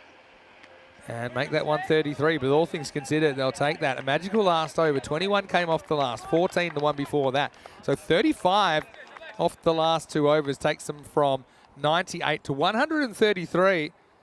And the Black Caps, I'll be in the box seat in this game, but Clone CC, we know they've got a lot of good hitters in there. You know, watch out for Dani. Sasanka Sanka's due to fire, the skipper at the top of the order. Got something like a Panwar in there as well. A lot of guys that can do a job for you, and we'll see them with the bat in just a few moments. Right now, let's go back to the highlights, and Abdulmajid Ahmadzai, who wasn't here for a long time, but he was here for a good time as he hit 9 off the first over. Jamshed Khan came out and he played some really nice shots, having a good series, but yeah, slightly dicey LBW, I think. Just with the bounce in this pitch, I had that one going just over the bails, but Jamshed probably wasn't the best shot selection, to be fair. He was given his marching orders. I do think that Kashyap, the off-spinner, bowled pretty well. Didn't have it all his own way, though. Nagela came out. He went 6 and out. Shahab went for a second bowler. And it was just one of those innings that was remarkably average for most of it. Raheel came out. He was able to go 6 and 6 this time. So not a bad innings from him. He wasn't able to stick around too long either. as he would end up going for 15, then Gupta followed soon after. Then it was meter time, wasn't it? Lost a partner there as we saw the keeper Srinivas run out, but didn't hurt him too much as Mehta went a bit crazy towards the end with some nice little highlights from Puneet Kumar as well, who smashed a 6 of his own in there to get them to 133. 51, the top score then. Udit Mehta batting at 3. Had more partners than the quarterback at the box social really, but did hit the ball pretty well. 6 Maximos, 2 4s in there. Apart from that, 31 from Jamshed Khan before he went to let's just say, a dubious one for 31. Raheel with 15 in quick time was handy, and I liked Puneet's first ball. Absolutely pounded it. 3 for 16, Kashyap takes the figures. I think he bowled pretty well. Not easy for any of the bowlers, whether you're a faster bowler or a spin bowler. 2 for 20 for Safi. I like his work. I like him as a spinner. I hope he sticks at it. Hasn't always had the results. Jagadeep did take a wicket, but he was also very, very expensive. Then the last from Dhani went magical. 21 off the 10th gets the Black Caps to 133. So the target will be 134. Join us in just a few minutes to find out if the Clone CC batting lineup can get the job done. Until then, it's Vinny Sandhu here, Mr. Maximo for ECN. Enjoy a quick cup of coffee, then come back and join us for more action right here on ECN. You're watching the European Cricket Series.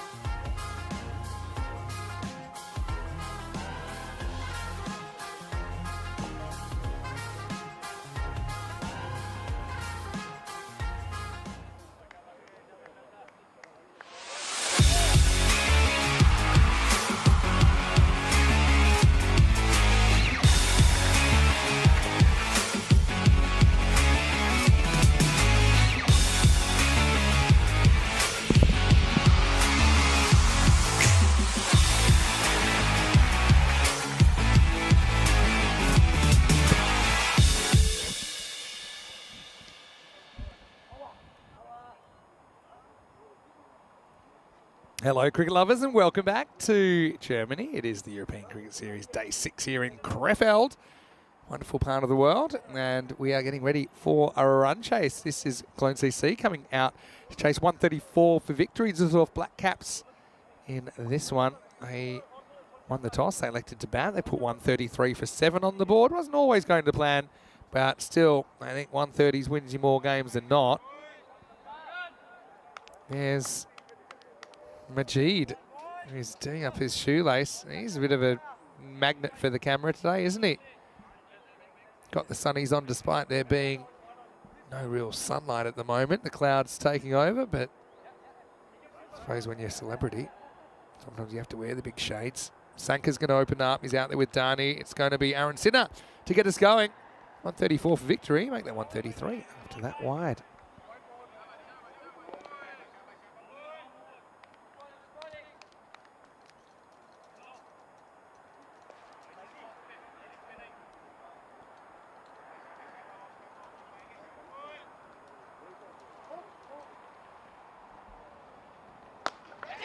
Hasn't got this at all, and it's a very good fielder there, Kashif Shahab.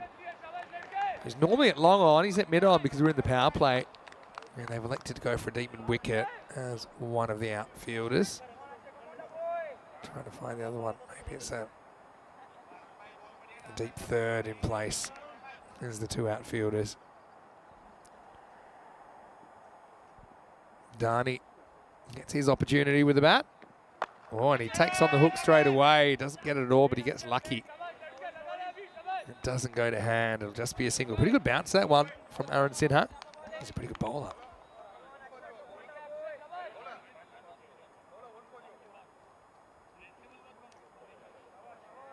Wayne said he thinks 133 will be hard to chase down. Yeah.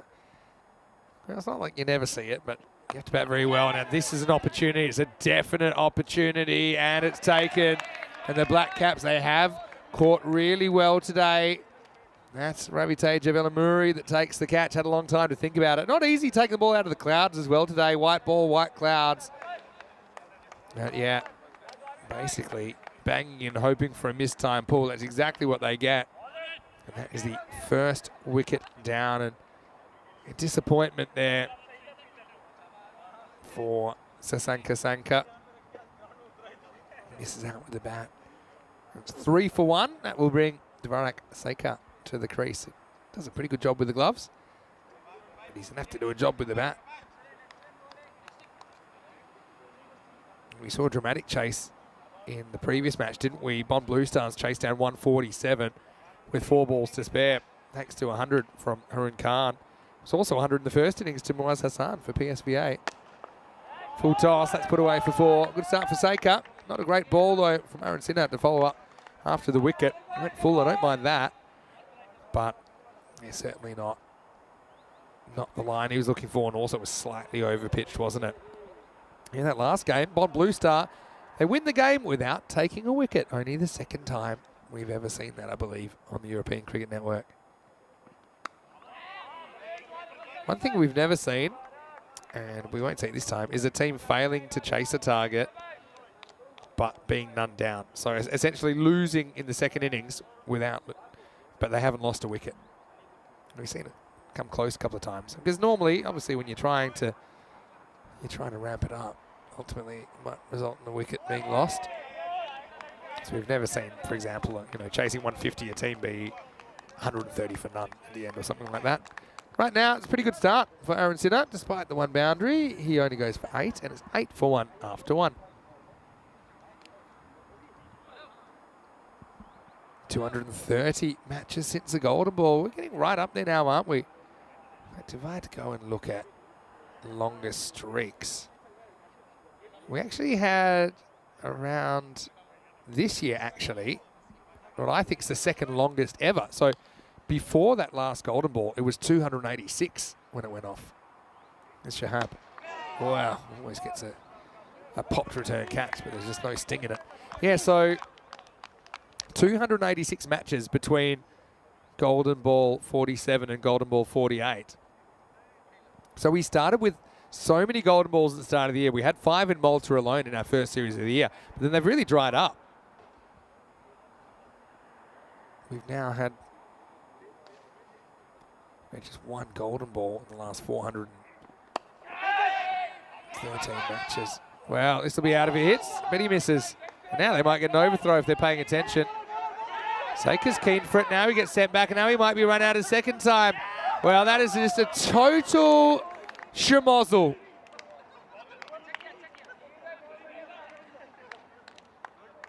So let me talk you through what happened here. So basically, Saker was in jeopardy there, and then he decided he really wanted this overthrow, and it was there. He said, look, I'm prepared to run to do it, because he was running so hard.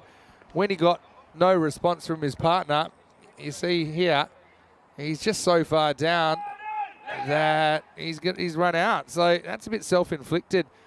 Yeah, Dani gave Saker donuts there, really, because...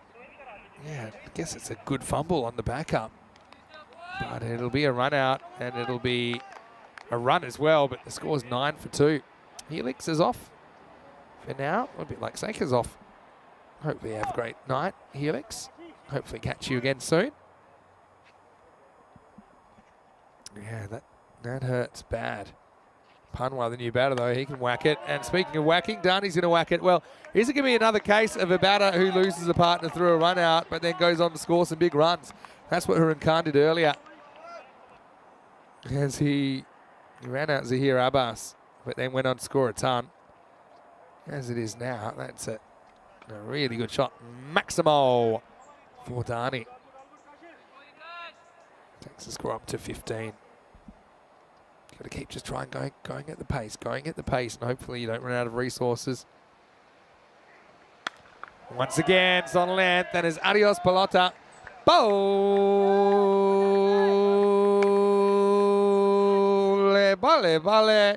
6 carreras. Again, just a fraction too short from Shahab. I think if you look at what's been effective today, it's pitching up. Hasn't always worked, but it's more work. It's worked more than banging it in. I know they already got one wicket on the missed time pull, but yeah, that's gone places, that one. Dani up to 13 now. Better. Yeah, that's better. And although it still is going to go for 4. Well, I mean, you've got to file that one under good luck. Under good luck for the batter, bad luck for the bowler, because I do think this is where you want to be, and it looked like it'd just be squeezed out for 1. Instead, it's 4 more.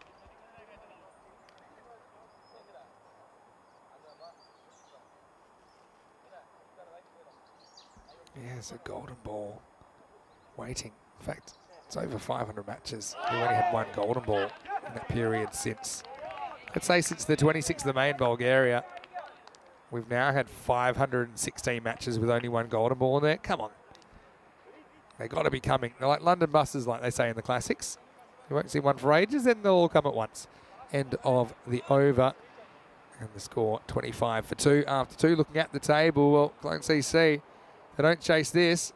I think that they're playing for pride for the rest of the tournament. Black Caps, you'd expect them to make a run, the Black Caps. I mean, they're a team that they've topped their group the last 2 years. I'd be disappointed that they haven't been able to make it to a final. Being knocked out in the initial stages of the finals last couple of years. Raheel had a great morning. He took 4 for 3.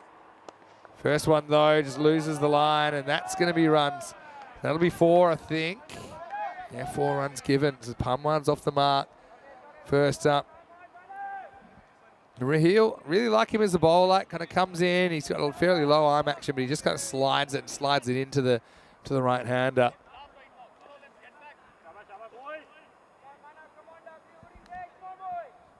Yeah, don't come out just yet. Not at the rate required. Pardon me, he was distraught the other day when they just went down to the crosstown rivals, the Challengers, by just 5 runs. He was batting towards the end. Well bowled. They won't get a run there. The thing that makes Raheel dangerous is he actually moves the ball off the straight.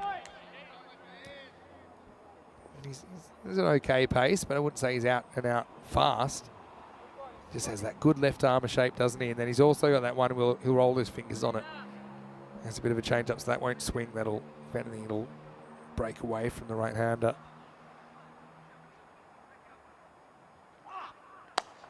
Goes after this and gets enough. Maximo! Yeah, Punwa. He's a good old-fashioned unit, that's for sure. And when he hits them, they stay hit. Stays fairly still, sees it, steps, hits, gets.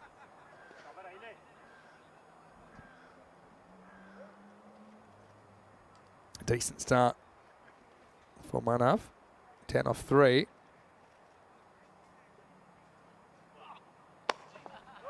Slight variation there. They will get a single. If you've got a right edge of the circle. Could we have that golden ball streak broken? On average, we've seen golden balls kind of once every, let's say, 85 to 90 matches. Oh, he knocks him over, and that's class bowling for Raheel, who gets his 5 for the day. Dhani hits all across this one, just swings back through the gate. And what a piece of left-arm bowling this is. Have a look at that, just natural shape. Probably not the right spot to try and hit it. Takes his chances of going across the line and pays the ultimate price. And that'll be the 3rd wicket down. Dhani goes for 17, it's 36 for 3.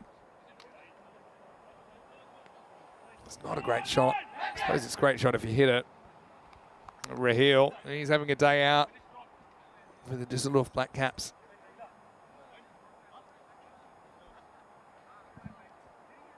But it's that little bit of movement. If you want to get good players out, you've got to move the ball off the straight. It's a lot more difficult to judge as a batter when the ball is moving around.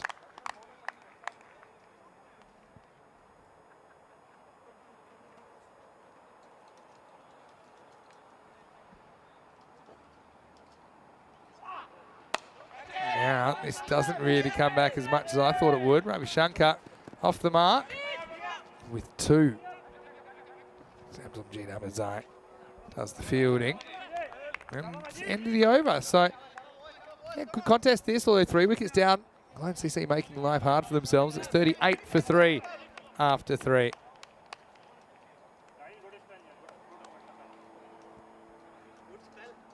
Good finish, wasn't it, for the Black Caps, getting 35 off the last 2 overs. In fact, if you look at the splits, 59 in the first half, 74 in the second, so they actually ramped it up a fair bit.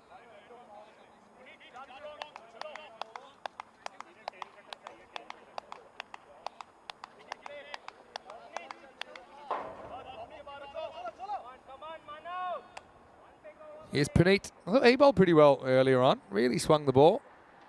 Over number 4. Oh, edged and gone. Well, easy as you like. Palmer just hangs the bat out to dry. A slight lack of pace from Kumar. And the Black Caps get a 4th wicket now. So, yeah, the run rate is there or thereabouts, but they continue to lose wickets. Playing away from his body, didn't quite have the pace of it. One hand came off the bat, a sign the timing wasn't there. And it's Vagela that takes the catch. He says, yep, easy as you like. Sometimes there's a bit of guesswork with that floating position. Kind of a pseudo slip there.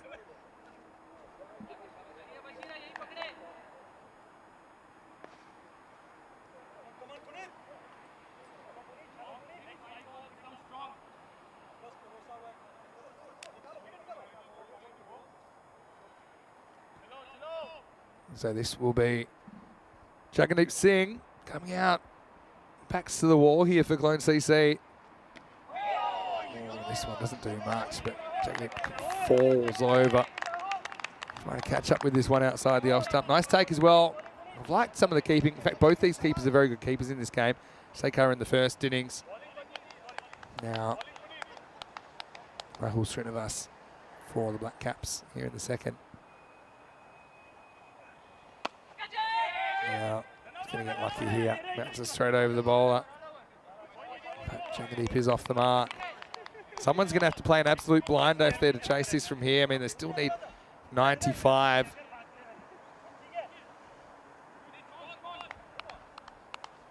Need Maximos.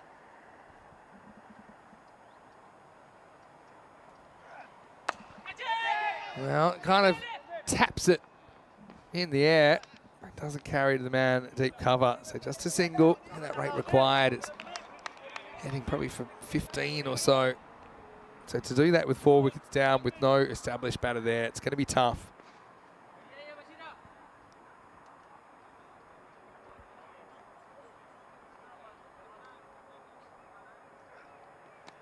Yeah, beats him outside the off stump. So I really like the bowling of Puneet Kumar. I mean, it's pretty predictable what he's going to do, but he's still got to hit it. He bowls in good areas. You rarely see him lose a ball down the leg side. He's got some good natural outswings, some good attributes there.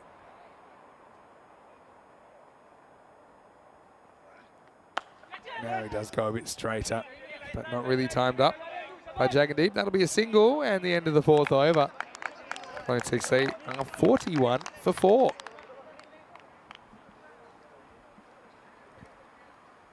Well, what do you think in the chat? Any chance for Clone CC? They always seem to find a way to have things conspire against them. Well, even the worm's not showing up anymore. I can tell you they're going 10.25 and over, which means it's less than the 13 required. So need to make up some ground. Won't be easy to do. He's the captain of the Black Caps, Gaurav Gupta. That's really well bowled. That's not a wide. That's just inside. So, yeah, I think the Black Caps, they're a very experienced team. 3rd time we've seen them. Got some very good players in there. See, Gupta's just concentrating on trying to reach outside the stumps. That's great keeping. Really great keeping. And he's stumped by the proverbial country mile. It's Rahul Srinivas behind the stump. Drew the batter forward, got him to overbalance. And it's good bowling in the first place from Gupta. Have a look at the way it just leaves the right-hander. And really, that was a fairly easy decision for the umpire. Yeah, excellent wicket keeping. I'm a big fan of that. Jagandeep isn't, because he will be stumped for 2. A wicket for Gupta in his first over. The score is 41 for 5. Yeah, brilliant stumping.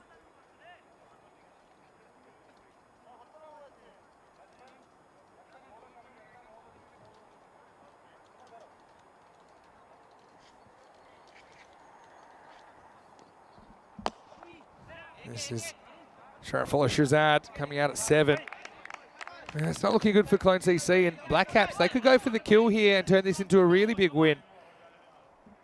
Yeah, especially, it's pretty congested in the middle of the table. If you can get that net run rate up, find some insurance. This should be another wicket as well, and Shahabi probably take this with one hand tied behind his bat. He's such a good fielder. So Ravi Shankar, the next man to go, and Clone CC are 42 for 6. Gupta having a good time of it out there. He's got 2 wickets, and he only just came on.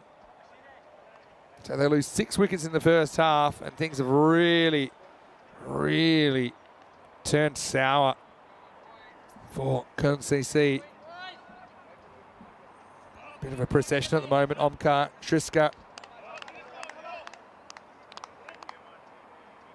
comes to the crease, and Triska, what's he meant to do about it, I suppose? Finds himself in a tight spot. He's not looking, so that's not a great start. Now he is. Gupta, 2 for 1 off 4 balls. Oh, that would have been... It wasn't a chance, but it was a... These are the sorts of stumpings keepers love, where it's down the leg side and just kind of... Sometimes that foot crosses over or just loses contact with the ground, but I suppose it did well to make the block. Shuriska, not a huge fan of facing up at the moment. Again, he's got this kind of tick where he looks down. So Gupta is forced to bail out. Will be 1. But what an over, effectively killing this match.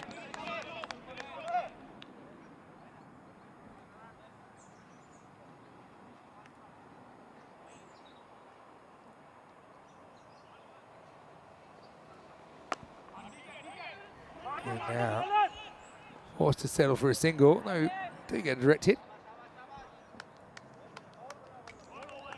And will take us to the end of the over. Had to decide whose this was. It almost hits the keeper's glove. If that hits the keeper's glove, that's 5 runs, you know. But it didn't. So all's well that ends well. As it's 45 for 6 at the end of the 5th over. Just a reminder about where we've been around Europe so far this year. And I've been to most of those places.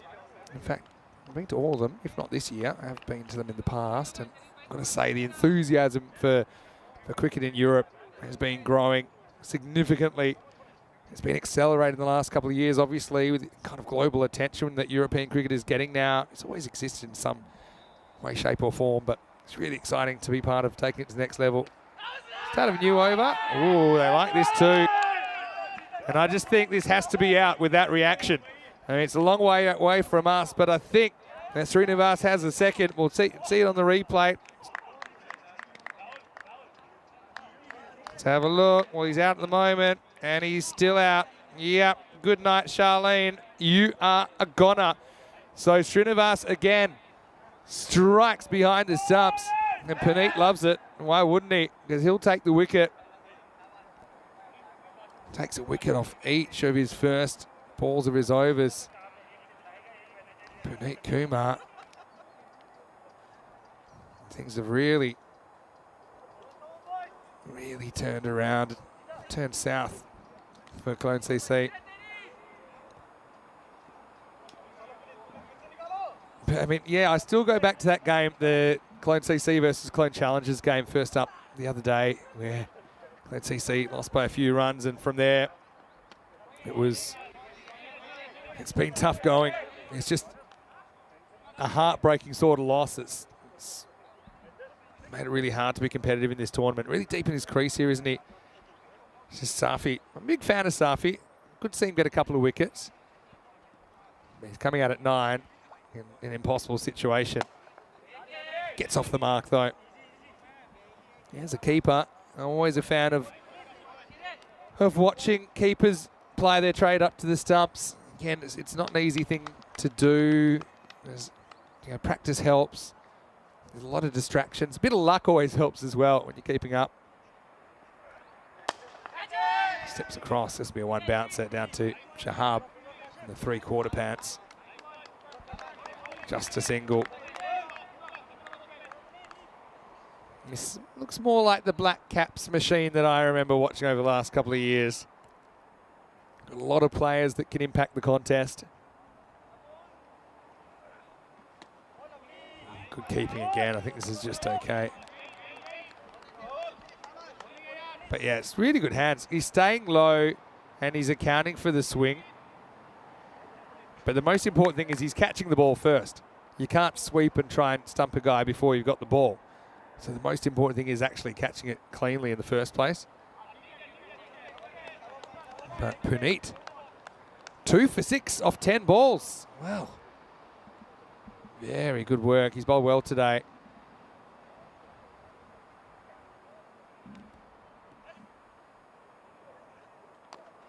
Another outie. This is dragged. So it's a bit of a chase for the fielder. We will get there. Not quite as slippery now because we haven't had any rain today. Field's dried out nicely. So it's a nice lush surface. Can dive on it. Also slows the ball down a fair bit. Well, it's not the slowest outfield we've ever seen, but yeah, it's a brilliant cricket ground here. Oh, could be another one. He says, I've got a feeling that he has 1 foot back here, but I'm prepared to be corrected by the replay. We'll have to be super quick here. I think that trailing foot stays in, does it? Oh, no. I reckon he's gone. I have to have a look at this one more time. Well, now I've seen that, I think he's out. Let's have a look.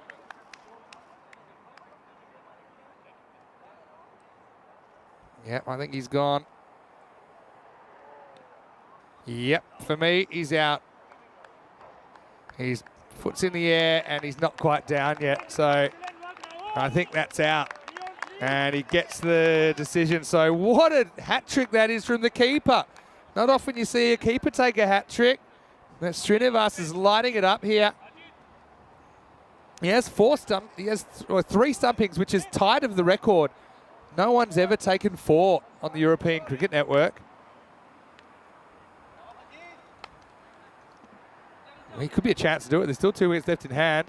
And he's going to stay up to Ahmadzai. Yeah, we've had a few keepers take 3 stumpings. We've never seen 4. Could this be history? Well, this will be over the fielder and run away for 4. I think I said on air that in this game on Monday, I took 4 stumpings and I would have had a 5th, but I flicked the ball onto the stumps and it didn't knock the bails off. So I would have had 5 stumpings in an innings. So I suppose theoretically, Srinivas could do a 5 for in stumpings here. Yeah, well, that's one way. If he's going to get more stumpings, he's going to have to do it the Alex Carey style. Great keeping, though. Great fundamentals, though. To get a stumping, that sounds crazy, got to catch the ball first. And he's done that really well. He's got himself in good positions. He's been balanced. I've really liked his technicals. Like I said, 2 very good keepers in this game. Well, this will be out of hits as well, but it misses.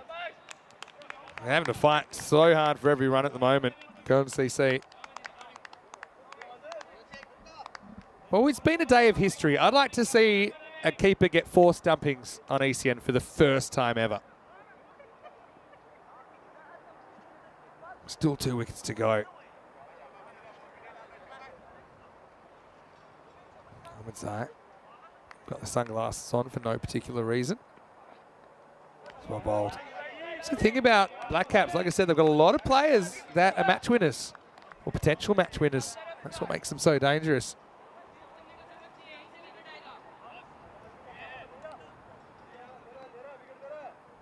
Ahmadzai looks like he should be playing in the Caribbean Premier League with that hairdo, really.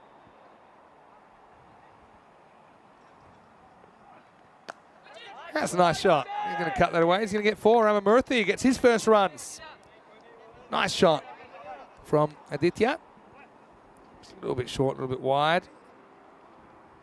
Again, it's more about the contact. It's not a big swing of the bat.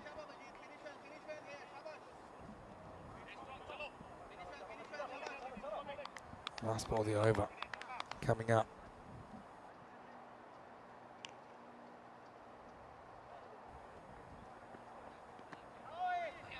Just comes off the pad.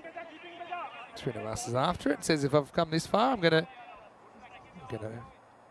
field the ball. That's what he does. End of the over with leg by, and it's 60 for 8 after 7. This is what's coming up in the next match.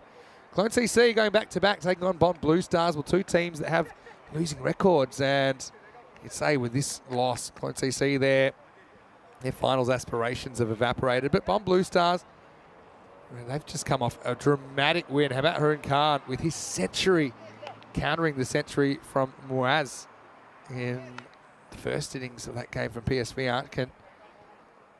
But that game's coming up in approximately 35 minutes' time. So join us for more European Cricket Series. Now, this is in the air and won't quite fall in the right spot. So, it will be just a single.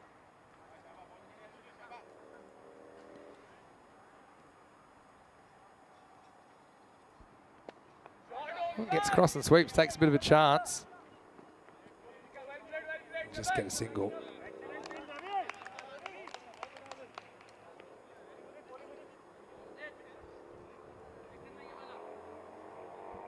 Come on, I'm on for a 4th stumping here. Mehta getting a bowl. Oh, some hesitation, I'll get one. Just not often you see too many stumping opportunities in a match. So I can't remember a keeper ever kind of missing a 4th stumping or anything like that. Oh, might have been the one. I think he stays at home. Oh, it's on fire at the moment. Almost guns him down at the non-strikers end. And was he ever out of his crease here? It's called a bye. Can't win them all, I guess.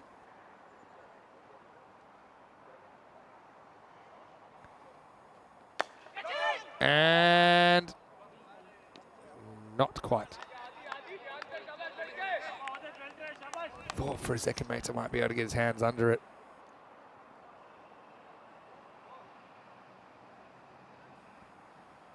Well, he gets through his overs quick. That's a good thing. This one he should catch, and he will. So Meta gets in on the action, and he will pick up a wicket. As Clancy are down to their last wicket, score 64 for 9. And credit to the Black Caps. I mean, that's 2 innings today when they've bowled and fielded very, very well. All right. So it's going to be Raheel to bowl the last over. Like I say, no one's ever taken 4 stumpings. So if you're Srinivas here, your dream result is leg side stumping, finish the game.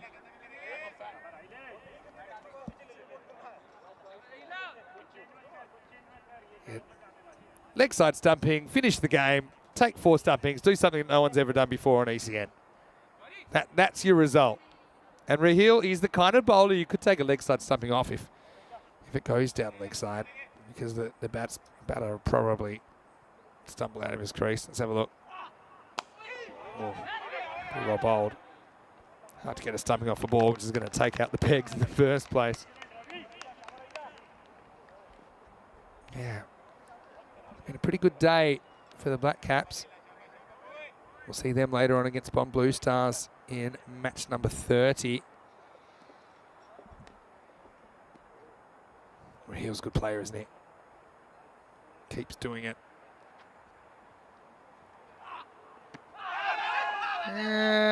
Wasn't convinced. They have just been heading down the leg side. Also, batter was a long way forward. I think the further forward you are as well, it brings bounce into the equation. It's quite a bouncy pitch.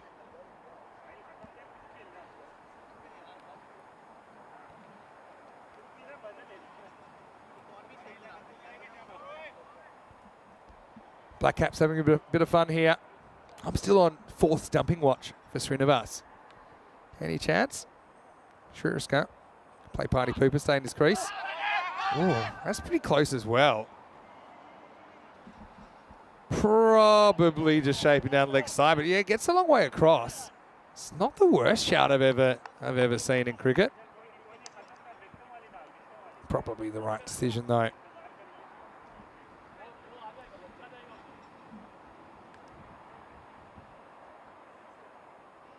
All right, so over to Kashyap, who finally gets to face.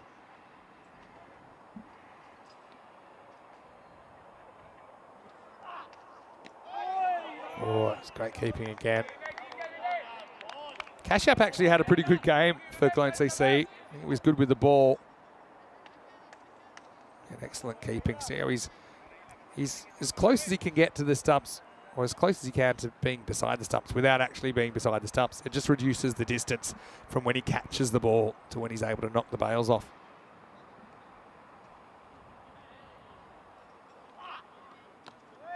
Again. It's a good piece of bowling from Raheel. This one doesn't really come back. Slides across.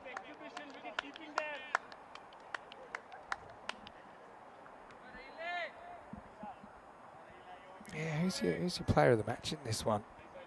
I suppose you'd have to say those late runs were pretty important from Udit Mehta. But what about 3 stumpings? If you get a 4th, is that good enough? Well, that was it. Nah, he stayed in his crease though. So that wouldn't have been out regardless. This will be, what was the leg by? Wasn't sure there was any pad on that. Obviously there was. Takes us to the end of the 9th, and the score is 66 for 9. This one will be put to sleep humanely in 6 balls time. 3 for 8, Puneet Kumar. He was outstanding. Cooked it with 2 for 4. Singles for Raheel, including a maiden there. Oh, that was a fake maiden. 2 leg byes off the over. So it wasn't a genuine maiden, but he'll get credited with a maiden. Going to mention also single wickets to Sinha as well as Raheel and Udit Mehta. Last overtime, and this should be all over Red Rover as Sinha comes back, takes the 2nd wicket, and it's a demolition job from the Black Caps as they pick apart Clone CC. Final score 133 to the Black Caps. 66 to Cone CC. Cone CC leave 5 balls on the table. So the Black Caps, well, that's 2 out of 2 so far. We'll see them a bit later on against Bond Blue Stars. Clone CC, their tough time continues, although they've had some individual highlights. Even in that game, they can't quite put it together in the end. Their batting falls apart and they go down. The margin, 67 run. This is what's coming up in the next game with Clone CC. Hopefully they can fare a bit better against Bond Blue Stars. That game's coming up in around about half an hour. 30 minutes to the first ball. Join us for that. Javid Azizi comes in for the first time for Bond Blue Stars. Roll the videotape, and Aaron Sinner was able to get one upstairs here, created a catching opportunity, and then we had the disastrous run out, a bit of finger pointing going on there. Said they threatened without actually getting on with it for any decent length of time. Did Clone CC. Darnie with 17 there was looking the most likely. And then Raheel came on and he was able to get that one through Akshay. Nice ball that swung down the line into the off stump. And then it was a bit of a revolving door after that. Now, for all you guys that you love your keeping, you will enjoy watching this exhibition from Rahul Srinivas, who took 3 stumpings in this second innings. And I'll tell you who was late was Puneet, who got 2 in this over. And the batter probably thought he had his foot back and saying, hey, what are you talking about? I'm in. Here's the thing, saying, hey, he actually was calling for it. I didn't see that at the time. He's saying, hey, can we have a look at that? He said, yeah, we have had a look at it. It's out. So's that, actually. Sharp one to get rid of Sangaria Safi. I love it that Shazad was convinced he was in, and the video revealed he was not in. Mehta got in on the act, really. Every man and his dog had a bowl in the end and was able to pick up a wicket. Sinner finishing it off. Only needing the 1 ball in the 10th over. And Clone CC were out of time. And they were out of batters, all out for 66. And as we look at the scorecard, Darnie was 17 off 7. The only semi-respectable score, really. I suppose Panwell with 11, but just went to you-know-what, didn't it? Sekar was run out for 6. Yeah. Didn't have a duck until the last, but it was just an innings to forget for Clone CC, and that'll happen from time to time in this format. 3 for 8. Puneet was the recipient of 2 stumpings as well. Great work behind the stumps from Srinivas. Raheel with a fake maiden, 1 for 13. 2 for Sinner, and for Gupta in the end. Raheel, like I said, with 1, and Mehta with 1. For me, though, the best player in that second innings was the keeper, Rahul Srinivas. With his 3 stumpings, he was very, very tidy. We'll have a break. We'll be back in about 25 minutes with 3 games into the 5-game program here on day 6. So join us soon. We'll see who gets better in the next contest. Can Clone CC bounce back? Or will it be Bond Blue Star having a red-letter day? Remember, they chased down that big score earlier. And they'll be hoping to do it again as they are chasing in match number 29. So we'll take a quick break, back very, very shortly here in Germany. Vinny Sandy, Mr. Maximo for ECN. And you are watching the European Cricket Series.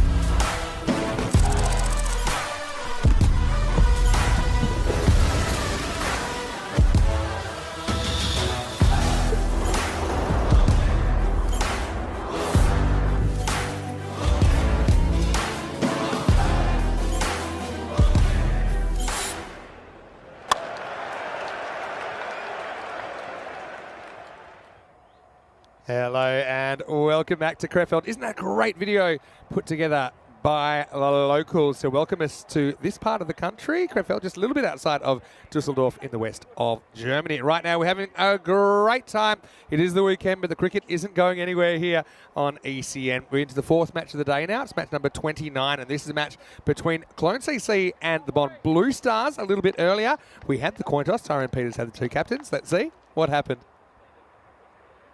Cool. Here's is a call. Tell they can. It's all cool. Well, KK from the Bond Blue Stars was pretty keen to have a look at what happened to the coin. Tyrone said, hey, cool your Jets, you've won the toss. What do you want to do? And they said, we want to bowl. Now, Bond Blue Stars pulled off a dramatic chase earlier in the day when they were able to chase down 147. And that was thanks to a huge 100 from Harun Khan, 114 off 33. And that match 27, was the first match to ever contain two individual centuries. Clone CC would love to have that happen to them because they just fell away to be all out for 66 in their last game. So one team who's batting clicked against a team that didn't, basically. Jamal Azizi comes in for Bond Blue Stars for the first time in this tournament. Had a little bit of fun. This is our 799th European Cricket Series game this year, although if you add up all the games, including the night series, the ECN, T10 internationals as well, we're well over 1,000 matches already. 19-run favourites, Bond Blue Stars. No surprises there because Bond Blue Stars, they are previous champions, although they did crash out and miss the quarterfinals last year. But it should be a really good game. So settle in. And one of the issues with Clone CC, they just continue to be chasing a bunch of runs, or they're conceding a bunch of runs. That's one of their big problems.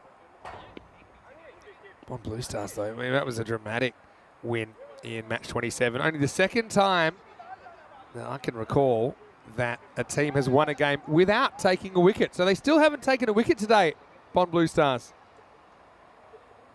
That was crazy, really.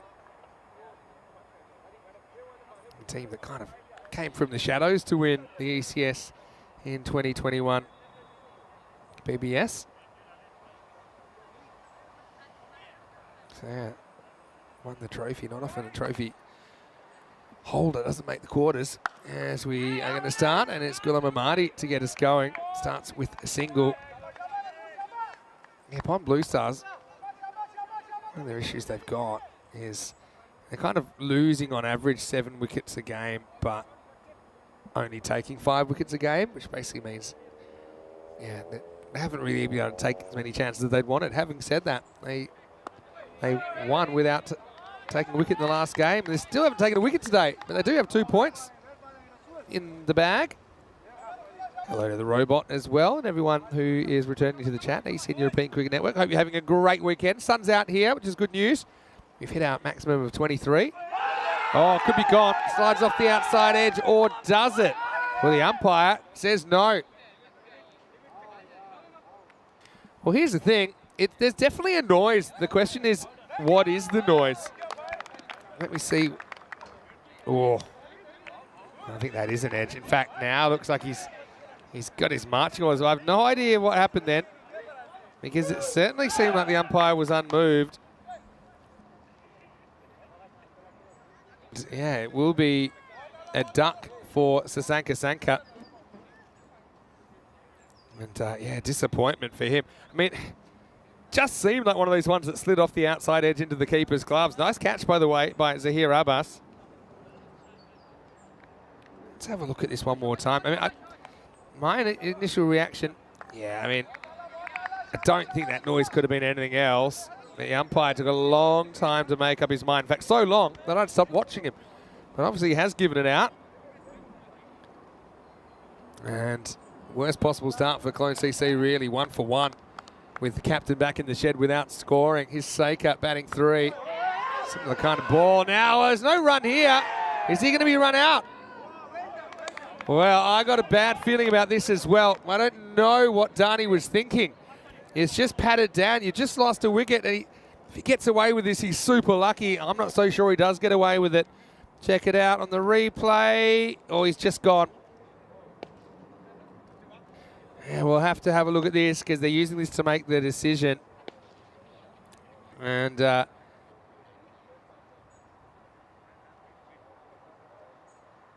we'll show it one more time, but my instinct is he's out, and this will show it. There you go. Stumps are gone. He's out. So, file that under U for unnecessary as Darnie runs himself out for a golden one, and it's 1 for 2. And Cologne now in the last 10 overs. In the last 10 overs or less, they've lost 12 wickets. It tells you how their day's going. He just seemed super keen for that run, but it was never on. Straight to the fielder. He had time to get it back to the keeper, and that was that. So 1 for 2 after 4 balls.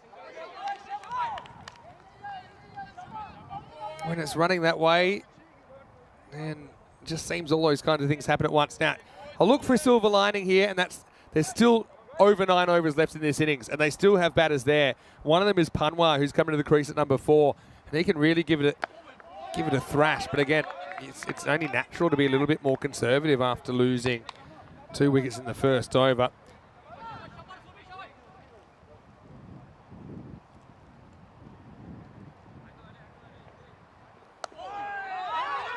Oh, now they're going to take another one. Only semi-dodgy this time. It will be a run.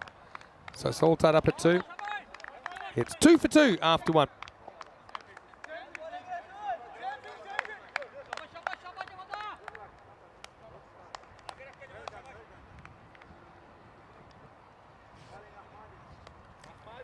"23 days to go until the ECC. The countdown is on. Oh, it seems like just yesterday that we were starting the countdown at 100 days. And now here we are. That was all the way back on the 17th of June that we started the countdown. I'll have to look up where we were. I have a feeling it might have been when we were in Sweden. I think it was actually. First day of the ECI is in Sweden, in Stockholm. So that was 77 days ago, and in 23 more, well, guess what? We are ready for showtime. So 2 for 2 as Azizi. Yeah, good player to bring into your side. He's just going to spear in a few left arm spinners. Again, Azizi's a player that we have seen a fair bit of before.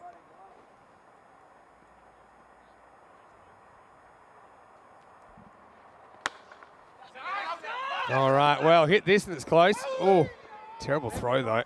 Put the bowler into harm's way. Look at Azizi's numbers. He had an incredibly good economy rate back in 2021.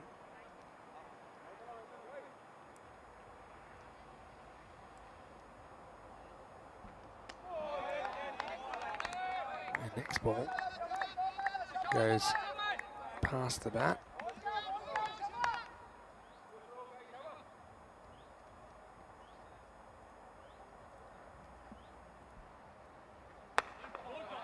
Yeah, well bowled. Wow, bit of fancy footwork there. Well, everyone's having a lot of fun at the moment.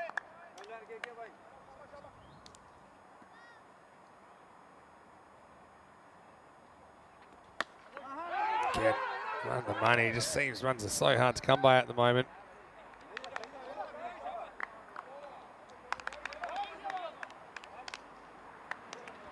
That will take us to the end of another over.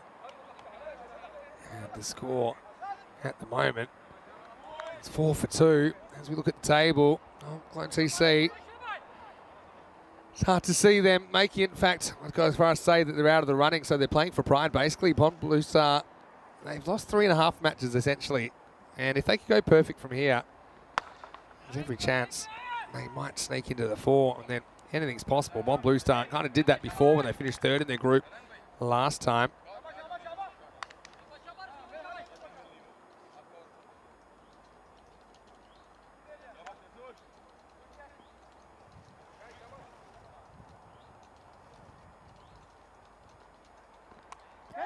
Well, this is high, but there's nobody there.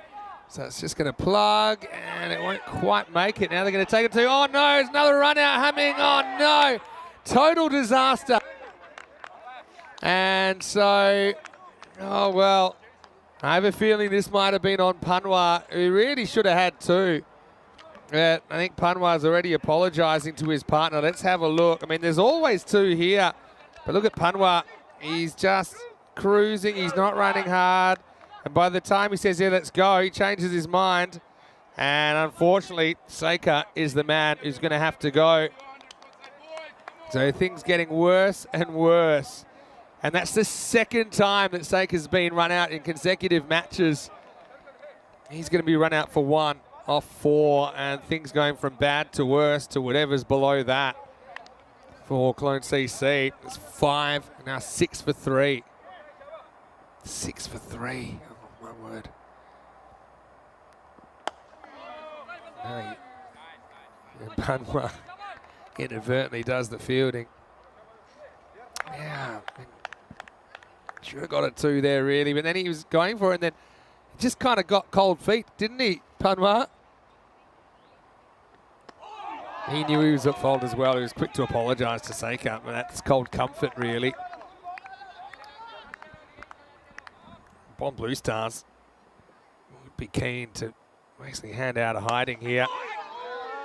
Oh, that's nicely played. And, well, it's going to be 4. Everyone's having a pretty good day, but unfortunately, the football skill's not as good as his cricket skills so far, as he sticks out the boot, and it just kind of sneaks off the side for 4. So if Bon Blue Stars are going to be on the bubble, essentially, or around that 4th or 5th spot, then I think the net run rate could be the deciding factor. Nice drive, and gets away from the fielder. Assad, he doesn't miss much normally. That just bounced off him, end of the over. Better one, but still not a great one for Clone CC. They're 11 for 3 after 3. 2-2-7.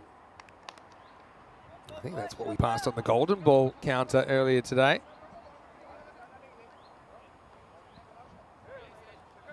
Say well done though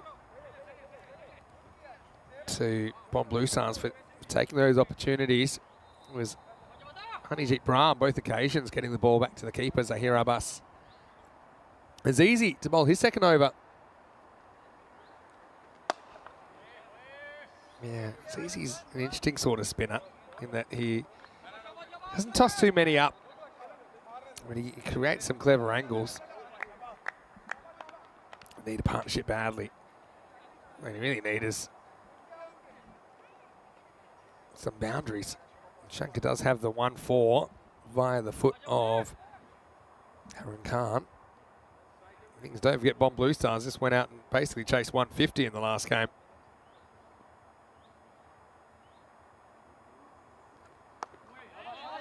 Right on the money. I had one bit of advice for batters with running between the wicket. It's look at your partner. Of course, a lot of people know about calling, and I think, yeah, it is important you do that. But look at your partner as well. These non-verbal cues can be just as important. You should never have 2 batters running in the same direction.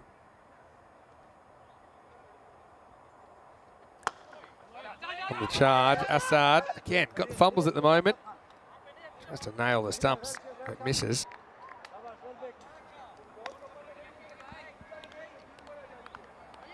TC making hard work of it. Would this have been out? Don't think so. I think it would have just been home. Oh, great work by Azizi to get back on that. They're just hungry to stop every run possible. Gets a pat in the head from his captain, KK. Yeah, he's a difficult customer to contend with, isn't he? Javan Azizi, welcoming him back. And, well, there you go. Case in point, and Azizi gets his first wicket of ECS 23. Well, it's time for the weekend to begin, and that means Azizi's in the lineup, and he's making waves. 4 wickets down now in the first 4 overs. It's 13 for 4. Slides on with the arm. makes a mess of the stumps.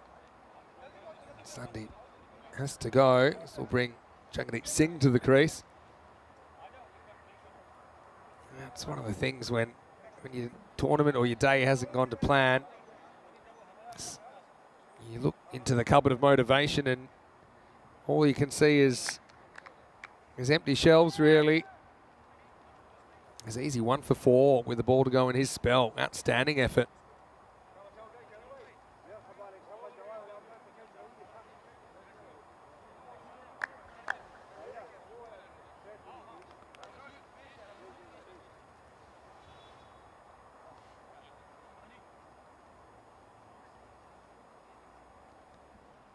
So, Jagdeep has to face one ball. Oh, slides in, inside edges onto the pad, and another brilliant over from Azizi. And he's only conceded 2 runs off that over, following up from his good first one as well. And the score is 13 for 4 after 4. Well, this will probably give a false impression of how good the run rate is, because the scale on that is 4. They're going at 3 1/4. So that's 32-33 pace. I suppose the only way is up. Well, I haven't said that. The only way so far for most of the Clone CC top order has been back to the dressing room. I think that sneaks in as well.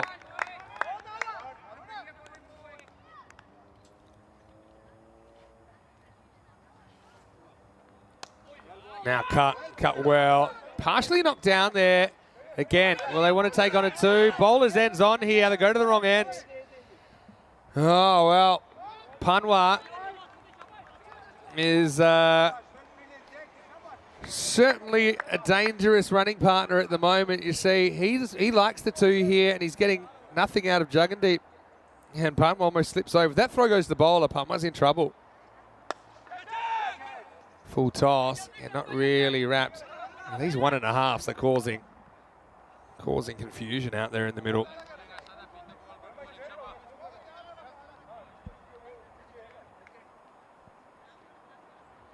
The thing about Panwa is he hasn't scored too quickly either. He's capable though. And he goes for it now. Has he got it? Maybe, maybe not. Fielder takes him. Oh, he's dropped. Oh, he's dropped the undroppable, really. What has happened there? He did all the hard work, didn't he? Let's have a look at it one more time. And then, yeah, it's a bit of a mess. It's easy saying, well, I took my wickets. I've done my job. Oh, now this one slides past the outside edge. Doesn't turn back from Asad Mohammed. First real blooper from Bond Blue Stars in this innings. Did well to keep the toe down there, didn't he, Jagdeep? It really should have been 5 wickets. It should have been Panwa out for 5. It's a horror show so far in this first 5 overs for Clone. Now in the air, they'll get lucky here. Gets over the fielder. Just a singles the call. Good over by Asad Mohammed. 4 off it, but probably should have had a wicket. And by probably, I mean definitely. It's the end of the 5th over. The score is 17 for 4. Let's have a look at the ECC groups. Why don't we have a look at, how about we talk about the Netherlands? We don't often talk about them because they're not in any group at all. They are the only team that are automatically through to the championship week on the 16th of October. And that means when we see them in a week's time, that's their only real chance to have a hit out in the 10 over format as a group before they enter. And of course, that means they'll play 6 matches plus the finals day if they make the top 4. And the question is about their squad, of course. So Ruin comes on. He gets pulled away a little bit too short. That one flies. Nice catch taken down there. That might have been, is that Raheel down there? It is. Well, you can't keep that guy out of the game. What a catch. And now just go back and relax. He's having a brilliant day. Tell you what, Azizi might want to go and take a few notes, because he's just spilled an absolute sitter. And he's back on the phone saying, did you see that? All right, back to the action. Slow ball this time, no run. Barely need a boundary. Yeah, so the Netherlands, for sure, their squad is going to be impacted by the fact that their top team is playing in the 50 over ICC World Cup. So I'd be very interested to see what kind of squad they pick in a week's time. And then, of course, the ECC flicked away. This should just be a single.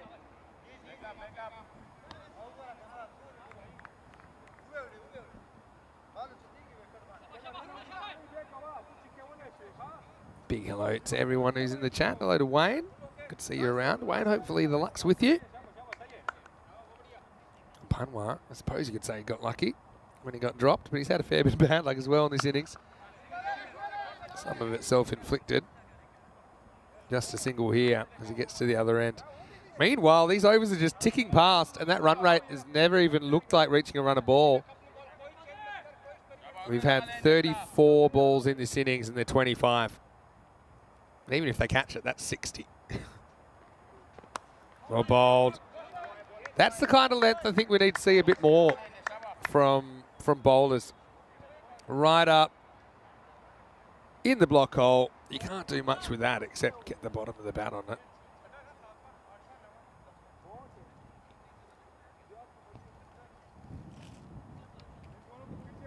Last ball of the over.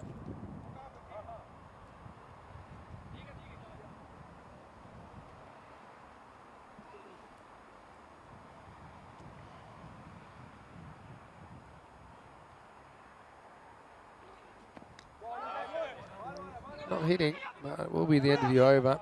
The score is 25 for 4. Clone CC. Yeah, just the kind of start you don't want. And Bomb Blue Stars sending in their opponents and looking very, very good at the moment.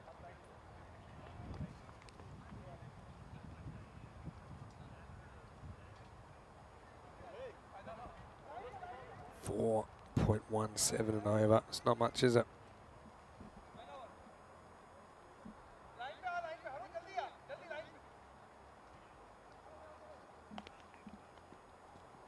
Assad comes back. Little delay, cut down. Uh-oh. Oh. Every time. Seems like with a chance to run out here at the moment. Back to school for Clone CC, I think.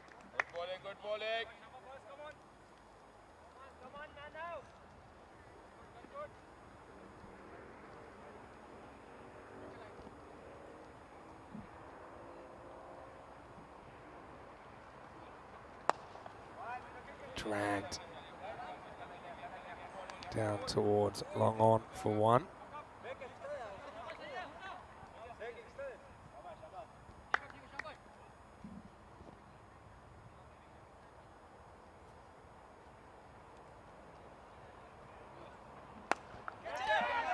This is up in the air. Should be another one, and it will be. Everyone's not going to mess this one up.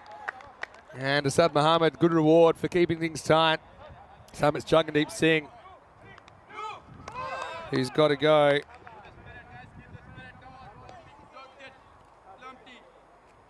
I love the chat out there as well, saying, look, don't be satisfied, guys. Let's go, let's finish this off. Again, like I said, Bomb Blue Stars, if they're going to make the finals or near it, they're going to be on the margins. You know, they're not going to be right up the top because of their performance in the first few games. So the run rate is super important.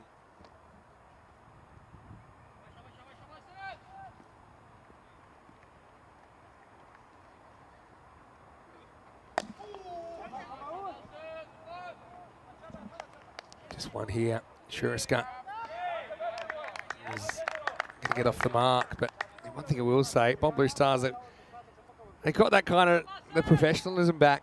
Kind of eluded them a little bit last year. Of course, you have to be a good team to win a European Cricket Series at all. As this is in the air, he's going to get lucky. The head straight over the keeper, and it'll run away for 4. And it's Hanijit Bra. Quite able to chase it down. Badly needed boundary.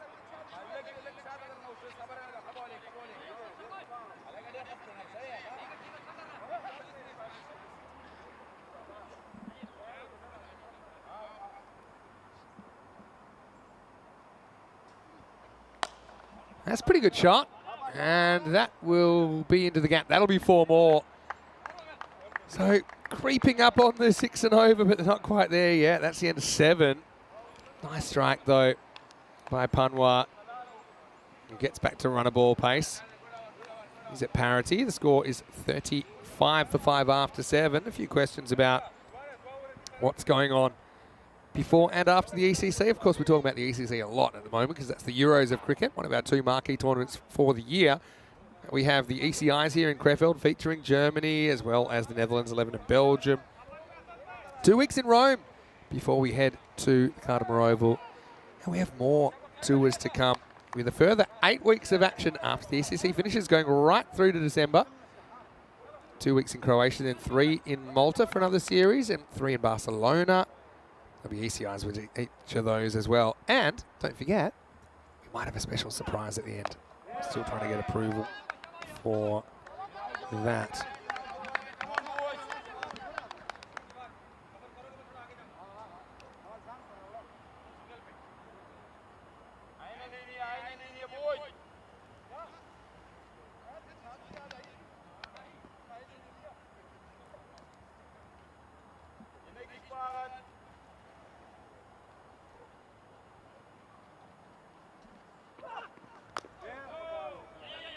We'll get one here. Shriska doing what he can.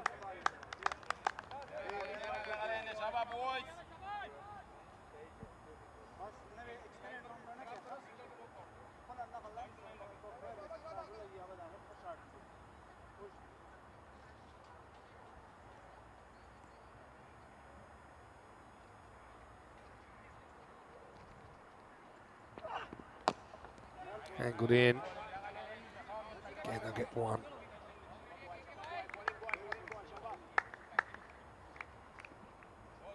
This will happen in short form cricket. Sometimes it just doesn't happen for you. Bad things happen early. Sometimes it's your own fault, sometimes it's not.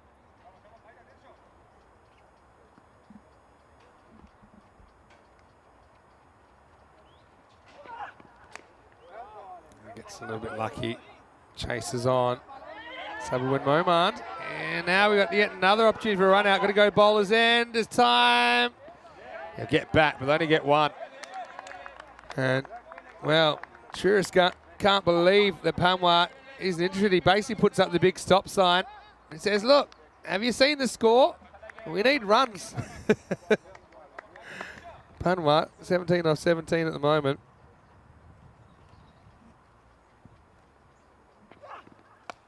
Now it's a pretty tame prod, and he's going to be dropped.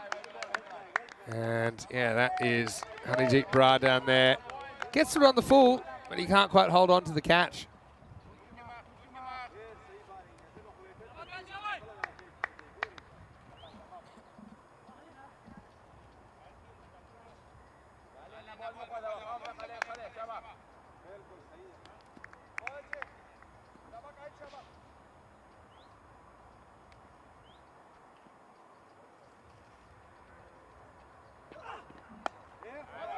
Worked around.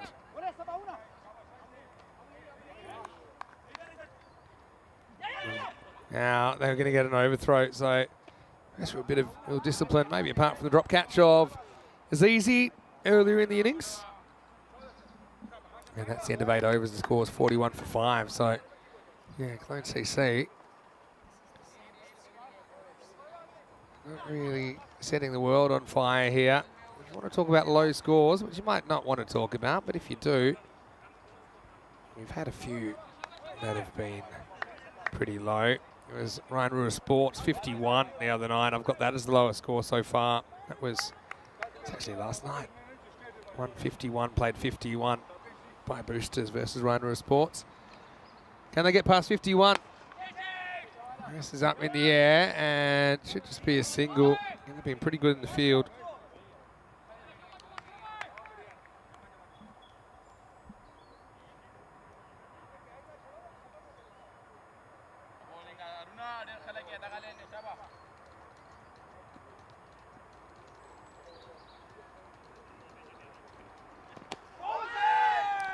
Sliding down leg side, only just, I think. Let's see if there was no bat in it. Leg by, no real drama at the moment. Haroon full and straight.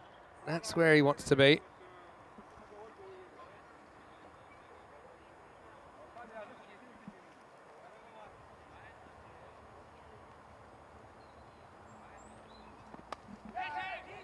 Now this is in the air. Now he's gone cricket zombie and he hasn't found it at all there. Pramod Sharma. Now we got another chance to run out, and I think that's gone. Well, you didn't have to be Nostradamus to pick that Panwa would be run out eventually. And he meets his maker for 20 off 20. Look at it on the replay. He's already walking off. I think they gave the decision on the field. Yeah, I mean, not even that close in the end. So Bond Blue Stars, they've just been really good at finishing these dismissals. That's the third run out of the innings. Panwa basically sums up the tribulations of Clone CC in this innings. He goes, and it's 44 for 6. This will be Sharafolet Shahzad, who's coming out to bat. Now, it's quite an amusing moment. We went back and looked at it. He got stumped and he was asking for the replay. The replay showed he was out. It's a bit naughty to ask for the replay. I don't really have a problem with it on line decisions because, well, any umpire worth his salt, if it's close at all, they'll go to the replay. That's what it's there for. Hello to Kitty Hundley. Hopefully you're well. Nice to see you in the chat. Oh, another one. Well, caught behind. That was a heavy ball, and that's Shahzad. Harun, he does really hurl it through there, doesn't he? Well, gee, we can pick up one. This is off the glove, actually. Yeah, either glove or right up towards the top of the bat. Let's see if we can pick it up here. Huge edge. And so, well, unfortunately for Shahzad, he's got Golden Derek for company. He's going to chase him into the bushes. Yet another wicket goes down. 44 for 7. Harun, what a day. He'd never even scored a 50 before on ECN. His top score was 49 not out, Harun Khan. But he scored 114 off 33 and engineered a chase of 147 against PSV Aachen, who moves both their games today. Ramamurthy, the number 9, comes out. Tempted Yorker, goes down the leg side.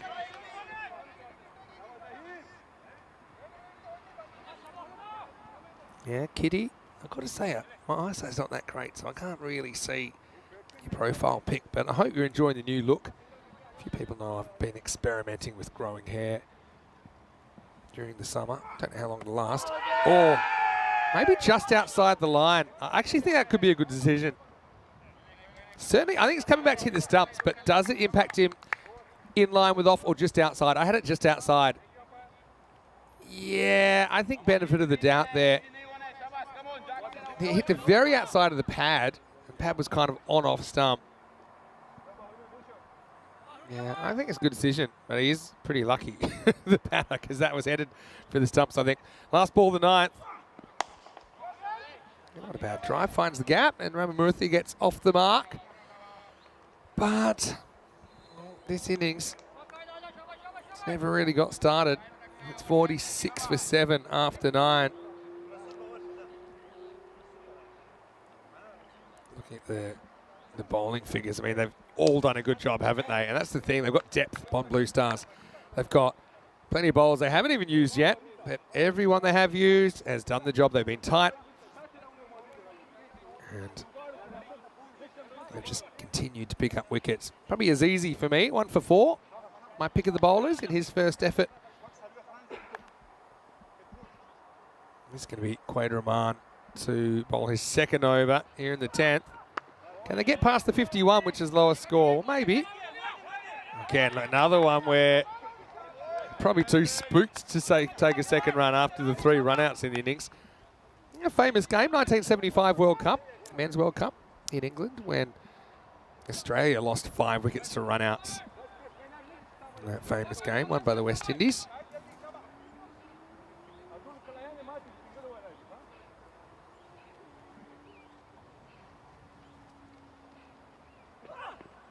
Oh, well bowled. In swinging Yorker, and Quaid loves it. Yeah, a bit of total recall there as he dials up a Yorker and knocks back the off stump. Yeah, well bowled. A little bit of movement there.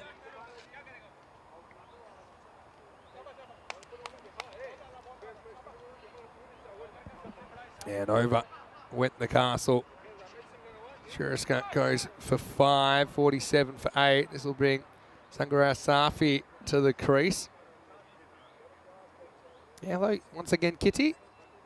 Yeah, you can send me a picture on Instagram. Wouldn't mind. giving you my critique, although I'm not one to judge. Rico's off today. He's enjoying a weekend. We had to look up what one was. We worked it out.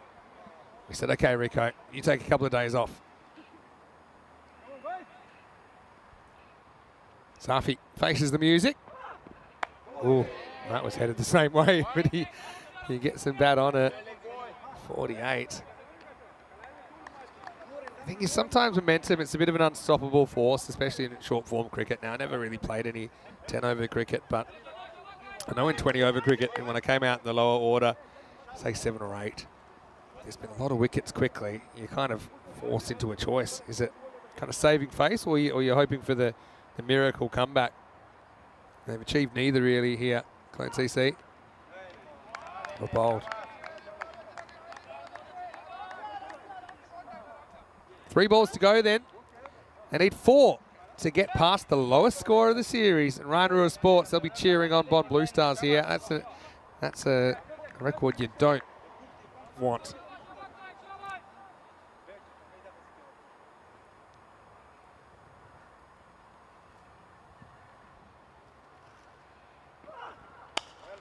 That's not a bad shot.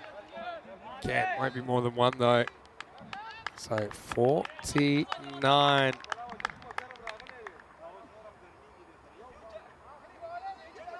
And this is going to be a tough highlights package for all the Clone CC supporters to watch. So like I said, partly it's been good bowling and fielding, but there has been a bit of self-inflicted misery from Clone CC. His last ball, 49 plus this. And they won't get more. And in fact, it'll be a run out. Well, fittingly, a run out finishes it off, as it will be Ramamurthy that's out. So they're going to finish 49 for 9 off the 10 overs. Credit to Bond Blue Stars, though. Remember, they started the day with a losing record. They're trying to get back in the mix. Former champions who came from the clouds in 2021 to knock off MSC Frankfurt for the Krefeld ECS, and then last year missing out on the quarterfinals. Right now, they're looking at a big boost. I know we haven't seen the boosters today, but the Bond Blue Stars could boost their net run rate, and I'd be going for it here. 50 will be the target as the Blue Stars embark on another chase. This one's not quite as intimidating as the last one. Well, early on, it took the umpire about a century to give this out, but eventually he did, and I think it was the right decision, even though we never actually saw him give it out. And then it was time for run out central. Firstly, it was Dhani, who just takes on a single that's not there. It's just a poor judgment to go for it in the first place. You still got to execute the play, and that's what Bond Blue Star did well. Then Panwa again, he sold some snake oil, didn't he, to Saker, who said, yeah, let's come for the 2, just jokes. And Saker wasn't laughing. He was the second run out in quick succession. That combination of decent bowling and the fact that the batters hadn't got too many weight just kept that run out down. And you see Azizi typified the attitude. 1 for 4, including that, as he just pulled out the bow and arrow and shot it into the sky. Nice to see Jawad back. And he is a real entertainer. This was probably the only egg on your face moment, as that wasn't Jawad out there. That was Quaid that put that one down. It's full by the number 10. Raheel said, well, Quaid, if you don't know how to catch, I'll show you. And he got up off the phone to take that one, then went back to his phone call. Easy as you like. Speaking of easy, Arun took that one fairly easily. And then, okay, we get the odd boundary, but they were few and far between, weren't they? Just devoid of boundaries. Had to count them up. We had 3 4s and a 6 in the entire boundary. And, well, the run-outs kept on coming, and Panwa probably should have been run out 3 or 4 times. Eventually he was. Just wasn't quite himself. Then Shazad, he nicked off behind. No need for a review this time. Nice take behind the stumps as well by Zahir Abbas. And then last overtime, Quaid back in form. He was able to sneak that Yorker in. And then for good measure, we had 1 more run out. So 4 for the 10 overs. And really, Clone CC, not a scorecard that they will look back fondly on as they get rocked 49 for 9 off the 10 overs, setting a victory target of 50. Only Panwa really makes it to double figures, but even he struggled, didn't he, with running between the wickets. He scored 2 boundaries in his 20 off 20. The next guy scored 9 from Jagdeep Singh, but not quite run a ball pace, and he wasn't alone. Just many of the Clone CC batters just couldn't get that first one away. And the other thing, look at that, just 1 wide in the 10 overs. Very disciplined stuff from Bond Blue Stars.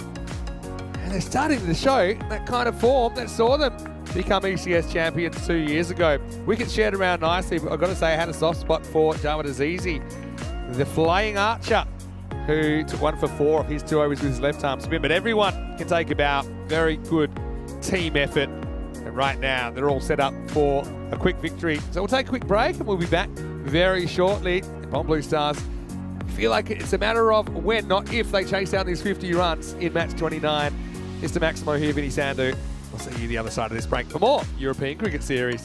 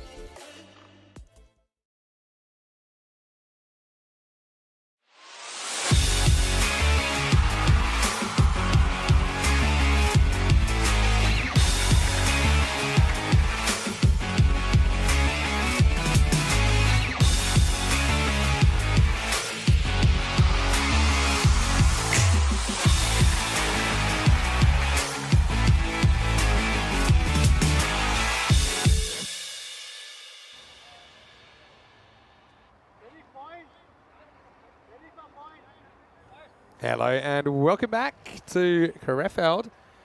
We're halfway through match number 29 here in the European Cricket Series, and it's Bold Blue Stars coming out to chase an exact 50 for victory after picking apart Clone CC's batting lineup in the first half of this game. They scored 49 for 9.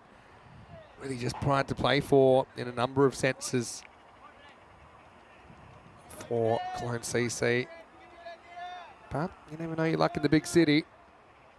Could we have a dramatic collapse? Abbas faces up. He got run out before. And, well, it was almost returning the favour, wasn't it? Harun's almost run out without facing him all. This is a guy that's coming off a century. I think this would have been out if it was a direct hit. Yep, by a long way, despite the dive.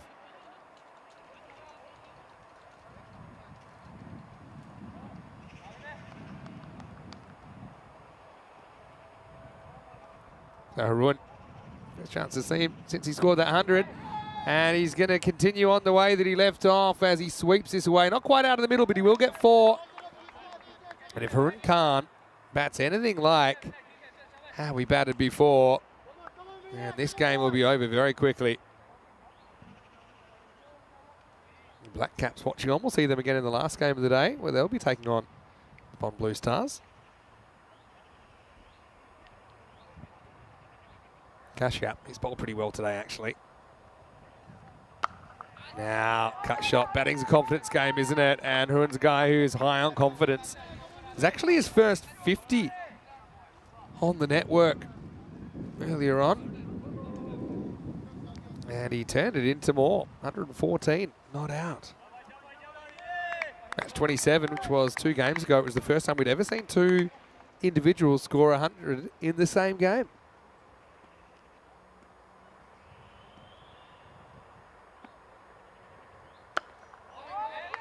Bit of respect to this one. So if you're smart, if you're Bond Blue Stars here, you go for it. I don't think there's any way you're not chasing this down, so it's a matter of when. So I think that you don't want to leave too much on the table. You want to boost that net run rate, which could be important. He tries to do, spins past Kashyap in the end, just a single. So that's the strategic thing to do. How often do we get to the last game and say, oh, okay, they need to win by this much, or they need to chase the runs this quickly? But every game has equal weight as far as your net run rate goes. So, you know, this is one of those situations where you should be looking to chase it down in 5 overs minimum, probably quicker. A little bit short, turned away, and this will fly. In the end, I think they're going to have to check it. But Abbas will get a boundary. Let's have a look on the replay. Thanks to Spring Productions. Where does this one bounce? It bounces. Oh, we'll never know. So, we have to go with the on-field call. They have given it 6. Maximal. Got to admit, my first instinct was it probably was 6. So, the end of the first over, the score 16 without loss. Making quick work of this. Sharifullah Shahzad is going to bowl the second over. Before that, I think we can be rest assured that'll click over after this game. 231 matches since the Golden Ball will become 2-3-2. Surely we're not getting up to the 300. That's just silly talk. We've only ever hit the 300 once before, and on that occasion we hit the 400, 405. Oh, this is bad news. It's been called a wide. This is pretty high though as well. Maybe it's just below the waist. Let's have a look where it goes past. Yeah, I think it was just about thigh high. Tough one on the keeper. It'll go down as no ball plus 4 buys. 5 free runs. It's kind of fake magical first over then. They get up to, I think it's got to be 21, doesn't it? It's definitely, what was that? That was wides. I think it's been scored 4 buys, but I'm sure it's a no ball plus 4 buys. Check my notes. It was originally given 4, but it was given off the bat, was it? Can't say I saw it myself. So I must have had a little edge on that. So 4 to the total, becomes 5 in the over now.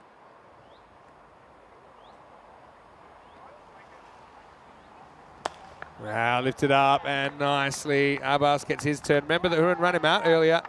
It's I know he's saying, right, we're back together, and let's pack a punch here. Maximo. Yeah, John Gray with a very astute observation, saying it's fair to say that Hurun won't be repeating his feat in this game, as there's only 50 runs to get. Yeah, well, I don't think you can get a 50 either, between you and me. Good little average boosting opportunity, though.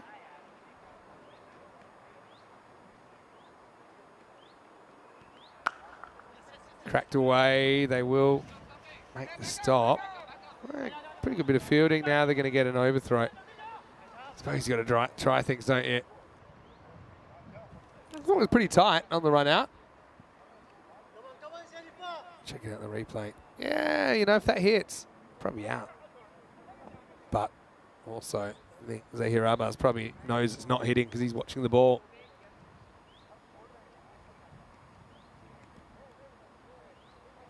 Shazad. Yeah. Draws a bit of a slog out of Abbas. I suppose he's got to try and get a wicket somehow. But Abbas, he was in for about 3 days before this ball came back and hit the stumps.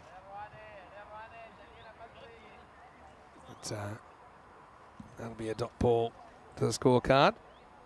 Well, Chris said he's just been building an IKEA bed as well as doing a Sunday roast. So he's got a few injuries. Well, sending us your best. Sending you our best there, Chris. This could be gone, actually. And it's been dropped by Akshay Dani. It's normally a pretty good fielder, but he hits that at pace and kind of sums it up from Clone CC. The end can't come quick enough for them, really.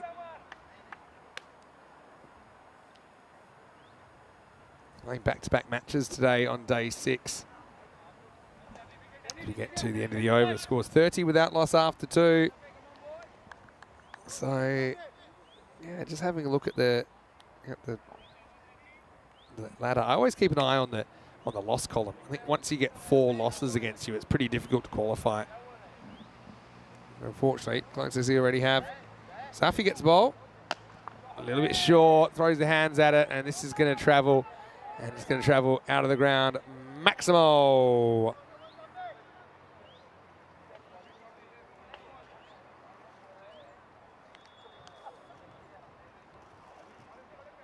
This is what's coming up. And we still have about an hour until we're back. So, Black Caps versus Bomb Blue Stars, last game of the day.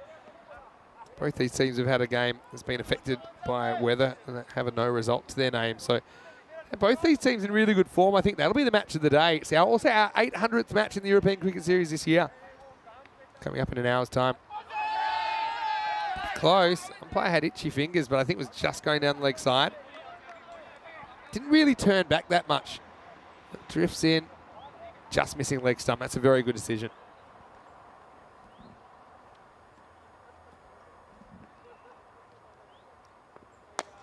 Yeah, I like the bowling again from Safi. Well, we can take another run out, but they'll miss. Had to be direct, I think, in the end, or at least get to the bowler quickly. Abbas, run out once. Won't exactly say you got a flying start there. It would have been gone by some distance. This is hit out towards the sweeper. Just a single.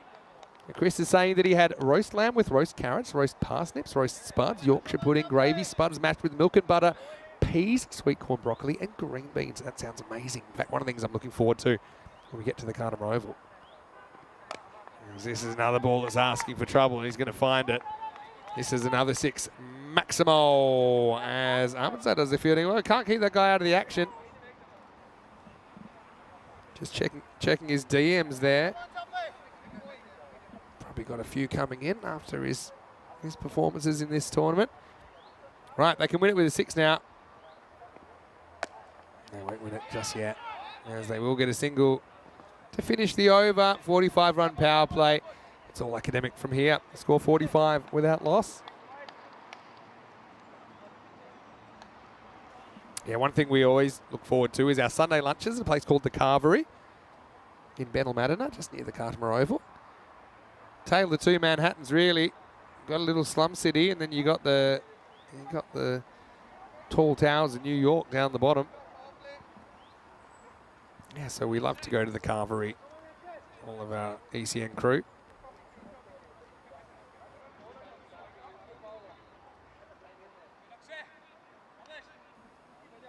All right, well, here's an over that we may not see 6 balls out of from Dhani, where 5 are required to win.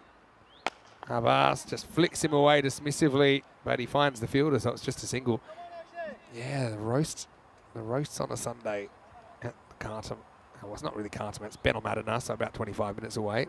We stay in Benalmadena. Both are pretty close to Malaga, which is where the airport is.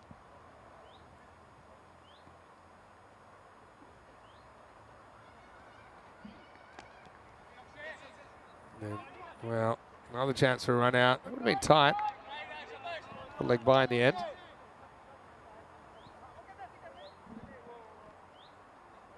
Yeah, I think that would have been out if it hit. But, well, Clone CC, sometimes you just have one of those days, and this has been one of them for them, unfortunately. It's well bowled, though, by Dhani. They've got some good players, no doubt. When you look at that game, Black Caps, 133, and they kind of got on top of the Black Caps at times. They continued to take wickets, but 35 runs in the last 2 overs. Clone CC conceded in match 28, and then their batting just completely fell apart. And then it has again here. So kind of back-to-back innings with the bat where they've had a bit of a shocker. We'll make it 48. So just 2 to win. And like I said, that'll happen. We'll get to see them again, of course. And let's hope they can improve their performance. We'll see them tomorrow, in fact. First up against the Aachen Rising Stars, and then in the 3rd match of tomorrow against the Spartans. And we'll see them against VfB Gelsenkirchen at the end of Tuesday. Well, this could be it, and it will be. Game, set, match. Maximo, and Harun Khan finishes a red letter day for his career as he backs up his 100 with a pretty polished 21 not out here off just 9 balls. And Bob Blue Stars, they're going to do this with a whopping 37 balls to spare. Outstanding effort.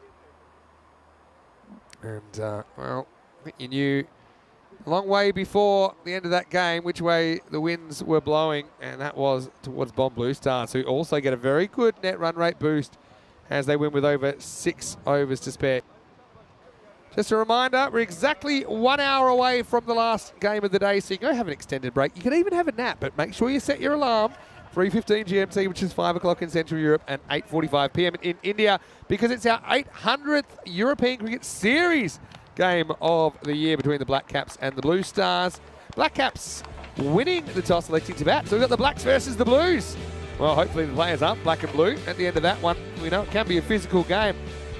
50 to win, and Harun Khan almost got revenged by Zahir, as he could have been run out before he'd faced the ball. But then it was business as usual.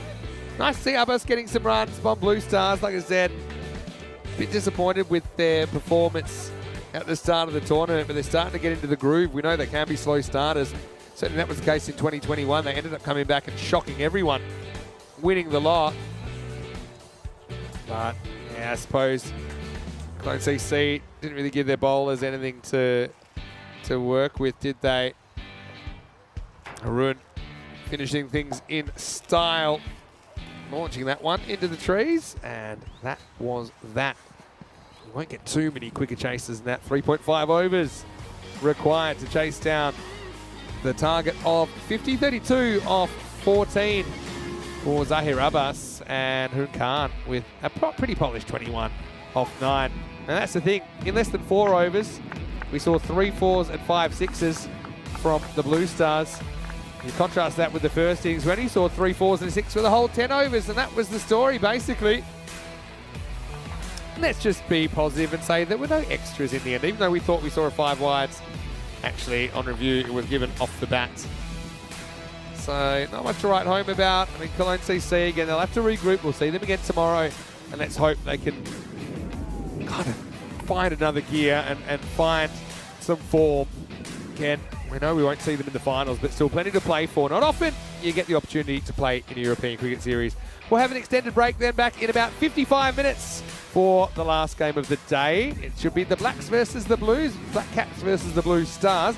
Random question time as well, maybe some food chat as we get ready for the conclusion of day 6. Vinny Sander here, Mr. Maximo for ECN. Hope you enjoyed the break. Still one game to go tonight. We'll see you then for more European Cricket Series.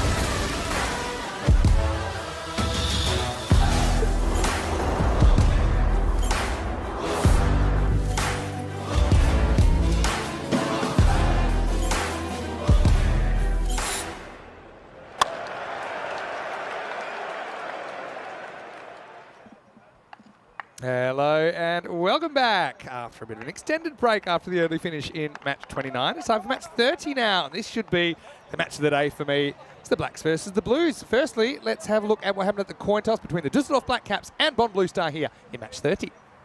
KK to call. Heads. Heads is the call. It's tail. They're going to bat.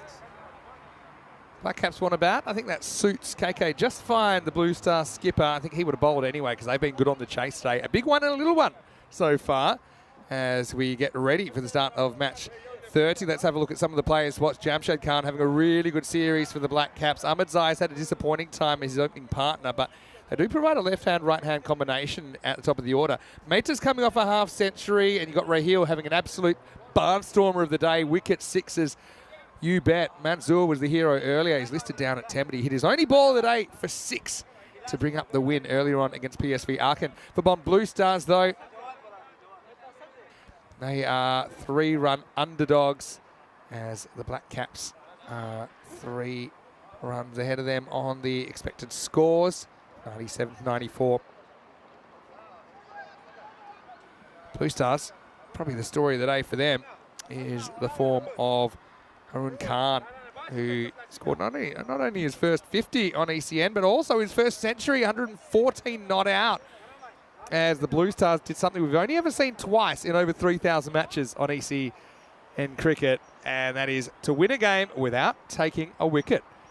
Because against them, PSV Aachen put on 146 without losing a wicket, but thanks to Harun, they were able to chase it down in the 10th over.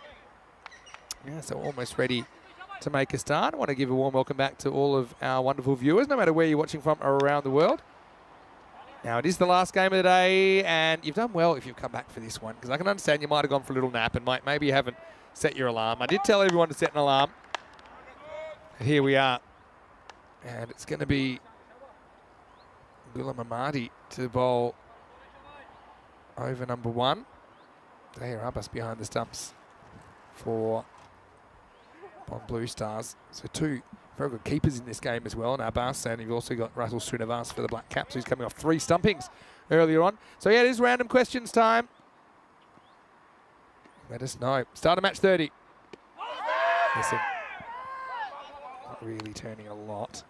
Got to say, it was quite fun. We had a bit of fun in the middle, didn't we? With some cricket.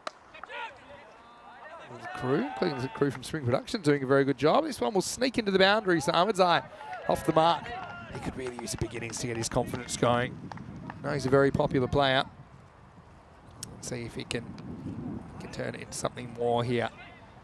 Goes dot, then 4. Has been cramped up sometimes. That ball just angling into him.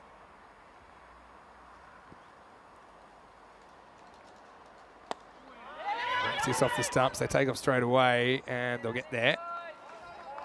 So 4 and a 1, and we'll get a look at Jamshed Khan, who's having a very good series.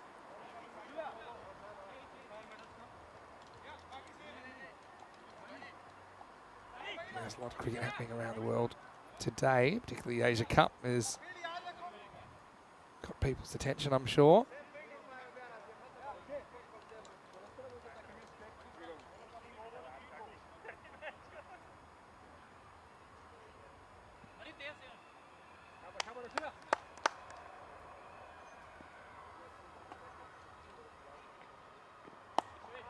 Jamshed prepared to have a look at this one.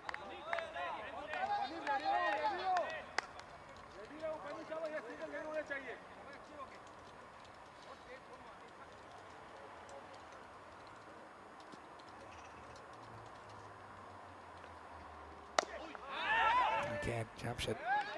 He likes the ball coming on early, doesn't he? So it's quite clever tactics to bowl Ahmadi here.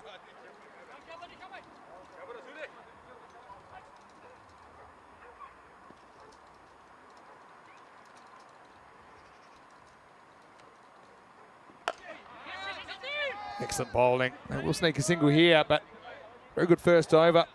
Battle of the Blacks versus the Blues. Like I said, Black Caps versus the Blue Stars. 6 without loss, Dusseldorf, after the first over. So, yeah, not just the Blacks versus the Blues, but you've got Dusseldorf versus Bonn. Bonn isn't too far away. It's around about 40 minutes or so from here. 23 days to go until the Euros of cricket. Oh, I can't wait. Cannot wait. Of course, we've got some excellent cricket to come in the meantime, including an ECI here in Crefeld. We've still got finals day to go here in Crefeld as well. And 8 teams ready to go in Roma, including some familiar teams and a couple of new ones as well. We'll get to see Roma CC as the host club. And don't forget, they represented Italy in the ECL earlier this year. Pretty unlucky not to make Championship Week. They kind of dominated the group and then lost the final to Sporting Alfaz of Spain.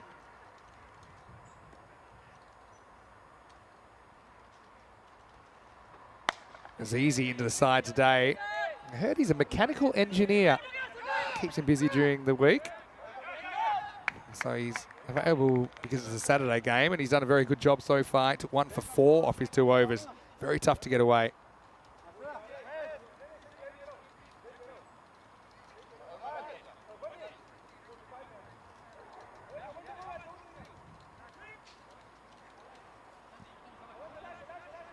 So now left-handed to left-handed time.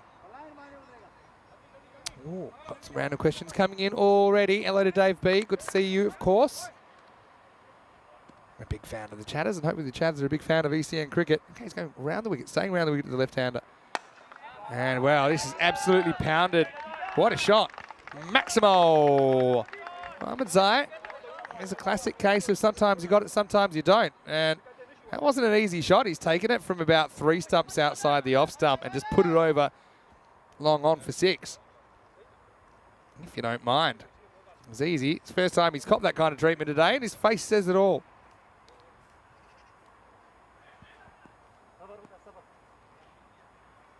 He sticks with it around the wicket tactic. So he's basically trying to go across Ahmed Zai, daring him to try it again. I think he'll dare. Yeah, it does. Little edge though. And it's a tough one for the keeper, really, Abbas. I mean, it looked like it was right off the end of the bat. So even though it doesn't look like it deflects a lot to us, to the keeper, I can tell you it goes a fair bit. Takes it away from the middle of the hands, and that's why it spills out. So I don't know if you can call that a chance, maybe a half chance. Oh, wow. And once again, Ahmed Zai has Azizi's measure. Maximo! He seems to like this angle. You know, he's basically playing against the angle, but when you do get it in the middle against the angle, it goes even further because it's almost kind of angling onto your bat. You're hitting it straight from where it's coming in. Excellent hitting from Ahmed Zai. They persisted with him at the top of the order. Now down the leg side. Pretty good keeping from Zahir Abbas to stop that going for extras.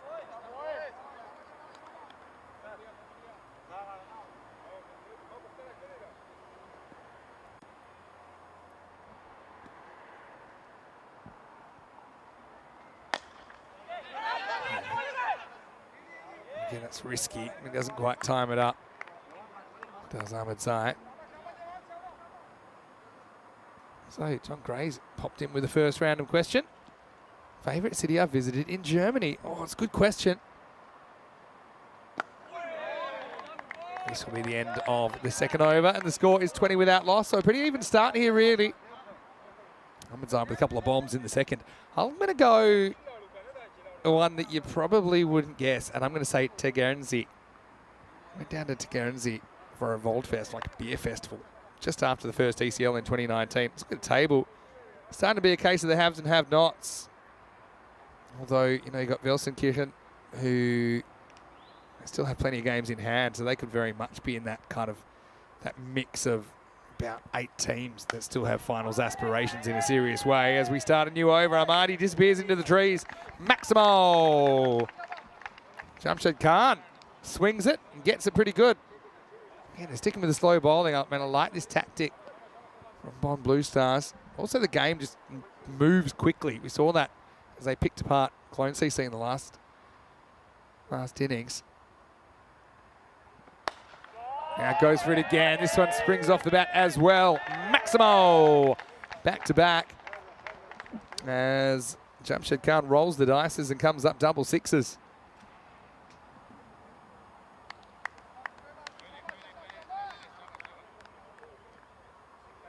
Now he's going to change angle, forced on him. Yeah, so Tegernsee is probably the favourite city I've visited because it's just somewhere a little bit out of the way. Had a nice German country feel. Let's say the countryside in Germany. Probably, if you give me the choice in Germany, I'll probably pick country over city. Most of the time. Not to say there aren't some beautiful cities. I've spent a lot of time in Munich. All right, in the air. Well, this should be gone. Shouldn't be able to drop this, and he won't. So it's a big wicket, and spin wins basically, even though it goes for a bit. But they do get the big wicket of Jamshed Khan. He's the first wicket to fall, and Ahmadi gets his revenge, and he serves it cold. The score is 32 for 1. That's the way it goes. Two informed players having a chat there in Harun Khan and Jamshed Khan. There's some polite applause for Jamshed, who gets them off to a decent start. I suppose you can't whack 50 plus all the time. 14 off 7 gives them a start, but now it's over to Udit Mehta, who batted really well in the last game. Ended up with a 50, some handy late runs in that innings.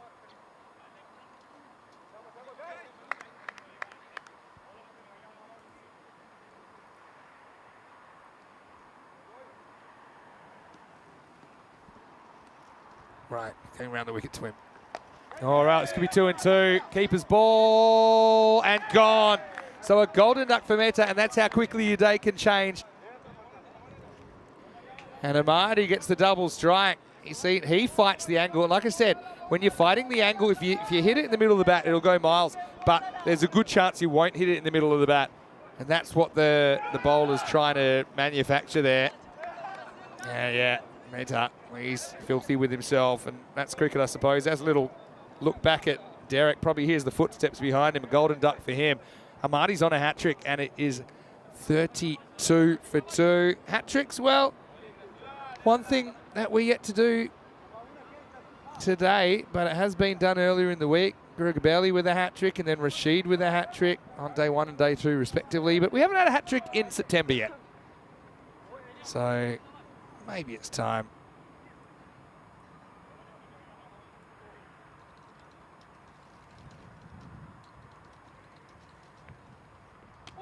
Oh, that was the hat-trick ball, and it's very close to the outside edge.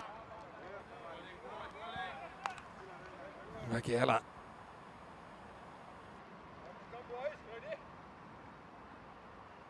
Yeah, it goes pretty close.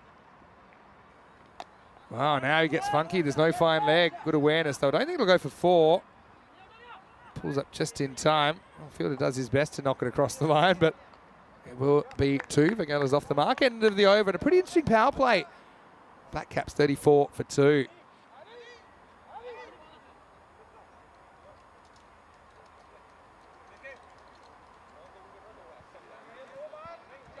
Six, 14 and 14.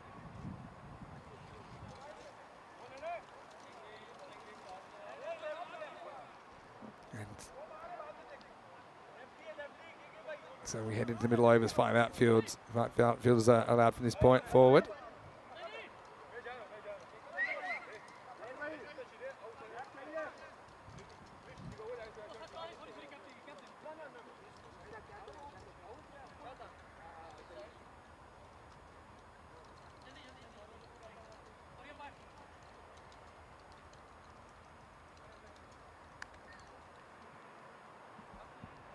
So Hamadzai's still there, and he's made a solid start, 17 off 8. It's going to be Harun Khan.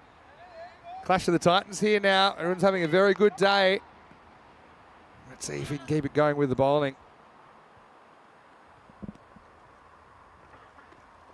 Oh, it's kind of a little blind spot, isn't it? He reminds me in a way of Varun Prasath of Malta, in that a lot of balls seem to kind of get him in a bit of a muddle that are angled in towards the body.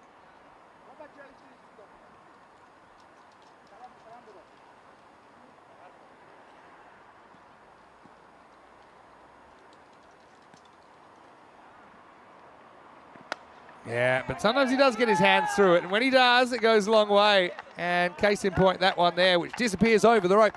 Maximo! So yeah, this tactic can work, but it kind of relies on the batter not hitting it. You're putting in a spot that if he's quick enough with his hands, getting it in front of the front pad, that yeah, you can go for runs, but you're hoping he's too slow. Ahmadzai wasn't on that occasion. 23 off 10 now for the opener. Slower ball. Now this is a slight miss hit. Long chase for Assad, and he will make the stop and wipes himself out. Probably just get 2 here. Just concentrating completely, Assad Mohammed, on stopping the 4. Probably knew they were going to get 2 either way, and they were probably never going to get 3. So he wipes himself out. Dave also asking, what do I think about the England massacre of New Zealand? Twice are the wheels falling off New Zealand wagon, or England playing too well. I mean, I wouldn't jump to conclusions on a couple of games. I suppose that's the thing. We tend to extrapolate things, don't we? I think New Zealand is still a very good team. England, obviously, they're obviously got their eye on the short form World Cup. I say short form, 50 overs. But they've got some good players that are missing out, i.e. Harry Brooks, probably the one that got most people talking. So, yeah, I'd say it's concerning for New Zealand, but not to be too worried about it.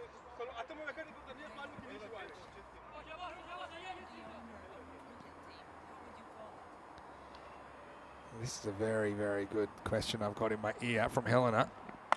As he's beaten for pace here, but it'll fall safely, just one. So Hamadai living dangerously.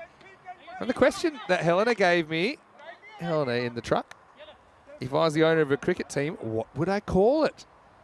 Good question. Well, I mean, I basically had this situation come up when I was invited to take part in the Prague 10-over weekend in June.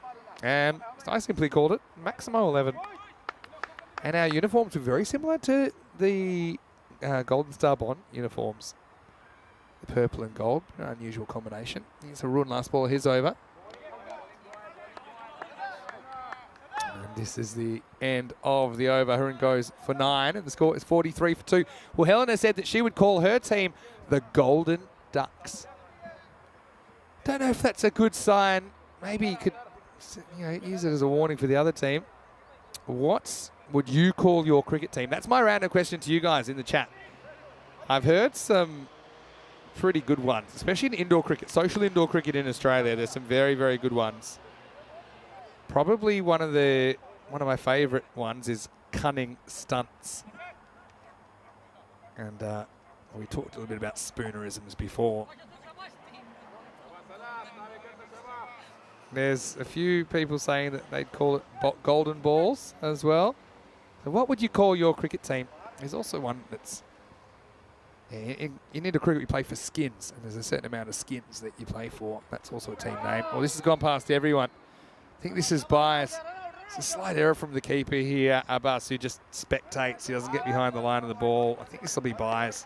A 2 by. See how there's a lot of distractions with the keeper. You got the stumps and you've got the batter in the way, and so he just failed to go with the line of the ball. This time it's in the air, but it won't carry down to Haroon. Asad Mohammed coming on with his off spin now. Hello to Kitty Hundley, nice to see you.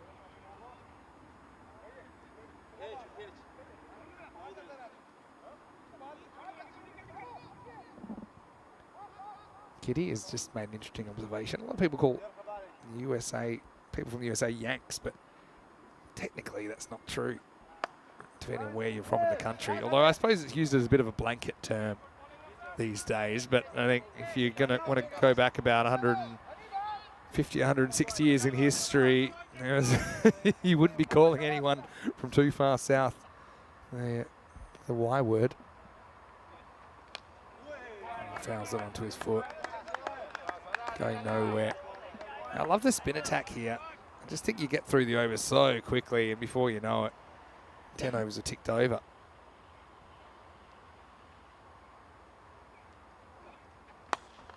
Goes after this. Travelling just to the side of the fielder. He will make the stop. Well, that would have been out if it hit. It was a pretty powerful throw from downtown, but they're able to hustle back and get 2. Vagella. That does the fielding. It's 1 short as well, so it'll only be a single. So I guess that's almost a 0. If it hit, it would have been run out. It would have been nothing, but it'll just be 1 run, not 2 runs. So only 48, not 49. It will be. Ahmedzai face last ball, the 5th. Oh, it's a good one. Almost snuck under, but he gets some bat on it. Again, it's 1.5 here. They're going to push for 2, and they'll get it. End of the 5th over, the 50 coming up for the Black Caps. Pretty interesting contest. I called it the match of the day, and so far it's living up to the billing. It's 50 for 2 after 5. Let's have a look at the ECC. I've got another random question. Which country would you like to see in the ECC? I got to say, being Australian, I'd love to see an Australian team in there. Maybe the team of Australian amateurs in there. I'd also, probably not the ECC anymore if you do that, but I'd love to see kind of like a World Cup with Australia, New Zealand, England, India, Pakistan, Bangladesh, Afghanistan. Throw Nepal in there as well, and to see how they go in the format. But essentially, for non-professional players, I think it'd be very interesting, and would also highlight a few names that are very good cricketers that might not be household names. No boundaries in that over. Asad Mohammed going for 7. 2 of those were byes.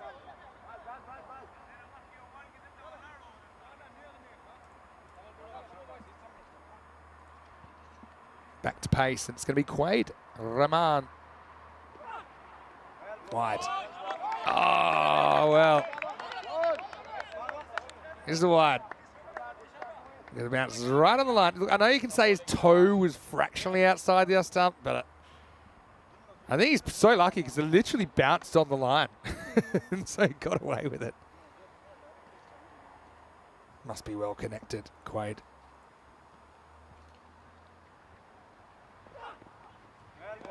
There's no way. Call that and right the wrong in the last ball. That's the way it goes, though. Umpires have been very good in this series. There's always going to be some that we might not agree with, or with the benefit of the replay, we might think differently. But you know, they're out there for a long time, 10 hours a day of cricket.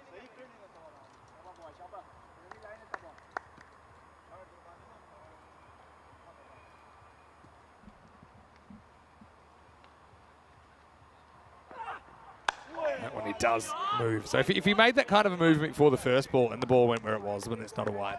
But yeah, that time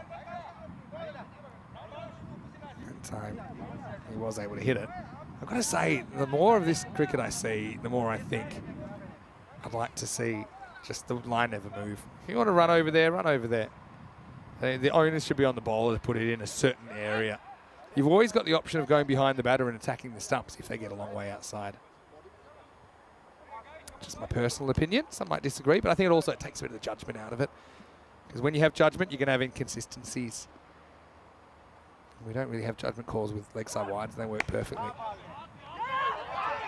Wow, was this a bump ball or not? I don't think so. Let me see it's on the replay. I think that's straight off the bat. It certainly acted like it was.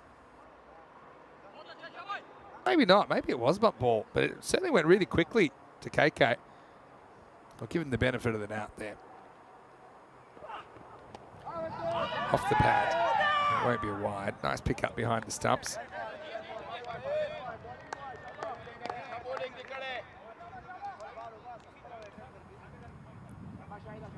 This is clearly off the pad, if ever a ball was off the pad. And yeah, Quaid was, I think he liked it. I think he wanted the review. Well, I thought he's putting his hands together. But don't waste a review on that, Quaid. That was definitely off the pad. No wide, though. Last ball of the over. Yeah, this one has to be called a wide, I think. Yeah, so the question is, does the batter go outside the off stump? And if he does, pre-delivery, does he? Not really. Maybe a stump, but then if you move the line a stump, it's still straight over the line. The umpire, it's tough enough. I mean, they're not really watching the batter at the point of delivery. That's the other thing. They're meant to be watching the bowler's foot.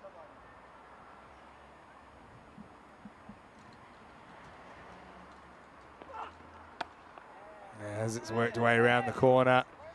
And that will be 4. So Vagella just found it a bit hard to get going, but he does get 4 off the last ball of the 6th. And at the end of 6, it's 57 for 2. So done pretty well at bringing this back, Mon Blue Stars. Good game, this. Team's in a similar place, really. 31 off 19 for Ahmedzai. Has made it through 6 overs. Vagella's just struggled to get with the pace. I mean, you've got Raheel in the shed. Now, he's a guy that's come out and he's hit 6s today. Hit 1, then 2.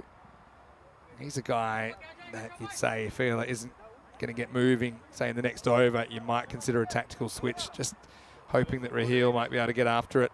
But certainly, Vagella's got the licence. So does Abdul Majid Ahmedzai, who's facing up now to Asad Mohammed. And he'll crack this into the gap, but an excellent bit of fielding. I even like the way he dropped that ball at the critical moment. That's Azizi. Wasn't easy for Azizi, but it will be 2 runs to the total. And keep the random questions coming as well.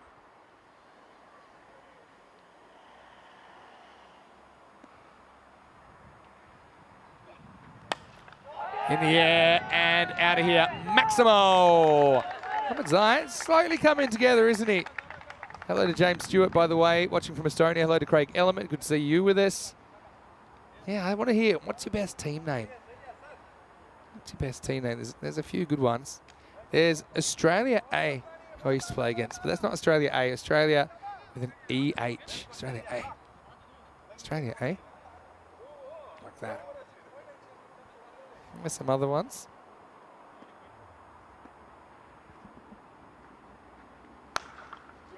Oh, it's absolutely cracked down the ground into the gap. Hamadzai into the 40s.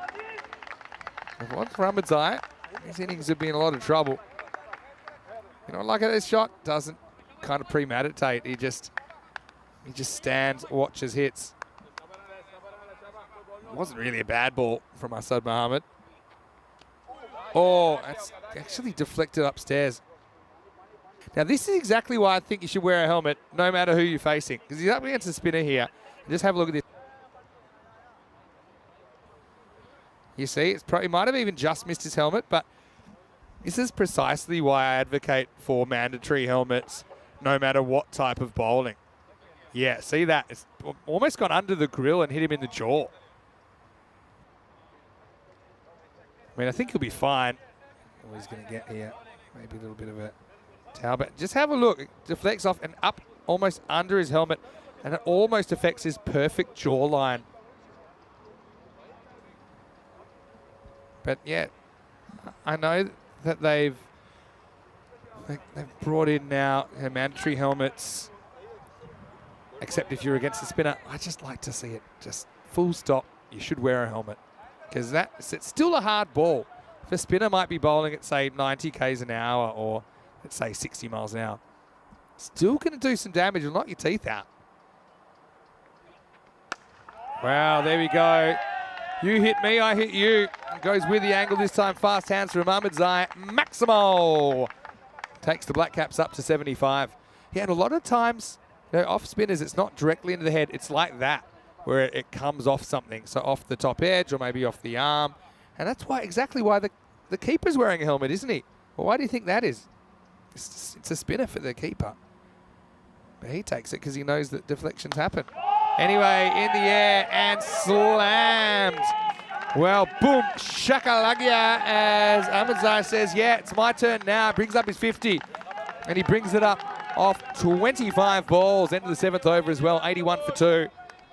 Excellent strike. I mean, that one was airborne. Well done to Abdulmajid Hamadzai, who gets knocked, but then he does a couple of knocking himself. 7:15 tomorrow, GMT. That's 9:15 in Central Europe, 12:45 in India for Day 7. Clone CC. They'll play the 8th and 9th games. They're running out of time. I think we know that they're not going to make the finals, but VFB, Gelsenkirchen will be here. Aachen Rising Stars. Get to see them for the first time in a while as well. Join us as the finals picture puzzle will slowly become clear over the next few days. In fact, we only have 5 more days before we hit the finals. I think this is a wide. It just misses the leg stump. And this is what I mean about the rules for our wides. I think they make sense because, look, even though the bowler's saying, oh, it's a bit unlucky, it's just missed the stumps, but he knows it's a wide. There's no arguments. I think in other forms of cricket where you have things like profile wides, it's just a lot more inconsistent. The players don't really know what to expect.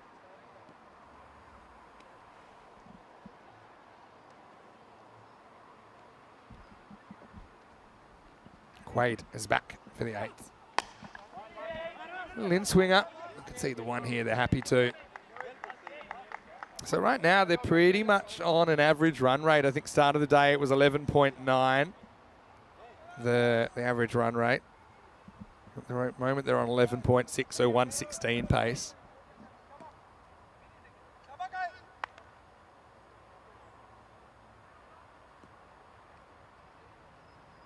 Hamadzai, he's played a bit of a lone hand here for Dusseldorf, but he misses out on this one. Well bowled by Quaid Rahman. Kind of challenge length, and The bowler won the challenge this time.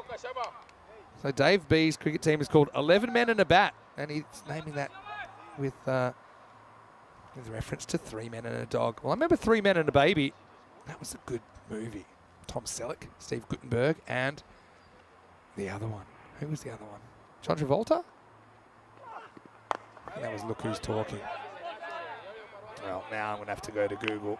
This is random question time, random chat time. Is it Corbin Burnson? Help me out here. Oh, Ted Danson. Of course it was Ted Danson from Cheers. Well, 2 out of 3 ain't bad. Look Who's Talking is a pretty good movie as well.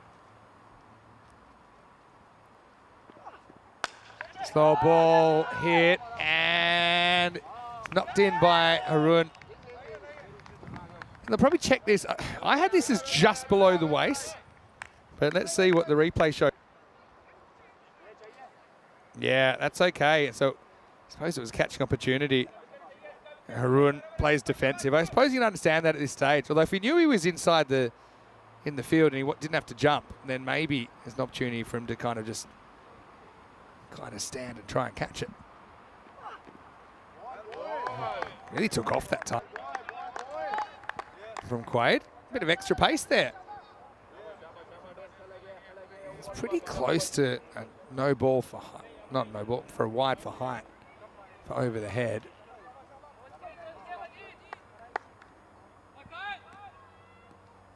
Last ball of the over coming up.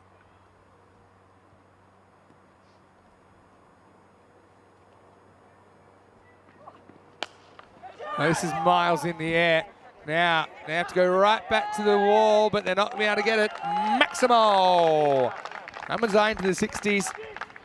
Well, they decided to stick with him even though he's had a bit of a rough day with the bat. But this is why you stick with him also. He's a left-hander, which always kind of throws the other team for a loop. 91 for 2 off 8. So, I mean, 114 pace.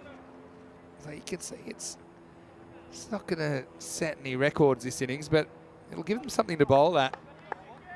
Bond Blue Star, remember they were kind of carried by Haroon earlier in that big chase. In that last game, the openers got it done. So, I mean, Black Caps might sense an opportunity if they can get Haroon early. Maybe get through Zahir Abbas. No one else has done too much with the bat today for Bond. Haroon setting his field. Time for the 9th over. As we always say on ECN, it all happens in the 9th. Here's Haroon Khan. That's gone. If there's no bat in this, it's out, and it's a fairly easy decision for the umpire. Again, full straight. Check it out here. Yep. Yeah, the only question there is there's an inside edge, but didn't appear so. And so Miguela's unhappy stay comes to end. Might not be a bad thing, to be honest, as Rahil's coming out. And he's been a 6-hitting machine so far today. The only problem is he hasn't actually stuck around too long. Kitty, I think she was about to tell me Ted Danson. Ted Danson, what an actor. They always used to show Cheers when there was rain delays in the cricket on Channel 9 when I was a kid. Yeah, so yeah, Ted Danson. And I think when I was watching it was the Kirstie Alley years, but I've gone back and watched a few of the other ones. Woody Harrelson, he's very good. Cliff is my favourite. All right, Rahil could be out first ball, but he might get away with it, and he will. He would have thought KK had the concrete boots on there, the way he was heading towards the ball, but it's okay, just a single. That'll do, gets Ahmadzai back on strike, 10 balls to come. Bob Blue Stars doing a pretty good job of shutting this innings down at the moment. Ahmadzai 62 out of 92.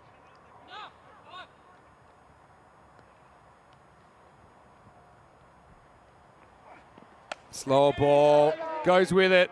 Might be in trouble, and he is in trouble. It's Jawad Azizi that takes the catch. So the slow ball does Ahmadzai in the end. Clever bowling from Haroon Khan. He's such a good player. But Ahmadzai can be proud of his contribution. Again, the overspin from that back of the hand slow ball always just bounces a bit more than you'd expect. But Ahmadzai goes 62 off 30. And the score is 92 off 4. Well played by Abdulmajid Ahmadzai, as we'll see Kashif Shahab come to the crease at 6. So, I mean, 2 genuine batters still here.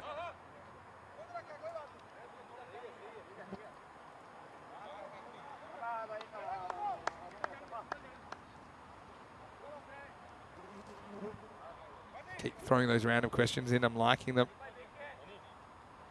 Harun to Shahab.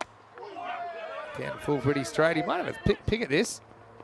He does. And that's good backing up. That's why he can afford to throw, because as long as you got somebody backing up, and not just backing up, but backing up and running in towards the circle, so that, you know, yeah, you're backing up, but you're also protecting the overthrow.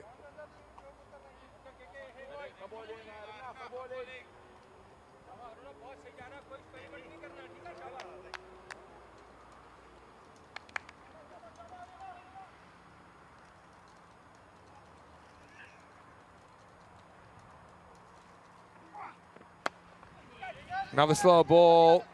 He'll get one. That's all we'll get here. So 94. I have a feeling it's going to be something in the 105 to 110 region here. Maybe more. I mean, you never know what will happen in the last over.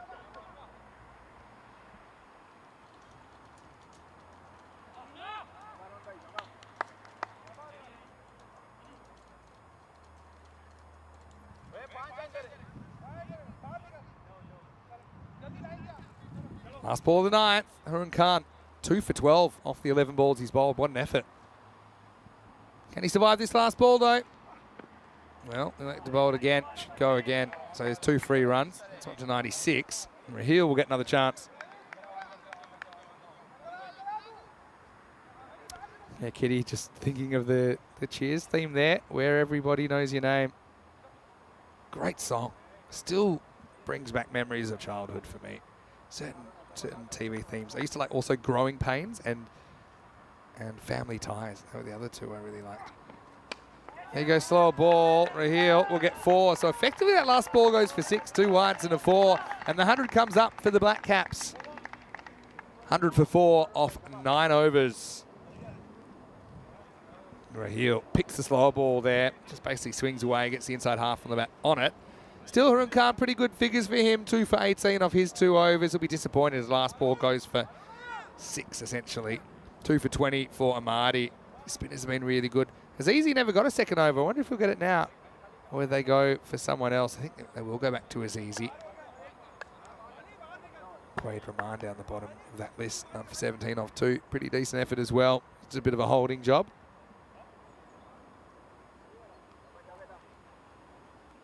Okay. Yeah, how do you take on Azizi? Well, you know he's not going to toss too many up. So I think I'd play him a bit like a left arm slow medium. I wouldn't expect the ball to be above the eye line. Shahab's a very good batter. He's only faced the 1 ball though so far. He's not set. Drags this down to long on for 1. It's up to 101. Raheel. He'll be a handful in the second innings with his left arm swing bowling. Dave's got a good random question. I think I've got time to cover it. Azizi will make the stop, and so they won't get a run here. Good fielding off his own bowling. Dave B's question, which musical instruments do I play? Well, I play piano, obviously. A lot of people know that. But I can also play trumpet. I can also play the recorder pretty well. No one ever asks for that one. Swing and a miss this time. I can kind of, I wouldn't say I can play drums. I can bang drums. I've been on the drum kit a few times if there's no drummer, but yeah, piano and trumpet probably my main 2, and I can play recorder, which is a bit of a surprise. All right, in the air. Well, this is right in the sun. Good luck. Yeah, you won't see it. And it's kind of lost everyone. We've put the Vaseline on the lens there. I'll get back for 2. It was well run, having to scramble. It's a tough catch, though. Even with the dark glasses on, I mean, that's directly into the eye of the sun. So you can't really blame him there. I think that's Honeyjeet Brar down there. So Raheel gets 2, moves to 8. 2 balls remaining, 103 for the Black Caps. Drag down Raheel, cash in. Handy runs at the end. Maximo. Rare bad ball from Azizi. He maybe thought he was going to charge, but Raheel, he just kind of keeps his weight on the back foot. Up to 109 now. One more of those would be really handy for the Black Caps. Azizi doesn't want to let it happen. Slings it. All right, well, this could be 4 at least. Yeah, it will be 4. So 6 and 4. Well, they might be hungry for more, but they're out of time. It'll be 113 for the Düsseldorf Black Caps for the loss of 4 wickets off the 10 overs. Azizi, he didn't have as good a game as he did the first time we saw him. He ends up going for 27 off his 2 overs. As we roll into the highlights of this first innings. Beautiful to have some sunshine, isn't it? And, well, Abdulmajid Ahmadzai, he certainly was enjoying the sunshine. This is one innings where he did kind of turn it on, even though he did everything in the middle. Jamshed ended up whacking a couple of 6, but he wouldn't last too long. Out of his 7th ball, caught and bowled by Ghulam Ahmadi. They certainly had a definite tactic with the slow bowlers. Mehta went the very next ball. So Ahmadi was on a hat-trick. Didn't take the hat-trick, but then it was time for Ahmadzai to take over a little bit. Had Vagela stick around for a while. And this was the key partnership, if you like. It was worth 59 for the 3rd wicket, even though Vagela didn't really offer too much. But I suppose he didn't get out, which just allowed Ahmadzai to do what he's doing. Vagela just the 1-4. That was a bit of a scary moment as it deflected up, and I think under the grill of Ahmadzai. I wouldn't played it safe there, but if he had his time over, maybe he would have tried to take the catch. This one was a perfect club selection from the batter. Eventually, Vagela missed a straight one to Harun, and that brought out Raheel. Raheel, again, handy innings from him, 18 off 8. I wonder if you're tempted to try and bat Raheel a bit higher, maybe bat him around 3 or something like that. Maybe even throw him up opening one game. Don't know, he just seems like a good player that never gets to face too many balls. Shahab came out at the end after the loss of Ahmadzai for 62. And together they were able to score 13 off the last over, which got them up to that score of 113. 62 off 30 balls. Nice work from the golden boy, Abdulmajid Ahmadzai. 7 Maximos, 2 4s in there, so he scores exactly 50 in boundaries. Apart from that, Jamshed Khan with 14. Vagela with a laboured 10. Raheel with 18 towards the end. Handy runs. Finish with a bang. 6 and a 4. 113 for 4. Bowlers, pretty solid effort. I think that Harun Khan probably takes the cake with his 2 for 18 off his 2 overs, but Rahman wasn't far behind. Didn't go for too many. 17 off his 2. The other 2 wickets went to Ahmadi in consecutive deliveries. Bit of an off one for Azizi, but I'm sure he'll come back if we get a chance to see him again during this series. So we'll take a break. We'll be back in just a few minutes with the response. Pretty interesting target. It's around about par, maybe a handful short, where the Black Caps, we know that they've been pretty professional in the field themselves today. Can the Blue Stars turn it on? How will Harun Khan go? Of course, the century maker from earlier in the day. I'm sure we'll see him and Azahir Abbas opening up when we return after the break for the last innings of the day, right here on day 6 in this European Cricket Series.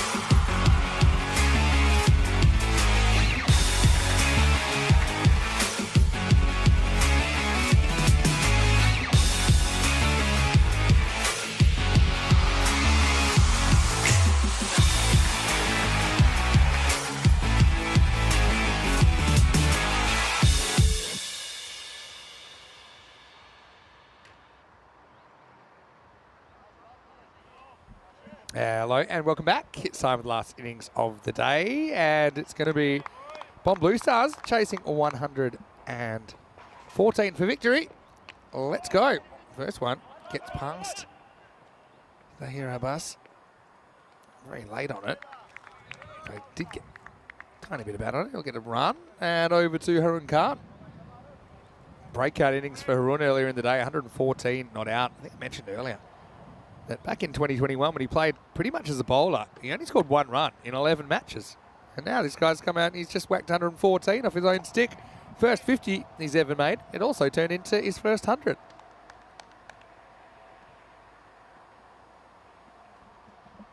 Yeah, he's going to go against Aaron Sinner. Now he pulls it and he's going to get away with it. There's no one back there. And there's 4 runs to get his account going. I might want to check this, but it seemed like 4 to me. Hasn't gone all the way, has it? No. Flies in the air a bit. But yeah, 1 bounce, 4 runs. Batting's a confidence game. Well, cricket's a confidence game, full stop, really. Aaron is confident. These 2 openers chased down the runs in the last game. It was just 50 target, and they did it within 4 overs. Now more runs targeting that area. In fact, this one may have gone all the way, and it has. Maximo! First one of the second innings. Zino just way too short and seams in towards the body.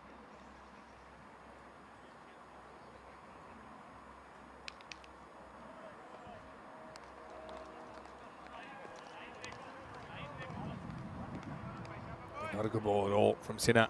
He's trying him out upstairs.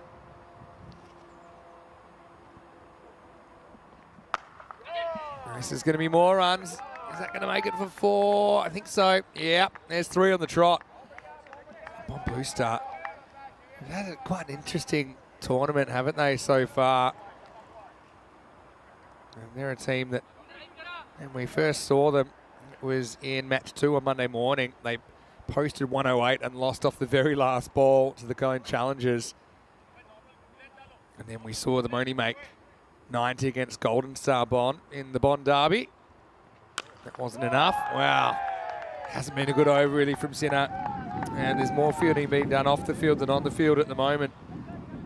There's another bad ball here, really. There's no other way to say it. Maximo. As the over goes magical now, up to 21 with the ball remaining. Great start. Yeah, so Bond Blues actually lost their first 3 matches because in your throw in that they lost the Arkan Rising Stars 146 to 109. But since then they haven't been beaten in the last 4 games. One of them being a no result. It's going to be a wide for height.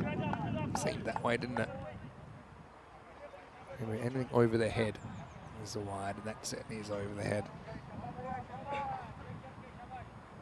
Yes, it was their game against the Bayer Boosters that was abandoned without a ball being bowled. And they have won. They're on a winning streak right now. Aaron Khan's on a winning streak. Maximo as he takes 28 off the first over. What a start. Wonderful batting. Yeah, Bond Blue Star lost their first 3. They've won their last 3. They want to make it 4 in a row. End of the over. 28 without loss. 2-3-2. 232 matches since Golden Ball. Now, I said at the start of the day, I had a bit of a plan that I'm gonna surprise Rico with a golden ball. He's going to come back, and then the counter is going to be back at single digits.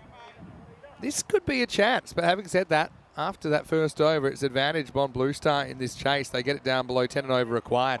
Raheel, though, he's having a very good day with the ball. He's taken a hatful of wickets. And here he is in over number 2. Keeper up to the stumps, Srinivas. He's having a good day as well. This is driven. It's actually pretty well done by the batters to not run. Because often when it's hit hard, you run out of instinct. But there was no run there.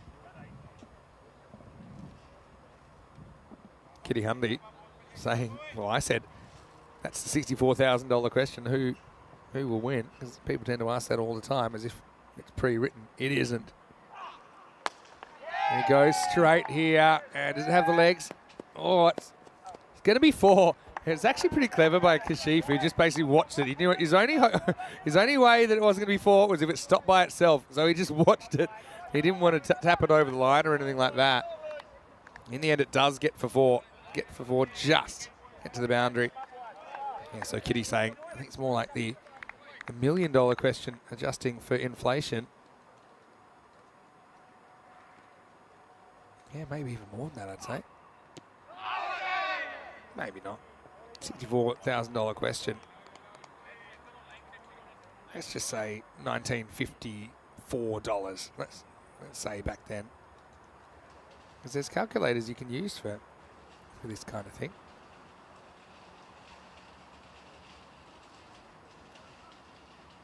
So $64,000 in 1953 would now be $733,000. There you go. So not quite $1 million, but not far off. Full toss, adios pelota. Not a good ball from Raheel. He's much better than that. And that's an easy put away. And we'll check it out in the replay. The roundaway side actually is higher than I thought, but I guess, you know, he's not a tall guy. No, it's about top of the pad height. But there it goes. Brilliant start for Bond Blue Stars. Remember, they chased out that 147 at the start of the day, but that was really all on Harun Khan. He ran out Zahir early on the piece. I don't think so. Coming back down the leg side. Good bowling, though, from Raheel. Desperate kind of a shout. It's called a leg bite, but we'll check it out in the replay. Just see how it's breaking a little bit left to right. You can actually see the leg stump there. That's an indication that that ball's not going to hit the leg stump, because it's already maybe hitting outside the leg stump and going further down. I often like to see what prices. So the year I was born, 1981. If you had $100 then, it's worth $236 today. This is another slightly slower ball from Raheel. Can they stop this? They won't. So he removes to 30 off just 6 balls. So a supersonic start from him, and Bond Blue Stars are out of the box in the first 2 overs. 43 without loss. We have seen some good first overs today, and then innings get derailed, but yeah, good decision to hit that in that area. It's a fairly safe way to hit the ball, plus there was no long off back, so had a bit more margin for error. Not really timed, but still good enough to get 4. Well, these two teams, you can see where they are. They're tied on 7 points. Having said that, on Blue Stars, they have played more matches. In fact, after this, they've only got 2 matches to go. So on Blue Stars, they'd want to win this, and then when you look up their last game, who they've got. Last game, they'll play. They've got 2 more after this. They'll play Bayer Spartans, and they'll play VfB Gelsenkirchen. As Kashif Shahab comes on. Kashif's a good player. We've got to know him a little bit. I particularly like his fielding. He's very good at all 3 aspects of the game, but I just think he's such a weapon on the long on boundary.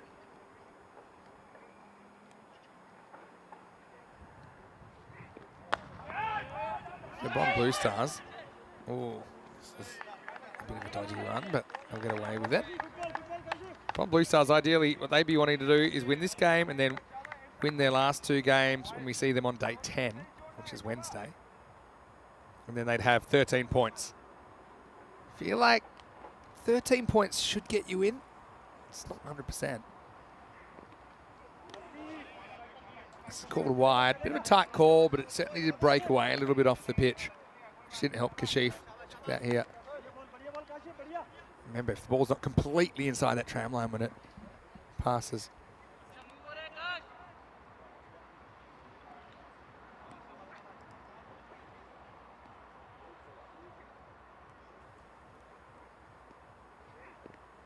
See, this one does stay inside. So yeah, he makes the adjustment. That's good bowling from Shahab. Yeah, have a look at this one by comparison. This one certainly does stay inside completely. It was probably easier to call because it didn't have that away movement, the right to left movement.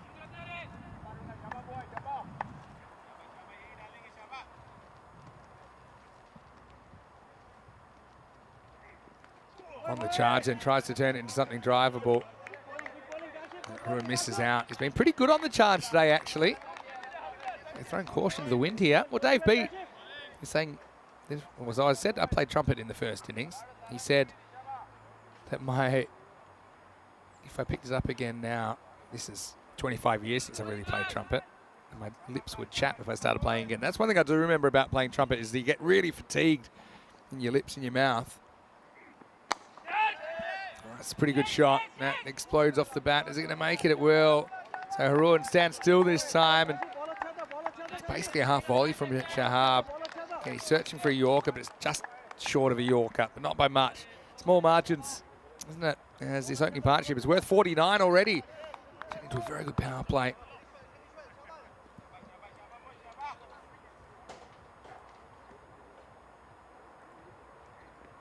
Short and pulled, but I mean, you can't really bowl the short one if you don't have the field for it.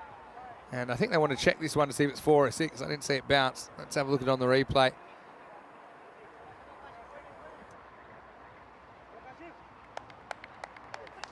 We'll have one. Let's have a really close look. I think that is, well, I can't really tell because it's, if I had to guess, I'd say it's 6. Well, let's see what they call it. They've gone for 4. Well, if they're not sure, they'll probably call it 4 because you can't really see the rope down the hill there. So they've gone with what the umpire saw. So that's probably the right thing to do. It will be the end of the over. 53 without loss after 3. Have a look at the first innings. We did have that magical over in the 7th, but apart from that, nothing to write home about. And then we saw the biggest over so far in the game, in the first over of the second innings. 28 runs.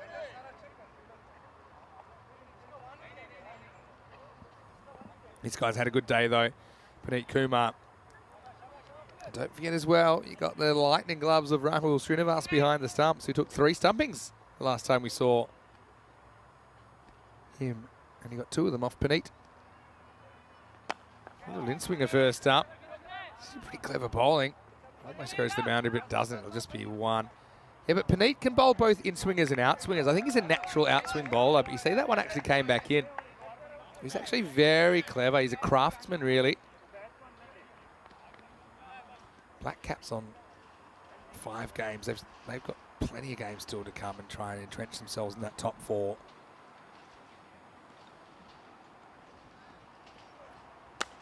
Well, this one comes in slightly, and it is out of the ground. Maximo. Have a look at how his hand actually comes off the bat as well. See how well he's hitting him. You don't really see it there, but he kind of just lifts it up and out of here. Look, I just picked up one hand coming off the bat in the swing. Yeah, kind of. Right hand came off, but excellent contact. 60 off 20 balls, this partnership. Really need a breakthrough here, Dusseldorf. They won't get one here.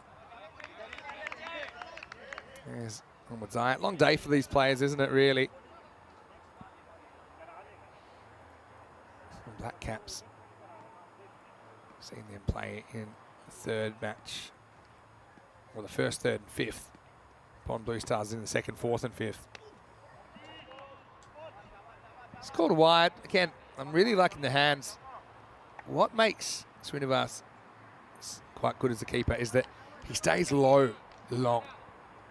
So a ball like that, that's not easy. If you get up early, then it's going to be a hard ball to get across to. He stays low as long as he can. He kind of moves like a crab. Low and sideways. There you go. A fake step. Fake hit as well.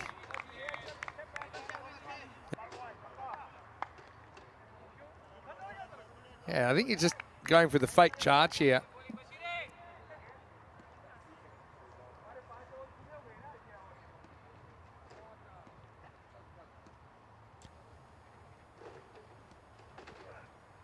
Swings too much again. It's a good take. He's having a really good day with the gloves, Srinivas. Hello to everyone in the chat as well.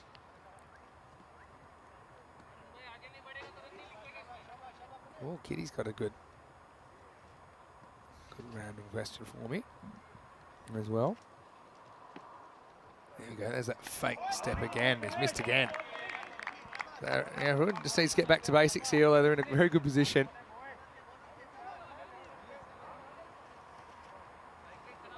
Yeah, so with Jimmy Buffett passing, I wasn't aware of that actually. For me, I always like the one. It's 5 o'clock somewhere. That's probably the one I would pick out. You hear that all the time. All right, lift it up. Now, does this have the legs? It does. Maximo! Well, Panit bowl's pretty good over, but he ends up going for 13. Or was that 14 in the over in the end? It wasn't that many in the end. Maybe it actually was. Maybe it's 15 off the over. Just checking, doing my sums. Yeah, 15 off the 4th over, and the score is 68 without loss after 4. So they're flying at the moment.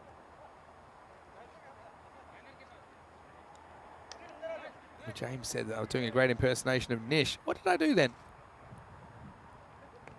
Nish has a very good voice, I think, for commentary. Do we like Nish? Nish will actually be joining me for the second half of the Rome ECS and also be doing the ECIs. I'll do the first day with him, but then Saturday night I've got to fly to Malaga because I have to prepare for the ECC. BT Dubs, didn't even realise this, but Harun Khan brought up his 50 with that shot. He snuck up, didn't he? 50 off 15 balls. Well batted, Harun. What a day. It's now his...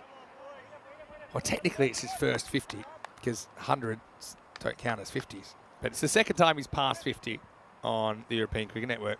What a fantastic result. And this is going to be more runs, a little bit too short. Mehta being given a bowl. So, their first one a little bit short, and it gets the treatment.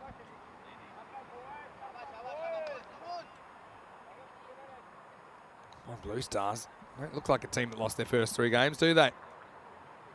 Remember, Harun Khan, he's a guy who only scored 1 run in 11 matches back in 2021 when he was used just as a bowler.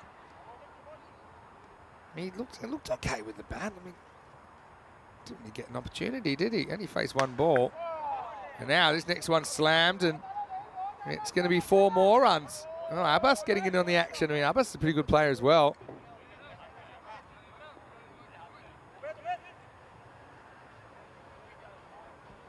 So really, runaway freight train. Abbas is a guy typically we see behind the stumps. Abbas has a top score of 36. This is his 27th match on the network. So occasionally he's roll the arm over. We saw that earlier in the tournament. This is another one which is basically a stand-up sweep from Abbas. He'll get a single. You've got to tell yourself if you're the Black Caps here, look, if we can get these 2, really no one else has had a hit today on Blue Stars. He leans on this and gets 6 more. Maximo! What a day for Harun Khan. Quite honestly, it's been the day of his life. He had 135 runs leading into this. He hasn't been dismissed yet. He just must feel invincible. So he's up to 191 runs for the day. Look, he's loving life out there. He get the 200. If he gets to 65, that's 200 for the day.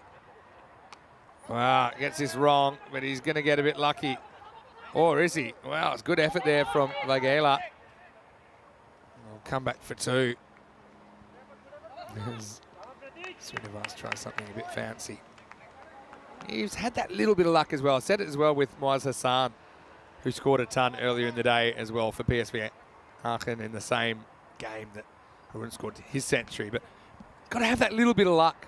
And not to say it's a lucky innings, but without that bit of luck, you know, you can go prematurely. It's a rare miss. Gives Srinivas something to do. It's the end of the 5th over. They've got it down below a runner ball. Now cruising BBS. They are 87 without loss after 5. Well, don't forget, Bob Blue Stars, they won a game without taking a wicket earlier on. Black Caps having the same issue here, not being able to find the breakthrough. If you want to find us, you can always go to EuropeanCricket.com and have a look at where we are. Currently, we're in Germany, in Krefeld, which is just outside Dusseldorf. And then we'll be in Rome for a couple of weeks. I mentioned that Nish will be joining me from, I think it's the 17th of September, but 11th to 16th, you'll get the dulcet tones of Corey Rutgers, who's very excited to be back in a pairing. And Corey's been doing a bit on ECN, but it's all been in the Netherlands, the women, and most of it on his own, except for a couple of days with Joe. Then we've got the ECC. Really looking forward to that. myself as well as Corey and Rico, and Rhino will make a cameo in that. 31 nations. And then we'll finish the year with series in Croatia, Malta and Spain. Right, here's Jamshad. See what he can do about it, where he gets around the wicket and he gets absolutely popped. Well, Maximo. Right now, it could be an early finish.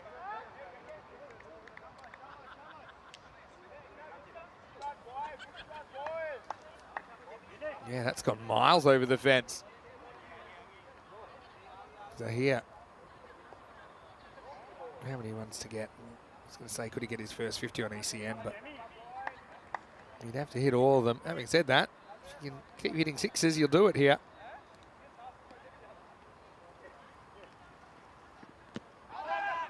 Grabs him, hits the pad. Don't really see a window back now for the Black Caps.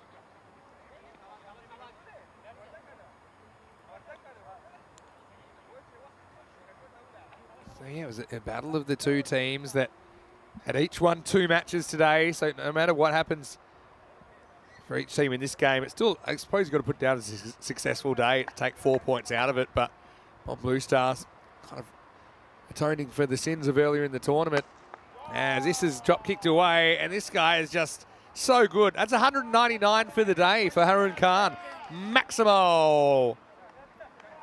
He's just looked super organised. I've got to say, I've liked him better when he's just stood still. Not so sure about the tactics from Jamshad to come around the wicket, though. I suppose maybe you want to try something. Yeah, 114 not out, followed by 21 not out, followed by 64 not out. That's 199. Hundreds up as well for Bomb Blue Stars. And if you want me to be more specific, so he's 135 off 43. Now he's 199 off 63. So it's pretty much 10 overs. So imagine scoring 100. He's going at 190 pace. So if he was a team, his team's scoring 190 today. If he faces 60 balls. Good shot, even that. Solid. And well, everyone, no one will know this, but that's your 200 for the day. And he hasn't been dismissed. So to get 200 in a day without getting out is quite remarkable. You'd have to say it's like the perfect day, really. I mean, no, we've seen some things before. We saw Param Singh in Belgium last year getting 200 in a day, but he was out a couple of times. He made 120 and 80. That was just in 2 games. But really, Harun, he only got to face 9 balls in the second game, so this is only 2 and a bit games. We've also seen Karanbir Singh of Vienna Eagles in Austria get back-to-back centuries earlier in the year as well. Right now, 102 without loss.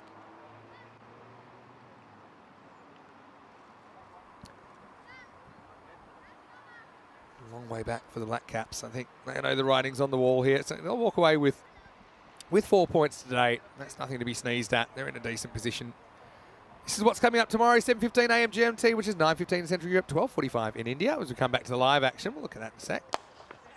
This is leaned on through the offside. This is going to be 4 more. Abbas, 4 carreras. And it's almost all she wrote. So who we see tomorrow? Clone CC get to play their 8th and 9th game, so they're almost done. Aachen Rising Stars have an opportunity. VF beat Gelsenkirchen. They've got a lot of games to make up. Also, my personal favourite uniforms, Golden Star Bond. Last couple of games, by a Spartans game. Last game would be a good one as well. That's our Sunday action. Now we might have a run out finally, and so Harun, it's the only way he was going to get out today. And there's a little bit of yin and yang about this because Abbas got run out earlier by Harun. Now, whose fault's this? Well, hard to say. I mean, he was a bit of the statue of David there, wasn't he, Abbas, who took a step and then decided he wasn't going any further. But well, at least he brings up the milestone, 200 runs and run out, Harun Khan. As he departs 106 for 1, just a slight miscommunication. But the biggest problem there, they lost eye contact. And when you lose eye contact, then sometimes you're doing what you shouldn't be doing. And you don't have the visual cues to make the best decision. Anyway, Abbas now slices over. I think he stopped this. He won't be doing the follow-up fielding. just bats it back into play. Like I said, Black Caps, not a bad day for them. 2 out of 3. Let's run into a red-hot Bond Blue Stars. Yeah, I think he just tapped it back in before that foot landed. A bit hard to tell, but I think that was fine. Amadi gets a bat. Well, it gets across, and we almost had his poles rearranged, but instead it goes down the leg side harmlessly. What a shot to try first up. I mean, there is no fine leg to speak of.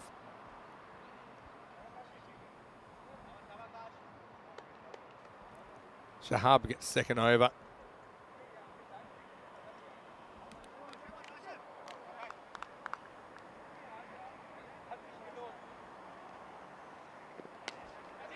Now, this is high in the air and, well, gone eventually. That was a bit of a funny one, wasn't it?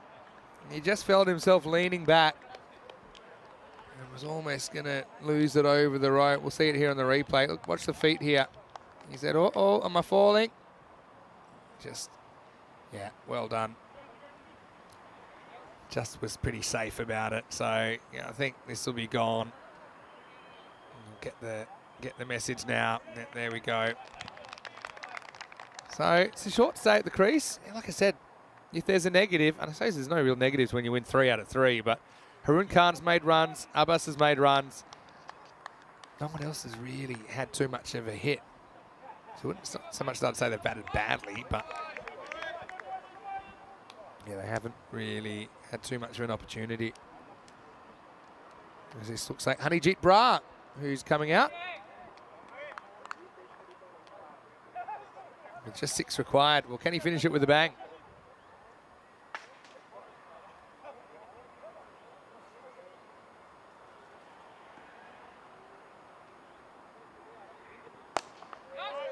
Yeah, hit back and bowler makes a partial stop. They have a ping anyway. They'll get through for a single. Oh, well, Dave. Okay, maybe I sound like Nish when I said Australia, eh? Because Nish has an American, Irish, Canadian accent. I think he sounds more American than anything. But he's got a real international accent, Nish. That's the kind of accent they teach English in. Most of the time. Internationally. Now this gets through the fielder in the circle. It's not going to end too well. There's 4 runs. That ties the scores. End of the over. Abbas now with his highest score on ECN. He's moved to 40. But I have a feeling he may have faced his last ball of the afternoon, as that's the end of 7, and the score is 113 for 2.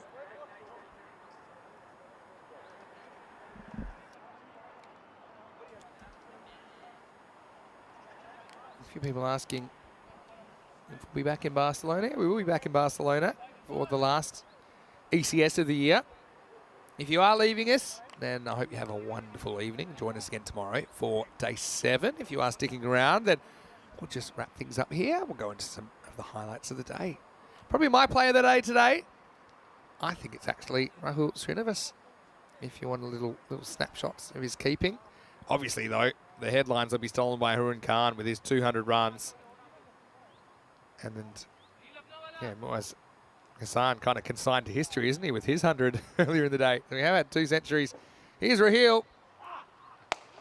And this will be the end of the game. That's a really good shot by Honey Brar to finish things off. And it's game, set, match. Black Caps just frustrated. They got outplayed there. And it's all said and done. Bond Blue Stars were able to choke their innings at some key moments, keep them to 113. Then Bond Blue Stars do it with 17 balls to spare. Pretty good effort from Bond Blue Stars to go 3 for 3. Gets their tournament back on track. Remember, they did lose their first 3 matches. And now they basically won their next 4. They did have a washout in there yesterday without a ball being bowled. As the players shake hands, exchange pleasantries. Pretty good contest that. I just think didn't quite live up to billing. The Black Caps weren't able to swing it the way they wanted in the first half of the match. So coming up tomorrow, 5 more matches. It is a Super Sunday of action, starting with Clone CC versus the Ark and Rising Stars. That match starts 7:15 a.m., 9:15 in Central Europe, 7:15 GMT, of course, and 12:45 in India. And join us as we keep putting together the puzzle picture of which 4 teams will make it to Finals Friday. Let's have a look at the highlights of this one. And I've got to say, Haroon, he batted well, but they didn't bowl particularly well to him early. There was a bunch of short balls and full tosses that got him off to a flyer. In fact, 28 came off the first. And well, it was written, really, wasn't it? As no matter who came on, they had similar issues. Rahil's had a very good day with the ball, but I mean, that wasn't his best effort either. I like the shot selection here most of the time. Even that, it's good power play batting, and then really, I mean, even that, Kashif didn't get that very wrong, but it was just short of a York, and it was driven nicely and powerfully through. Paneet had a good day as well, but couldn't find the breakthrough here either. Sixers kept coming. I think good signs there with Zahir getting amongst the runs as well. Tried Nater, but he had similar issues. Blue Stars were pretty effective with their spin, but you still got to bowl well. I think that's the thing. As the Maximos were piled on by Bond Blue Stars, who were really making a run. Well, they couldn't get Haroon out. Eventually, they run him out for 200. 200 in the day, that is. But he's had an amazing day. When you consider that he never even made a 50 before on the European Cricket Network. Yeah, this was a bit of a creative catch late in the piece by Pratik Vagela, who just tiptoed around the boundary, but a nice looking shot from Hanijit Brar to finish the game as he moved to 5 not out. And he had Zahir Abbas for company. He finished on 40 not out off 19 with 3 Maximos and 4 fours. But the star of the day, without doubt, had to be Haroon Khan. 65 off 21 in this one, going at over 3 a ball. So it was just outstanding batting. Don't know how else to put it. He scored 200 runs in the day, and well, 34 plus 9 plus, so 64 balls. 200 off 64. That's pretty good going, isn't it, for a day's work? 1 for 21. Shahab did take a wicket late in the piece, but it was a consolation wicket, and really no one bowled their best. Rahil had a good day, but again, even he couldn't really stop the bleeding at the end. Jamshad with his round the wicket attack, he found that hard going as well. So, Bond Blue Stars go 3 for 3, and the Black Caps, well, they won't be too disappointed with their day. I know they'll be disappointed with losing that last game, but they still do take 4 points out of the day. So it's all about accumulating those points. I have a feeling 13 points. 13 points and higher, you probably make the 4. I say probably because you never know. You might need 14, which is 7 wins out of the 10 games. But all you can do is really play the games in front of you. Both those teams had some momentum, but Bond Blue Stars, they're really flying. They've won their last 4 now after losing the first 3 matches. Black Caps not in bad shape either. They were also cost a point, I think, in a washout a couple of days ago. I want to say a big thank you to everyone out there, including our Spring Productions crew. They've been outstanding once again today. Good to see you guys out in the middle having a bit of a game as well. Helena, she shows a lot of promise. I think she's not far away from getting her first Maximo with these Latvian crew boundaries that we've got out there. Also to Martha, to Valentines, big thank you to you as well, to all the blue crew here, the players, the officials, and everyone else, all the spectators that came down as well. Being a weekend, we had a few extra spectators today. A quick reminder before we go, if you're watching on YouTube, please like this video, give it the thumbs up, subscribe to the channel, tell your family, tell your friends about the European Cricket Network. Also, don't forget our social media at European Cricket, and finally, EuropeanCricket.com. That is the place that you can go to take on all of the information, including this series, all our future series, and if you want to go back into the past, you can go back into the past and have a look at old games, old events, also the stats pages for all the players. So if you want to know who will win, go there, make an educated guess. Also, all the previews are on EuropeanCricket.com. Hope Rico enjoyed his day off. He's going to have one more day off tomorrow. I'll be here to take you through day 7 of action. But for now, enjoy these highlights today put together by our wonderful crew at Spring Productions. On behalf of the European Cricket Network and everyone that's in the European Cricket family, have a happy, have a safe Saturday night. Enjoy yourselves, but not too much. I'll see you tomorrow here for more European Cricket Series. Auf Wiedersehen and hasta mañana.